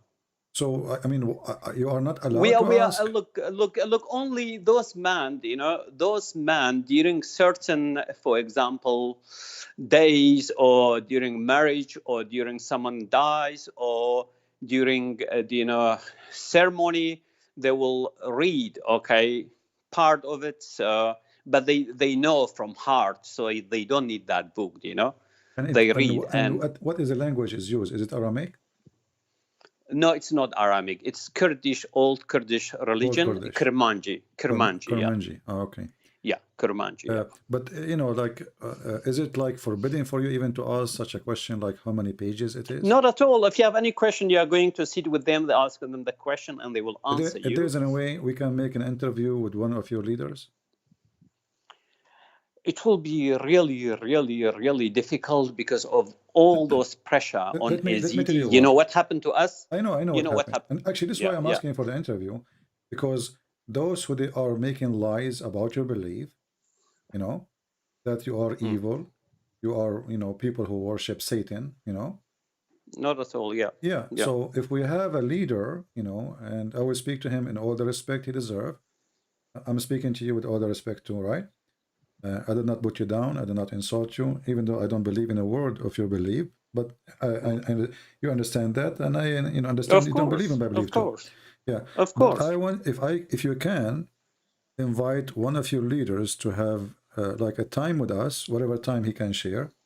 So the lies Muslims they share around about your people will be demolished. Let me try to see what can I do. Although I think it is very difficult, but I can't promise anything. But let me see. Yeah, that's all right. Okay. That's all right. But I will be happy to have them. Okay. At least you know, people who they are attacking the Yazidi, you know, they have evil in their heart against them. You know, if you see one, you will not, you know, you will not think of doing evil to them because they are not really. They have relief. Maybe you don't agree with it, but they are not evil people. They are not bad people. Not at all. Even Mudiana Tabshiriya Christian. I know. This is why the number is decreasing, not increasing. And on top of that, because you live between those savage people, you know, they target you. They target your girls. They target your children. They target etc. And through 1400 years, you know, of time, and you will notice actually, and I want everybody to take a note that the Yazidi, they are not immigrant. They are from the land.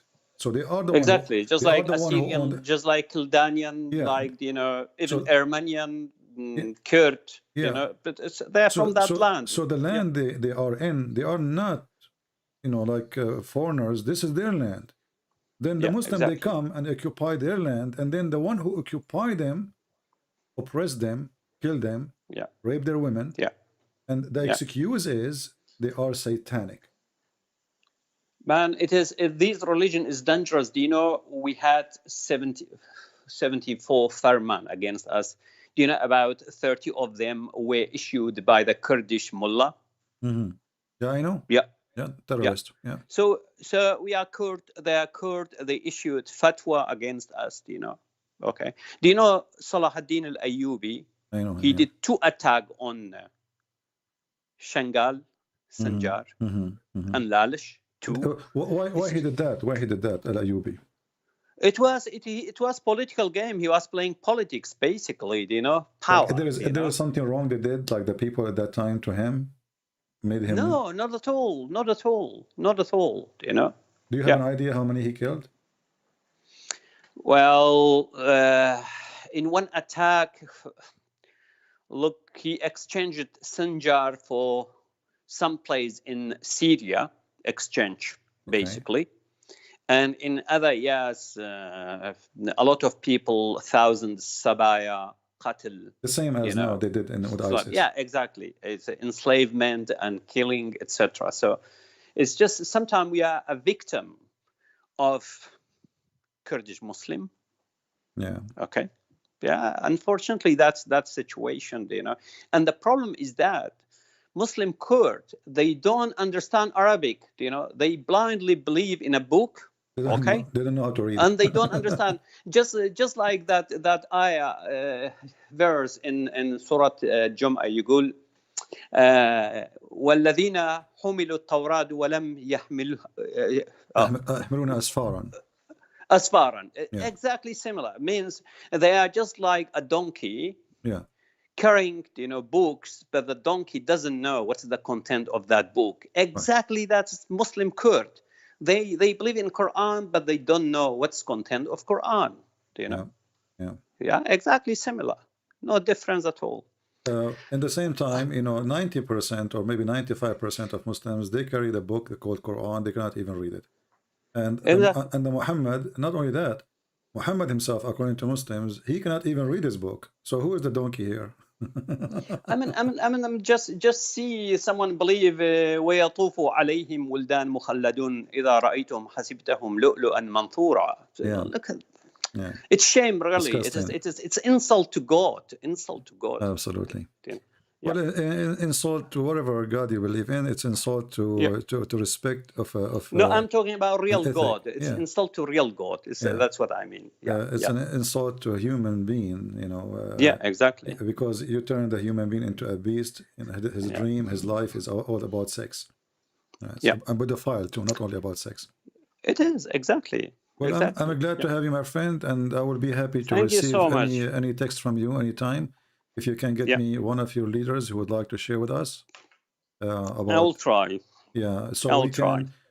can clean, you know, all Islamic propaganda. I'll try to see أحد من الزردشتيين أحد من because it's very close. If I couldn't get, you know, AZD, because it's Yeah. very difficult because their situation, but at least one Zardashti I'll try to get, because Pir. Yeah. Pir is Zardashtiyin, اللقب الديني اسمه Pir. Kir. It means elder. Yeah, Okay. Pir. Yeah. Yeah. Yeah.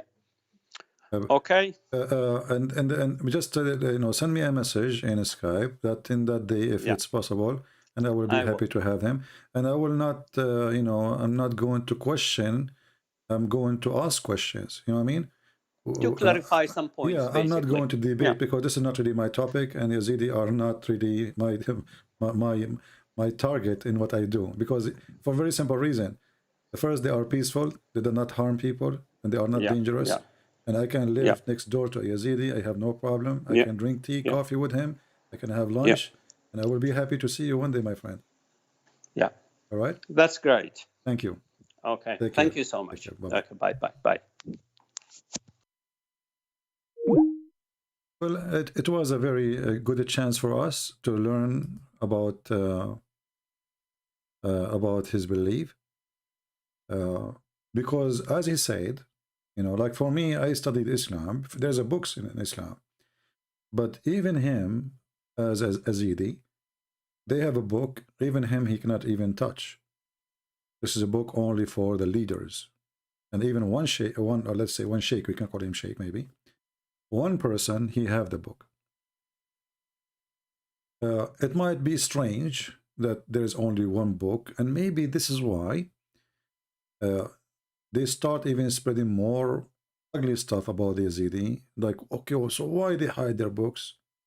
If their books is fine, why they are hiding it? They must be really bad. But if this is part of their belief, and as he said, Yazidi is not a religion who invite outsiders. It's only for those who are born from the nation. So you cannot be a Yazidi. It's like, you know, the people of Israel. People of Israel is the children of Israel. They are not the neighbors of Israel. They are the children of a man. His name is Israel.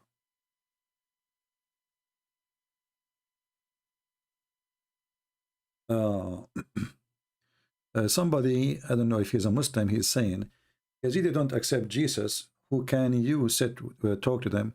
Well, you Muslims don't accept Jesus. And not only that, you want to kill those who believe in Jesus. So if he don't accept Jesus, at least he don't want to kill me. He's a peaceful man. You claim that you follow God, and you claim that Yazidi, they follow Satan. This is your claim. But then we find that they are the one who rape their women. It's not you, it's not them who rape your women. So who is the one following Satan? And for us as a Christians, we are willing to talk to everybody, and we do our best to share the truth which we believe in with them. And I assure you, this guy, he is, you know, will be happy to listen to a Christian, but he have a lot of pain because of Islam. How he can even listen to you? I mean, did you see what you did to his people? Jesus said, I came for the sick, not for the healthy. And the word sick here is not about you being bad. It's about not knowing the truth. So Jesus, he came to help us. I'm not born from Israel. I'm not a Jew. So when Jesus says, I came to the sick, he meant people like me, my people. So if Jesus can help the Yazidi, I'm sure the Yazidi will be happy to believe in him if they accept. But Jesus is not against them. He don't hate them. He loved them. That's why the Bible says, for God he loved the world, he sent his only begotten son. He loved the world. So if somebody is a Hindu, well, he's a Hindu. Yes, still Jesus, he loved them. If somebody is a Buddha, Jesus, he loves them too. They are people. And he loved to save them. So when you say don't talk to this guy, oh, this guy don't believe in Jesus, I find it kind of a hypocrisy. High or hidden behind a curtain, claiming that you are the decent guy and they are bad. At least this guy, he don't have a book says kill them wherever you find them. I never heard of them doing bad. You know, I met real people. I mean, I saw them. I talked to them. I never saw anything bad with them. Actually, I've not even noticed that they are Yazidi until they said that they are.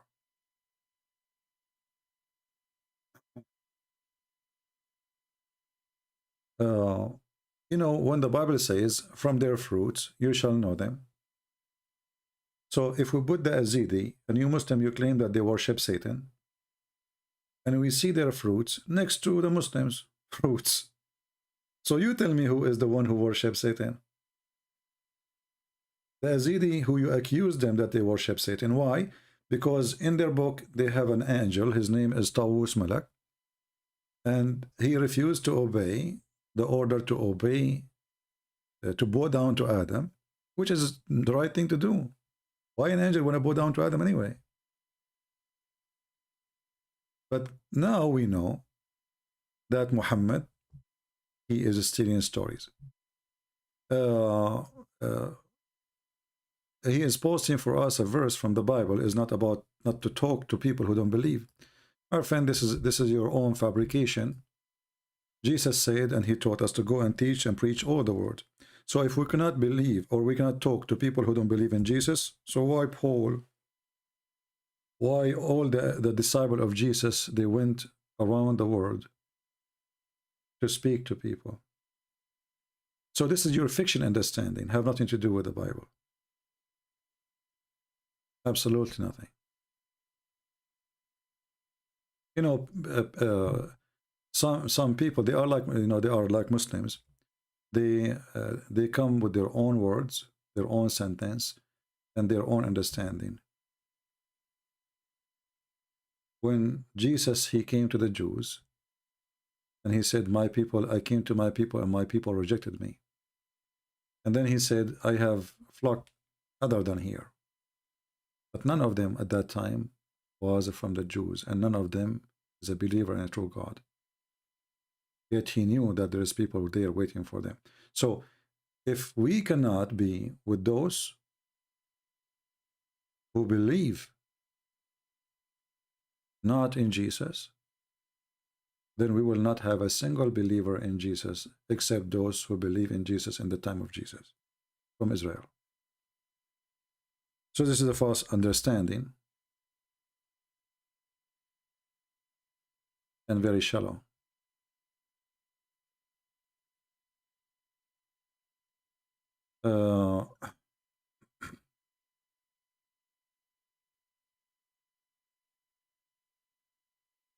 Anyone have any question?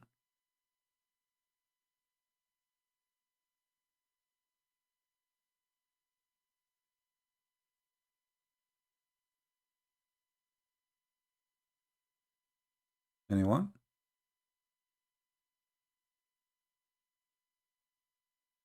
And you know, sometime when people, they have, let us say, their shallow mind, they don't even see, they don't even know who's Jesus. Because remember, even Paul himself, in certain point, he was the enemy of Christianity.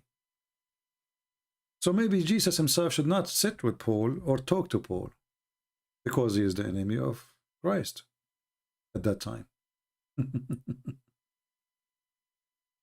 Right?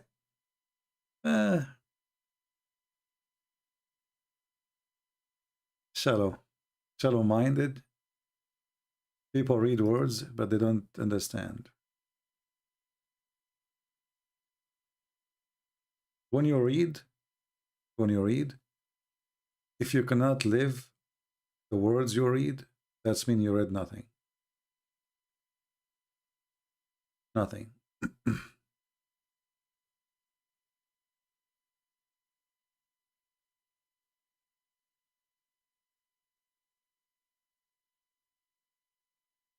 Let us see.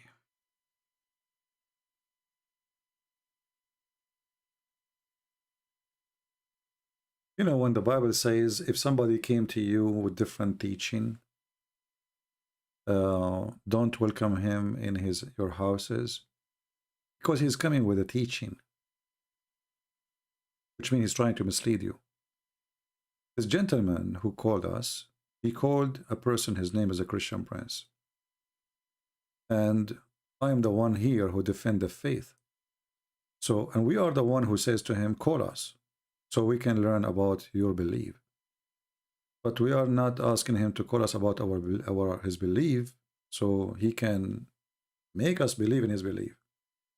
And obviously, it's very silly of you, AAA, because the guy, he just said that we are not open religion for people to accept and believe in it. We cannot even share our religion with you. So what you quote for me from the Bible, from you, that's mean you are shallow in the mind. You are not listening. And you are like a Taliban Christian. You know Taliban? You know, you have a box. You don't have the mind of a Christian person. Oh, we should not talk to them. We should not welcome people. How many times I taught you about I have Jehovah's Witnesses, they come to my house. I did not kick them out. I welcome them in. The verses you are quoting from, or from the Bible, from the 2nd John, this is about a person who do not know. They can mislead him.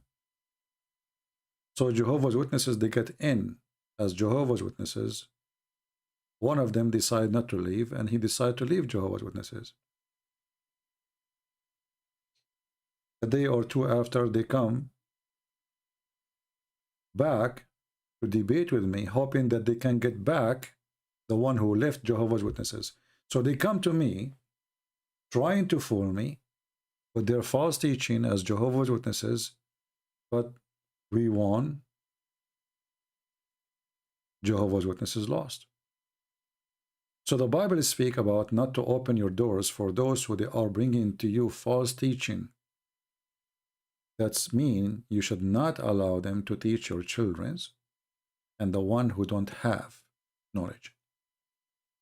But if a person like Paul, or a person like Peter, or a person like John, sit with the biggest, let us say, pagan person ever in history, who is going to win and who is going to lose?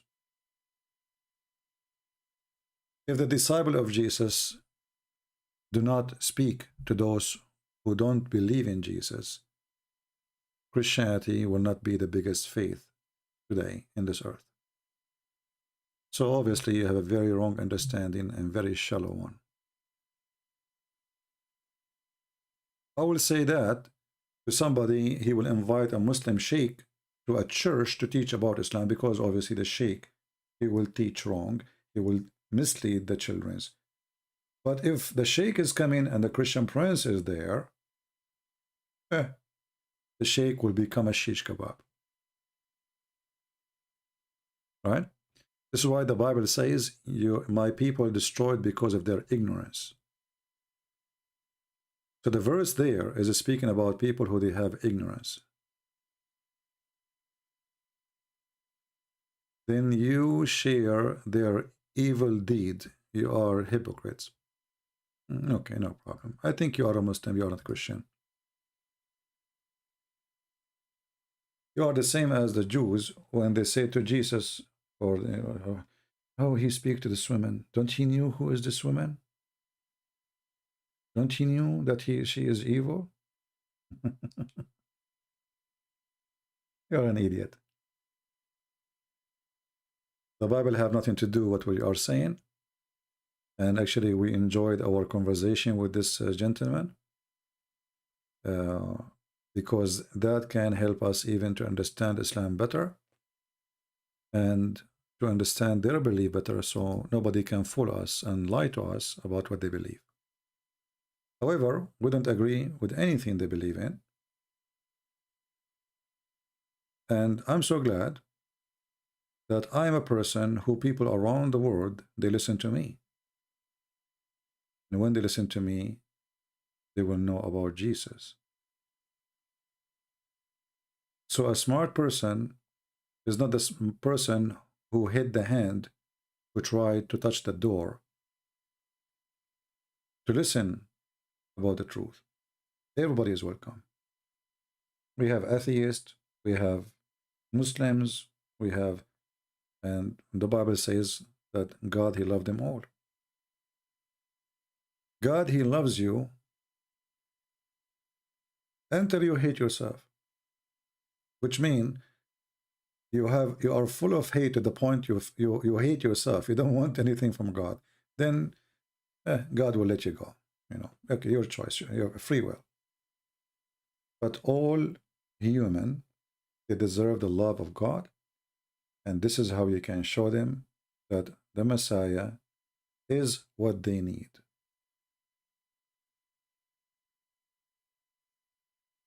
Let us see.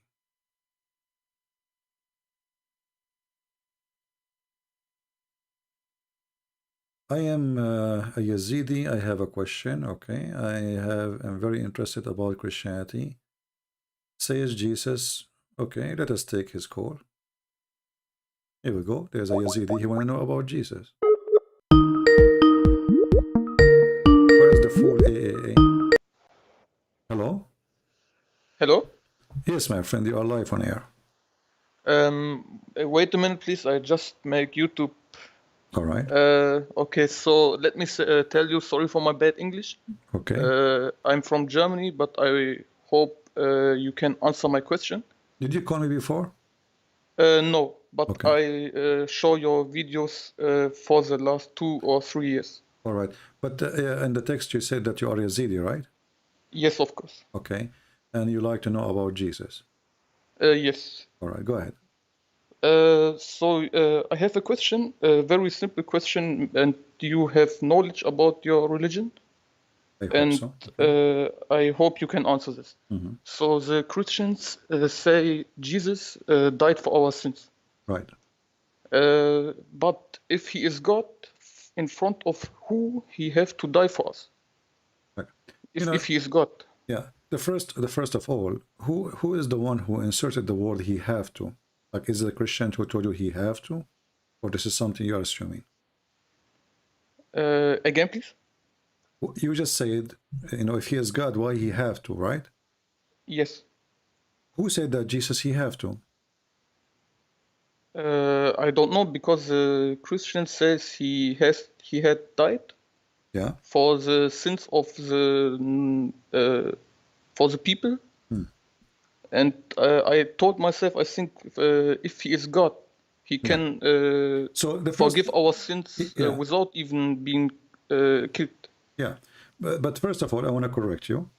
That when we Christian, we don't believe that Jesus he have to die. This is not really what Christianity teach. Jesus he said in John chapter 10 verse number 18, "No one take it from me," which means take my life. I lay down my own by myself. So this was voluntarily from the Messiah himself. And the reason for that, the Bible says again, for God he loved the world, he sent his only begotten son. So the Messiah is in a mission of love, for he loved the world, including you as a Yazidi. So he is not coming because he want to commit suicide, as some people they say. Yes. God he knew the future. God he knew what people would do. We don't believe in destiny, but we believe that God have the power to know the future. So he knew what they will do, even though he knew how bad it's going to be. He come to this earth to show us his love, and even if it's going to be about torture, even if he's going to be killed, because anyway, God, nobody can kill God, really. They kill the flesh, they kill the flesh, but God is always alive. And Jesus, he wanted to prove to us again that even death cannot stop him from loving us, even if we killed him. So he have an absolute amazing love. This is why you see, if you know a little bit about the Bible, Jesus said, "Forgive them, Father, they do not know what they are doing." Yes, it's one of my favorite verse on the Bible. Yeah, isn't it wonderful, right? Imagine you are putting nails in my hands and my feet, and then I'm worried about you, you know. Yeah. And not only that, he is asking the Father, and the same time he prevented the Christians ever from thinking of revenge. Because if Jesus, he forgive them, how we cannot, right? Yes, I understand. So Yeah. Jesus, his love is beyond, you know, like normal, let us say, love, because love is limited. Even if your son, he hurt you, you kick him out of the house. If your son, he tried to cut you by a knife, you know, you will send him to jail, right? I mean, maybe you will kill him too. So- Yeah, because I'm a human. Exactly. I don't But- have the maximum of forgiveness like God have. Exactly. This is what make God Jesus, and this is what make Jesus God. For he have the absolute love which we cannot really afford. We can speak about I love you, I care for you, but you know, when things happen, a human being will turn into a beast. You touch me, oh, I will curse you, I will beat you, you beat me, I will, you know. It's not easy. Talk is so cheap, but practice is different story, right? Yes. So, yes. so Jesus, the first thing, and this is your question, is why Jesus? I mean, he's God. Can't he forgive us? Yes, But you because notice, yeah, because I think if he's God, he don't. I don't mean the body from Jesus on the earth. I mean, if he's God, his spirit can't die because God can't well, even Jesus die. is always alive, and they killed the flesh. We believe that Jesus, he took the flesh of a man. He is born, but his existence had nothing to do with his birth. You know, that's why Yes. Jesus said, "Before Abraham, I am," which means my existence is long before even your grandfather Jews. You know, Abraham is the grandfather of the Jews. He's not a Jew. He's the grandfather of the Jews. So before Abraham I am. He's saying them, I am your creator, and my existence have nothing to do with my birth. So they said to him, how you can be, you know, before Abraham and you are not even 50 years old. So when Jesus, he speak about himself, he prevent you from thinking of him as a normal person. He is above. That's why he said, I am from above, you are from below. And when Jesus come to this earth, he have a mission is to save you, not to save himself. Because as you said, who can kill God? Yes. Right? Yes. So Yeah. when they killed God, Jesus said, long before they crucify him, he said, you can destroy this temple, he mean his body, and I will rebuild it in 3 days. Speaking about his resurrection. So Jesus actually, even by his death, he was proving to us that I am the God of resurrection. And you fear death? There's no death with me. You fear death? You with me, you will be alive. This is why he said, whoever believe in me and die, he will live. And again, talk is cheap. But Jesus, he did what he said. He went to death, and he come out of death, and thousands of people saw Jesus alive again. So his death was not really, I mean, this is how I'm going to save you because I'm dying. No. Jesus, he have an absolute love, and that love is translated in a language which we see. It is even his death, he love us. Even in the cross, he forgive us. He taught us to forgive, but he himself, even when he was tortured, he was forgiven. So Jesus, Jesus' life is a Bible. The Bible is not just words. Jesus himself is the book of God. He is the word of God. Jesus is the living, walking, talking word of God. So Jesus come to this earth to deliver the word of God, which is word of love. And those who believe in it, they will be saved. So when we say that Jesus, he died because of our sin, because we are sinners, if we are not sinners, he will not come to save us. Correct? Yes. Yes. Like, if you don't have fire department will not show in your house. Right? Yes, they don't have to. Yes. Because there is no reason. So Jesus did not come for fun. Jesus come to save us. He have a mission to save us because he loves us. He don't have to. He can say, okay, go, all of you go to hell. All of you die. Who care? I created you. I can create more. I can create less. I can destroy you. But because God, he loved the world, he sent the Messiah. So when we as a Christian, we say, Jesus, he died for us to forgive our sin. We don't mean that because Jesus, he died, I'm going to go to heaven now. That is not what Jesus did. Because Jesus died in the cross, all of us, we are going to heaven. No, this is not Christianity. Christianity teach you that those who do the will of my Father, they will be in the kingdom of my Father. So I came to save you. By accepting me, you accept my conditions. By accepting my conditions, it is the following. You forgive to others the same as I forgive to you. This is why when they ask him how to pray, he says, pray like this, our Father out of heaven. And you will notice there right away, Jesus said to them, forgive to us the same as we forgive to others. So we as a Christians, we get the salvation through Jesus when you start learning and practicing the step of Jesus, starting from forgiveness. So I forgive to you, then I earn forgiveness. I don't receive forgiveness just because I'm a Christian. By name or by baptism. I receive a salvation by following the steps of Jesus, which is start from forgiveness, which means forgiveness coming from love, because you don't forgive somebody if you hate him. So by teaching us the meaning of forgiveness on the cross, we become people of the cross, which means we are people of love and forgiveness. So the cross of Jesus presents many things. Number one, his love to you, even as a Yazidi who don't know him yet. To me, as a Christian.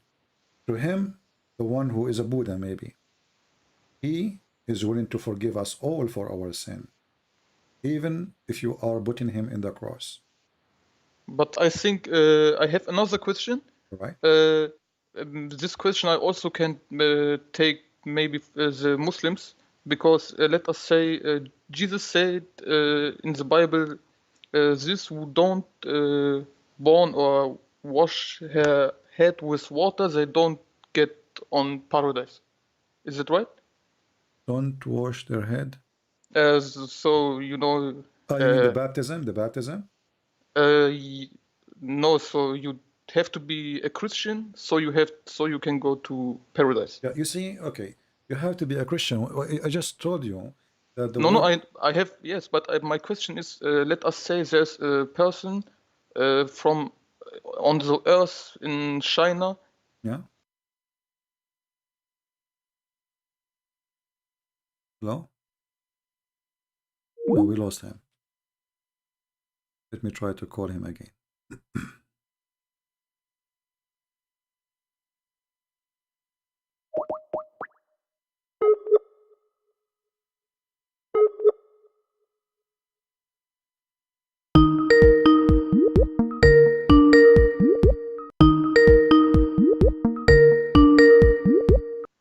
Yes, sorry, my PC. Yeah, it's all right. You can go and explain to me what your question.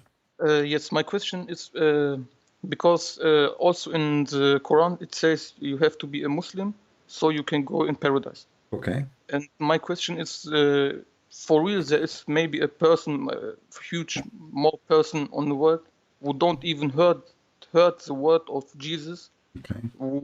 And that's because so they don't have to be Christian because they don't even hear the word of Jesus their whole life, and then they die without hearing the voice or the written letters from God.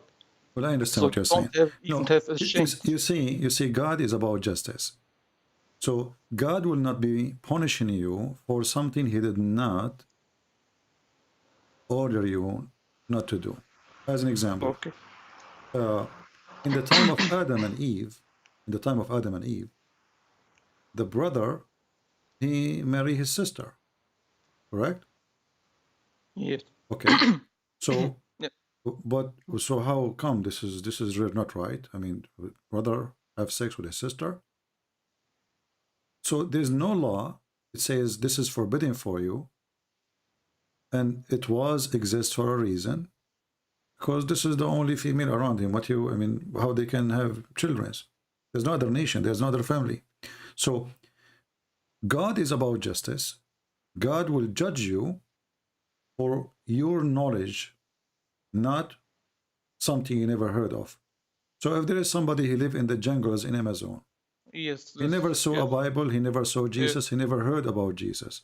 Yeah. God will judge him by his knowledge only. As simple as that. As an example, you know, you as a person who is a Zidi, Yes. if you see somebody killing somebody, you get disgusted, right?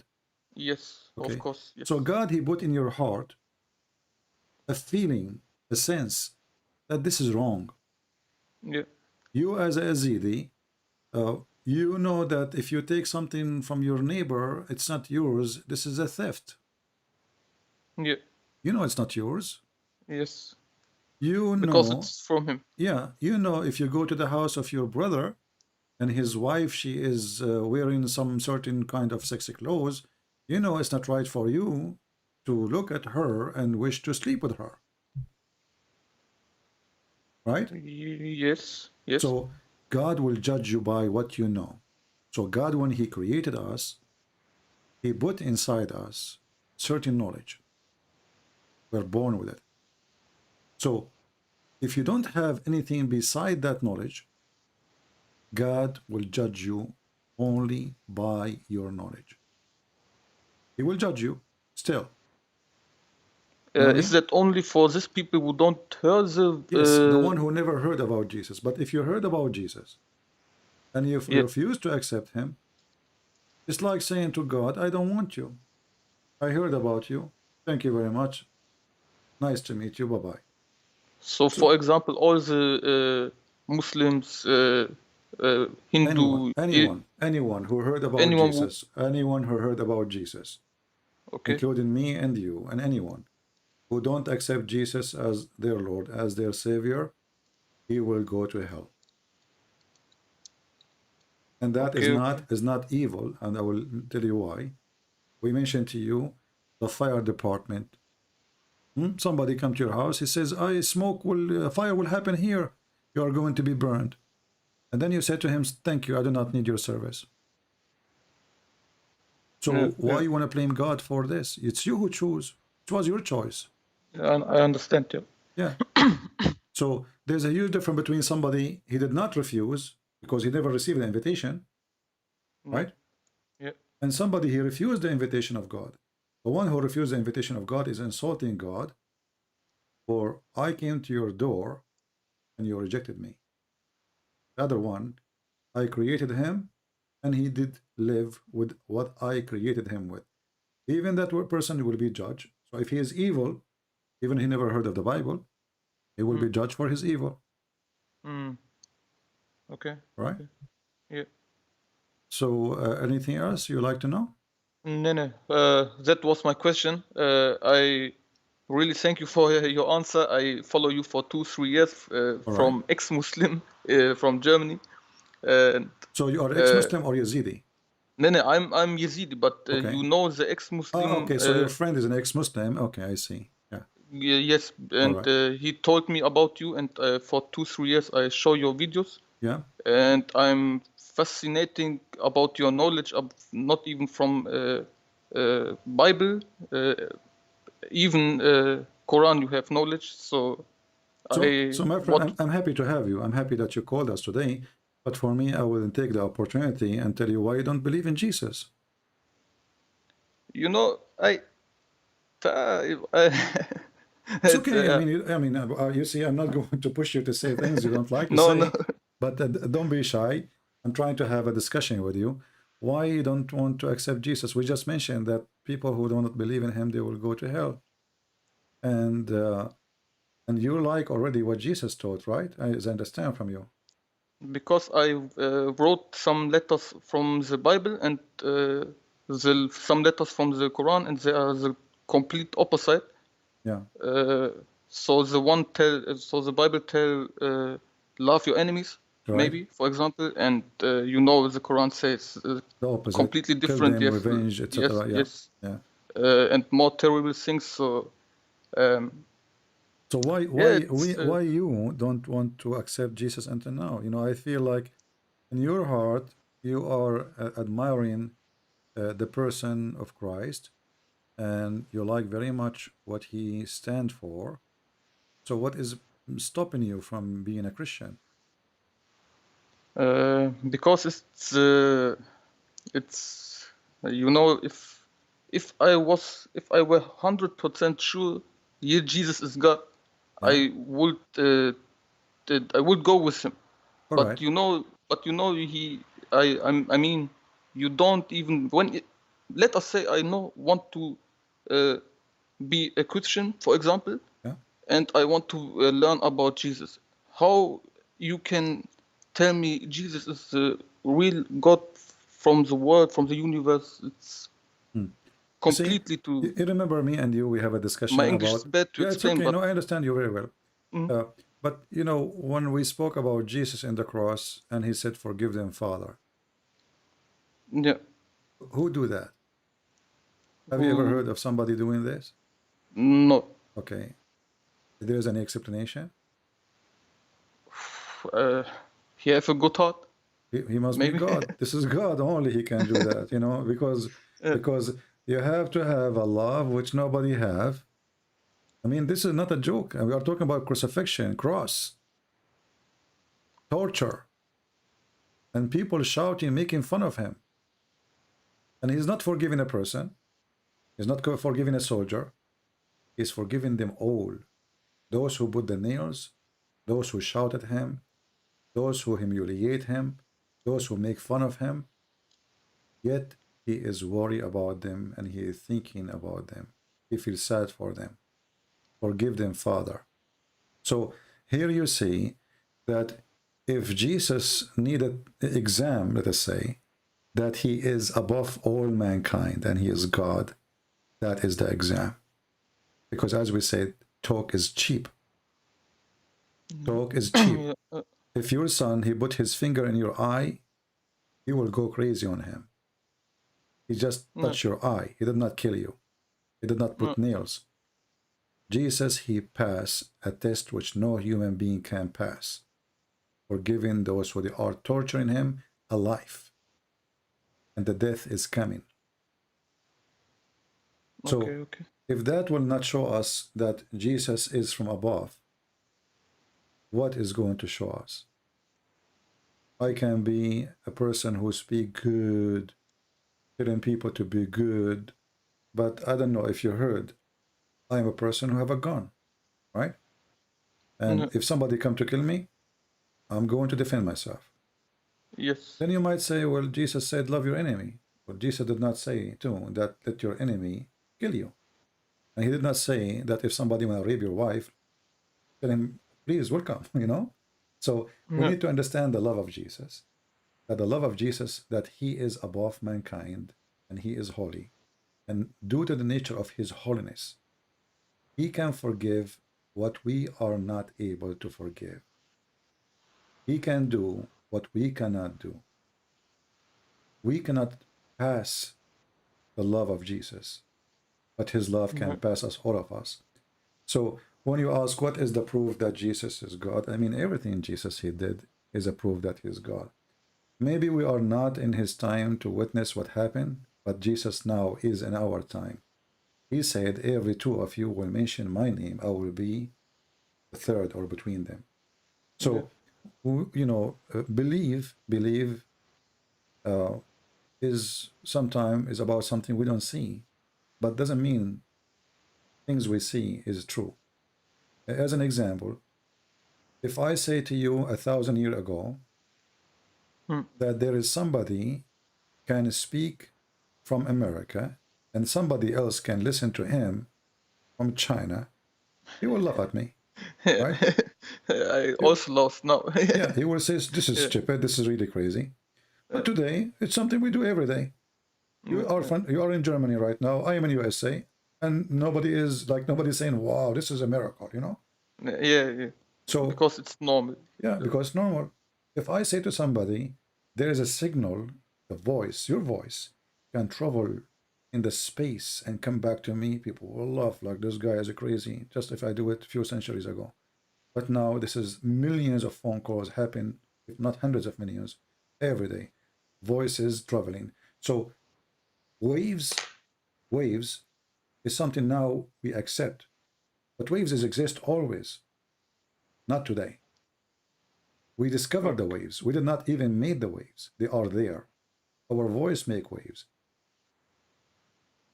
The heat make wave. The sun make waves. So, but we don't see the waves. But now we accept that they exist. Have you ever seen a wave? No. We don't. We believe in it. Why? Because somebody, he is a scientist, he showed you with experience that here we go, you have a phone call, speak to this guy, speak to your mother, she is living in a different country. So now you believe because you witness, right? But the truth is that what we believed in until now, we did not see. I did not see the wave, and you will never be able to see it. Yeah, that's right. But Jesus is way more than a wave which is invisible. The proof for me that Jesus is God, that he can change us from bad to good. Yeah. Me, myself, when I was, let us say a teenage or even older, if somebody look at me, I want to go in a fight. Like, why you are looking? If I see two people fighting, once I saw two people fighting, I don't know why I saw two people fighting one guy. I don't know why they are fighting. I jump with the other guy because I felt those are two and he is one. So I jump in the fight. I don't know why they are fighting. Then when the fight is over, the guy, the short guy, he said to me, do I know you? I said, no. He said, so why you jump in the fight? I said, because you're alone. So I used to be like jumping into fights, and I used to be a kind of aggressive. Then, slowly, knowing the Lord, knowing the word, you change slowly. The Lord, he changed you. In Islam, you convert to Islam, you are a nice person. Second day, you want to attack the neighbors. With Christ, you can be a person who graduated from the jail. You can be a person who spent his life in jail. And then Christ, he can make you a new person.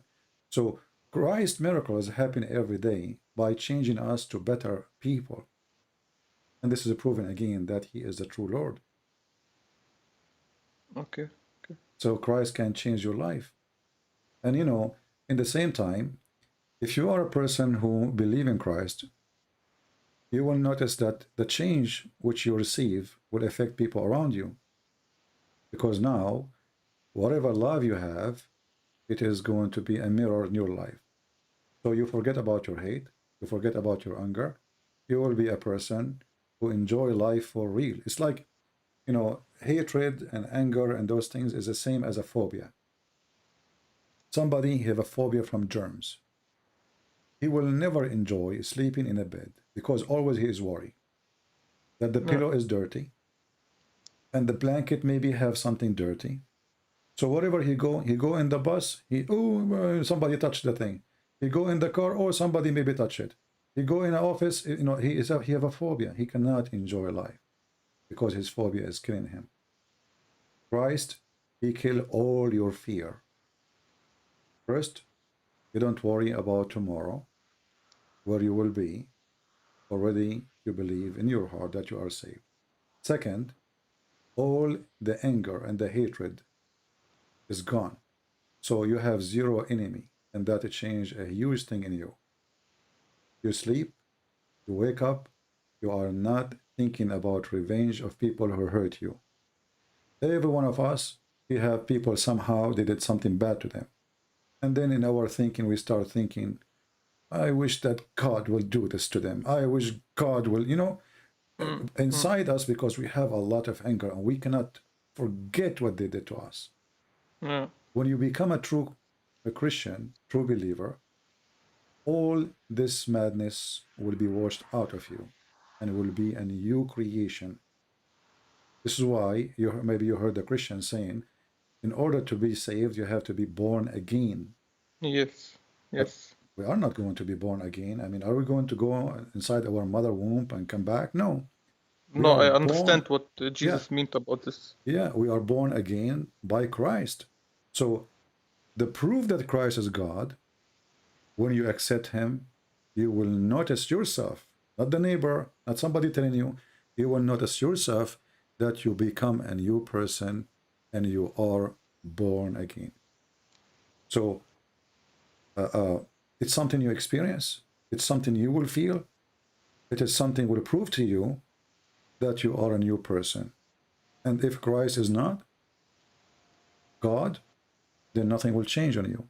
You will stay the same person. Because if you really truly believe and you follow the steps of Jesus and nothing changed on you, that means Jesus really is not God. But I doubt for a second that you follow the steps of Jesus and you believe in him, and you will not change, all of you together, and you will be a new person and you will be born again. Okay. So if you like to accept him, I will be happy to help you. If you have anything to say about Christ, feel free, don't be shy. You know, I have followed you for 3 years now. Yeah. You are. It is okay if I call you tomorrow again. Sure. If I am live on air, you can call me. Yes, because in Germany we have now 4 o'clock. And which time you are tomorrow live? I don't have really a time, so just watch my channel, or you can go to Patreon, subscribe, Yes. and then you will receive an email from Patreon says to you, Christian Prince is going. He posted a video. Yeah. No, okay. So I will call you tomorrow again, and we can talk about what I found. Another question maybe I have to tell you. No problem. I will be happy to help you, and I invite you. Thank you. I invite You are very and good man. and I pray for you, and I ask all the Christians here to share their prayer to our brother here, who is from the Yazidi, to see the truth and to believe in Jesus and to be saved, him and his family. And trust me, my friend, Christ, he loves you, for he is the one who created you to be in heaven, not to be in hell. You know, it's better to be loved from God than to be killed from God. Yeah, well, God, he loved you, my friend. You see, you're not a Christian yet, right? I'm saying, I assure you that God, he loves you. This is why Jesus, he came to this earth and he died on the cross, not because he had to, but because he loved to. So he loved to save you. He loved to do whatever is going to take. This is why the Bible says the happiness will be in the kingdom of God, for one soul is saved. So when you accept and you are saving yourself, this is not a victory for God, and this is not a victory for Christian Prince. I got nothing from it. The only one who will get the victory is you, for you are the one who saved yourself. So this is why Jesus said, your faith healed you. So Jesus is a savior, yes, but in reality, it is you who is saving yourself by accepting Jesus. So the matter, my friend, is in your hand. Jesus already, he have a signature says, just let him come to me. He is saved. He said, knock at my door, I will open for you. Yeah, I know this. So it's in your hand to knock at his door or to ignore his door. Okay, I will. Yeah, I will think about it. No problem. Yes, I will call you then tomorrow again, my friend. All right, my if friend. It's okay. Take care. God bless. Okay. Where is the person who said we should not talk to the Yazidi? Do you see how some people, they try to mislead you? And they claim to be Christians? Do you remember? Just 5 minutes ago? Oh, you are talking to them, why not? Do we hate them? Obviously, there's people who they are here, they are even Muslims maybe. Or this is not a behavior of a Christian.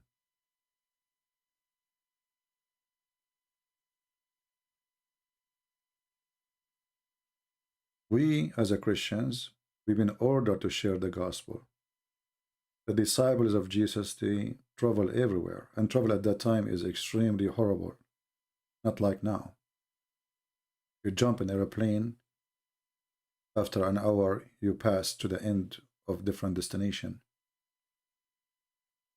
They sacrifice their life, speaking to people who knows nothing about Jesus.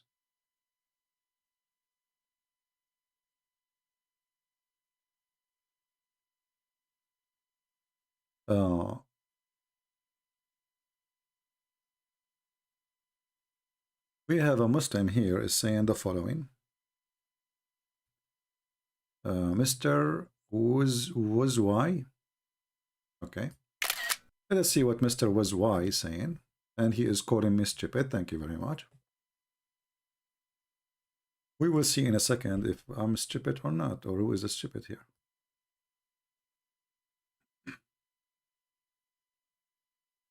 Here we go. So Mr. Was why he said the following. You said you cannot find any miracle in the Quran, but your great Jesus performed 6 miracles in the Quran. So your Jesus is a fraud? My friend, those are the miracles of Jesus. So you steal or you stole from my Jesus miracles. You claim that this is your miracles?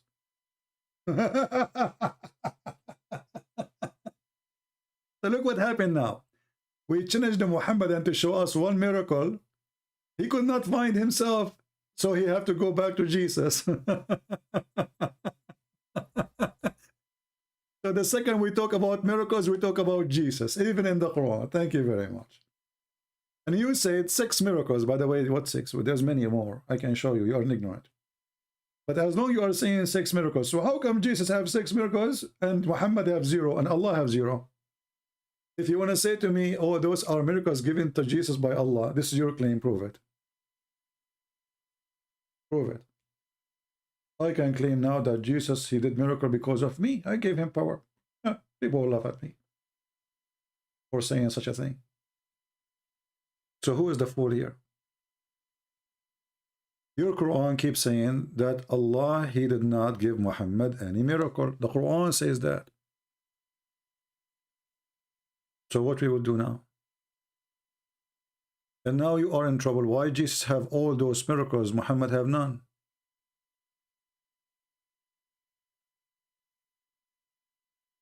Yeah, exactly.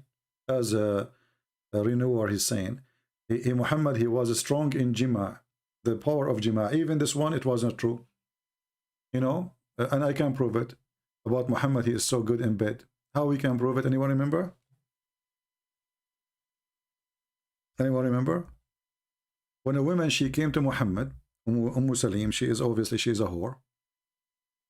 Because there's no woman respect herself, she will come and open such a topic. And she said that she saw a wet dream. She saw a wet dream.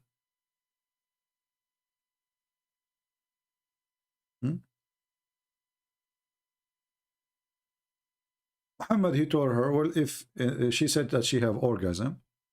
So Muhammad, he told her, well, if you see the liquid in your private part, then you need to wash. The wife of Muhammad, she said to him, like, what the heck? Women, they have this charge?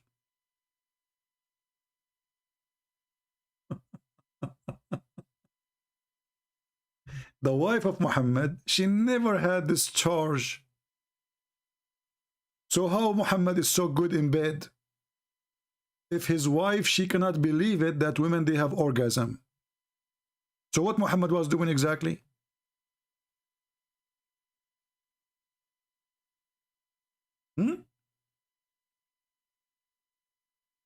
Look, the woman who is having masturbation, she have this charge.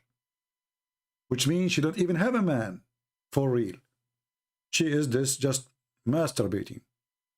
And the women who have Muhammad as a husband, which supposedly a real man with real private part, she never experienced orgasm.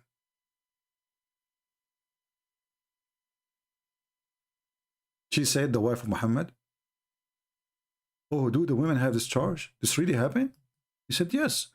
Otherwise, how the child resemble the mother or the parents, which is stupid to say.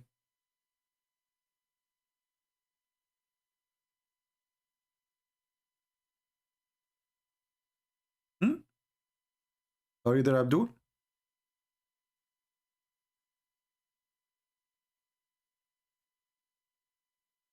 Your prophet wife, she never saw this charge.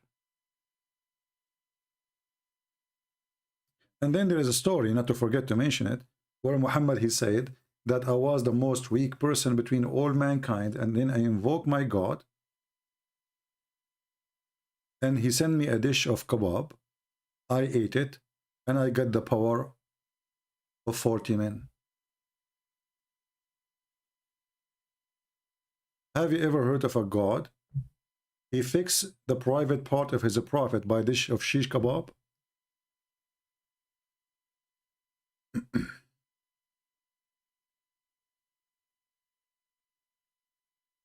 Are you there?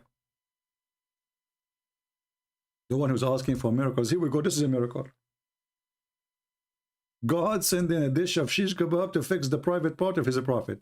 So while Jesus was making the blind see and the dead alive, and the one who cannot walk, Muhammad was praying to his God to fix his penis.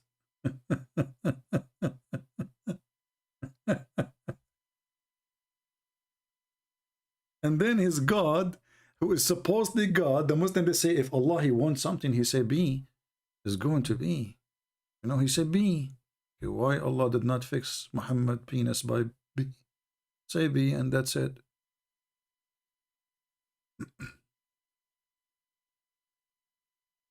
And then Allah, he sent him al-Kufayt.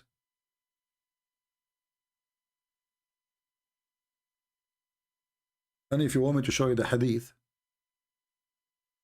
call me and I will make you read it.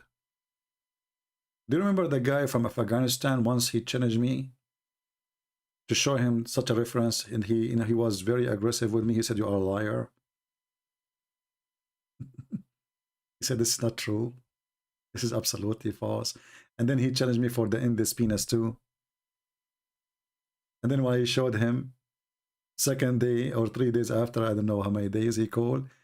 He said, you are right, I'm out of this garbage.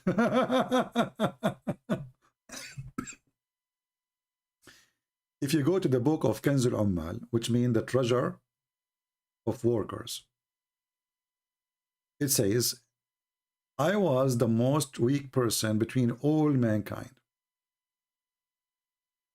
I was, Muhammad saying.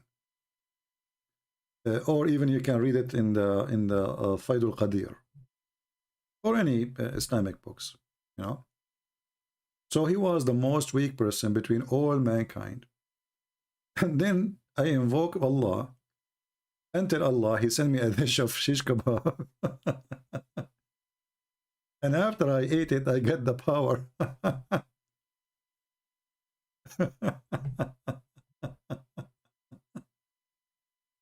This is religion. And the funny is that Muhammad, he confirmed that he got the power of 40 men after he ate the dish. I'm sure there's many men right now who have a problem, you know, sexual problem.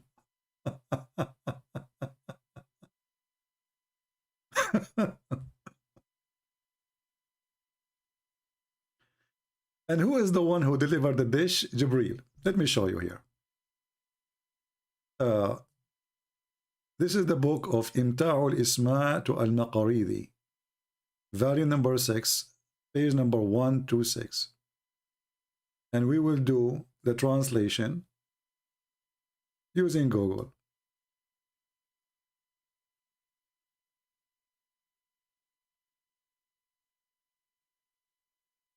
Translate to English. Read and laugh.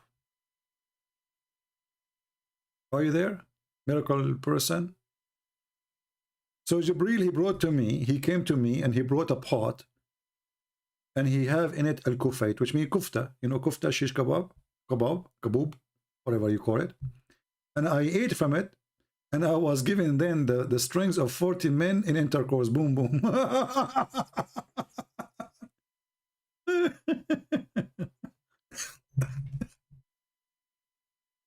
Godly man, he's a godly man. This is what God do. True God, like the person who just called me, he was asking me what is the proof that Jesus is God. So if I'm a Muslim and he asked me what is the proof that Muhammad is a prophet and Allah is God, I will show him this. This is a miracle. Brother, the guy, his penis was not even working. Even they played the anthem for him. It doesn't move. They put the anthem, like, you know, everybody stand up. Muhammad, nothing moving.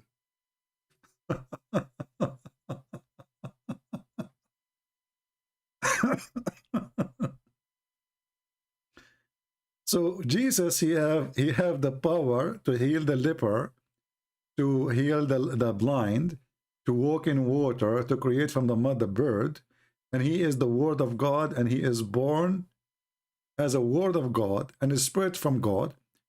And Muhammad was busy crying that his penis is not a crying no more. Answer: why Jesus, your God, healed the blind, but why he cannot do it first try? Who said that Jesus could not do it first try? That's your prophet. The guy, he keep telling him, go and eat honey. Jesus, he put mud in the eye of the person and he saw. What first try, second try? What's wrong with you? Abdul. Potato. Guys, if you are, let me try to convert some people to Islam. If you are a person and your is not working good, if you convert to Islam, you pray to Allah, tell him about your problem, that your penis is not functioning no more. And then Allah, he will go to his kitchen. He will start cooking shish kebab. Now, shish kebab, scientifically proven to be the ultimate, super powerful boom boom. Aman, Rabbi, Aman. Kebab. Kebab, oh man. So when the Prophet he received, or if you convert to Islam, brother, don't make me hungry now. I did not eat all day. And then when you receive the kebab of Allah, brother, your private part will be like a missile in different galaxies. You will shoot everybody in your life. You don't even need to use your keys to open your door. You will break it. And I heard that some of those who Allah healed their private part, there's no mic. And for me, the sound is fine from my side. So I heard that some people who they have mic problem again. Okay, hold on. I don't know why this happened. And I thought we fixed it. Okay, hold on.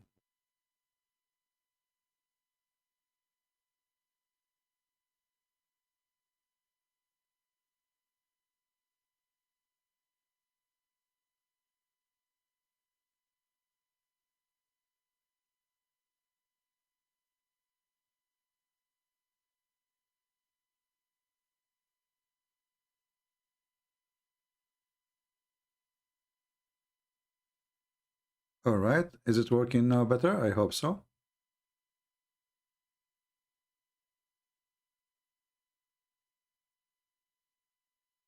Well, look like we have to buy a microphone. I thought I was able to fix it, but look like maybe we need to buy one. What we can do. See what when you talk about kebab, what happened? Your mic go wrong. Because this kebab is connected to boom boom.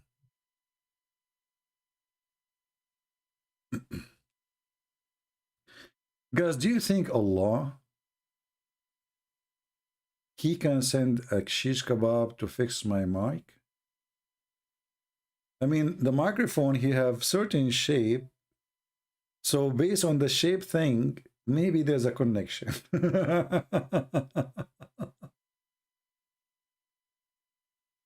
Kebab. I mean, a prophet of God is telling about how God, he saved his penis by sending a dish of shish kebab. Is that a story for kids or for porn station? And what kind of God he need to fix a penis by kebab?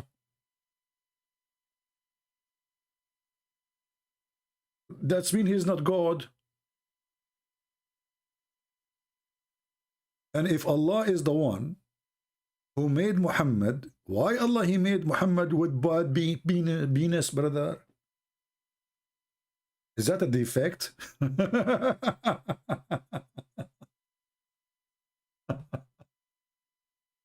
Hey guys, how many of you getting hungry right now? Oh boy, I miss shish kebab, honestly. I did not eat for a long time. Maybe I should do, you know, yeah, I'm getting hungry now. Oh boy. It hurt to talk about it. Yeah. Anyway, what we can do, I mean, this is God wisdom, brother. God, he decided to fix the penis of the Prophet penis by his shish kebab. Not normal gods don't do that. Only special gods, kebab gods. Look, he did not only send him the kebab, he sent him a pot. He sent him the whole pot full of kebab. And the story can get more fishy actually, because in one of the stories says that Fatima, she ate with Muhammad. Fatima Muhammad, stepdaughter, Muslim they believe it's his real daughter. She ate from the same shish kebab. Did she get the power of 40 men too?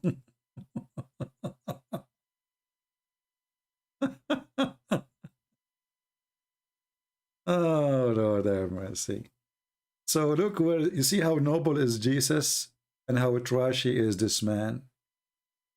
And yet they want to kill you if you speak negative about him. You have that every 2 weeks, Ali? Shame on you, Ali. And you don't invite me? Ali is wanted from now on. Ali, give me your address. I will come to your house every 2 weeks. I'll just come for the shish kebab, like Abu Huraira.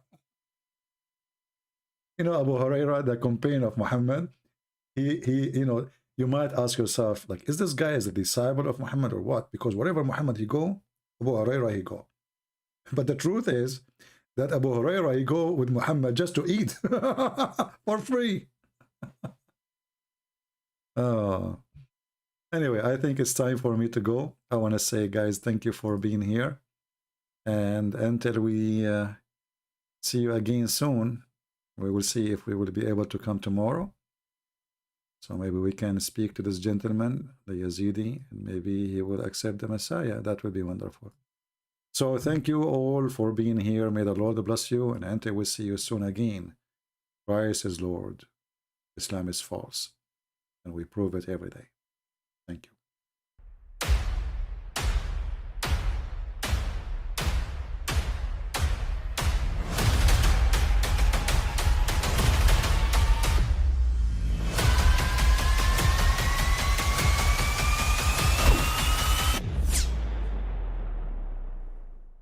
But I mean, again, he doesn't know who Gabriel is, right? Because he didn't come from an Abrahamic faith. The people of Mecca were pagan. Quran is mentioned, if this book was from other than God, they would have found in it many contradictions. If a book is without contradictions, that has no bearing on whether it comes from God or not. I've had phone books that are inerrant, but I certainly don't think God gave them. That we believe without understanding. The brother asked a very important question, that most of the scholars say that listening to music, watching movies, and most of the television programs, they're haram. So how can we have fun? Let me tell you, brother, at the outset that having fun is permitted in Islam as long as the fun is halal fun. That the standard narrative has holes in it. The Prophet tells us because Satan or the devil sleeps over our nostrils. Those who oversleep and not pray Fajr on time, Satan urinates in their ears. I really do think Jesus was crucified and that he really was dead and buried. He thought that he was a son of God in the sense that he was specially chosen by God. I think Jesus really did think he was going to be the Messiah, the future king of Israel. I mean, that is, after all, why they crucified him.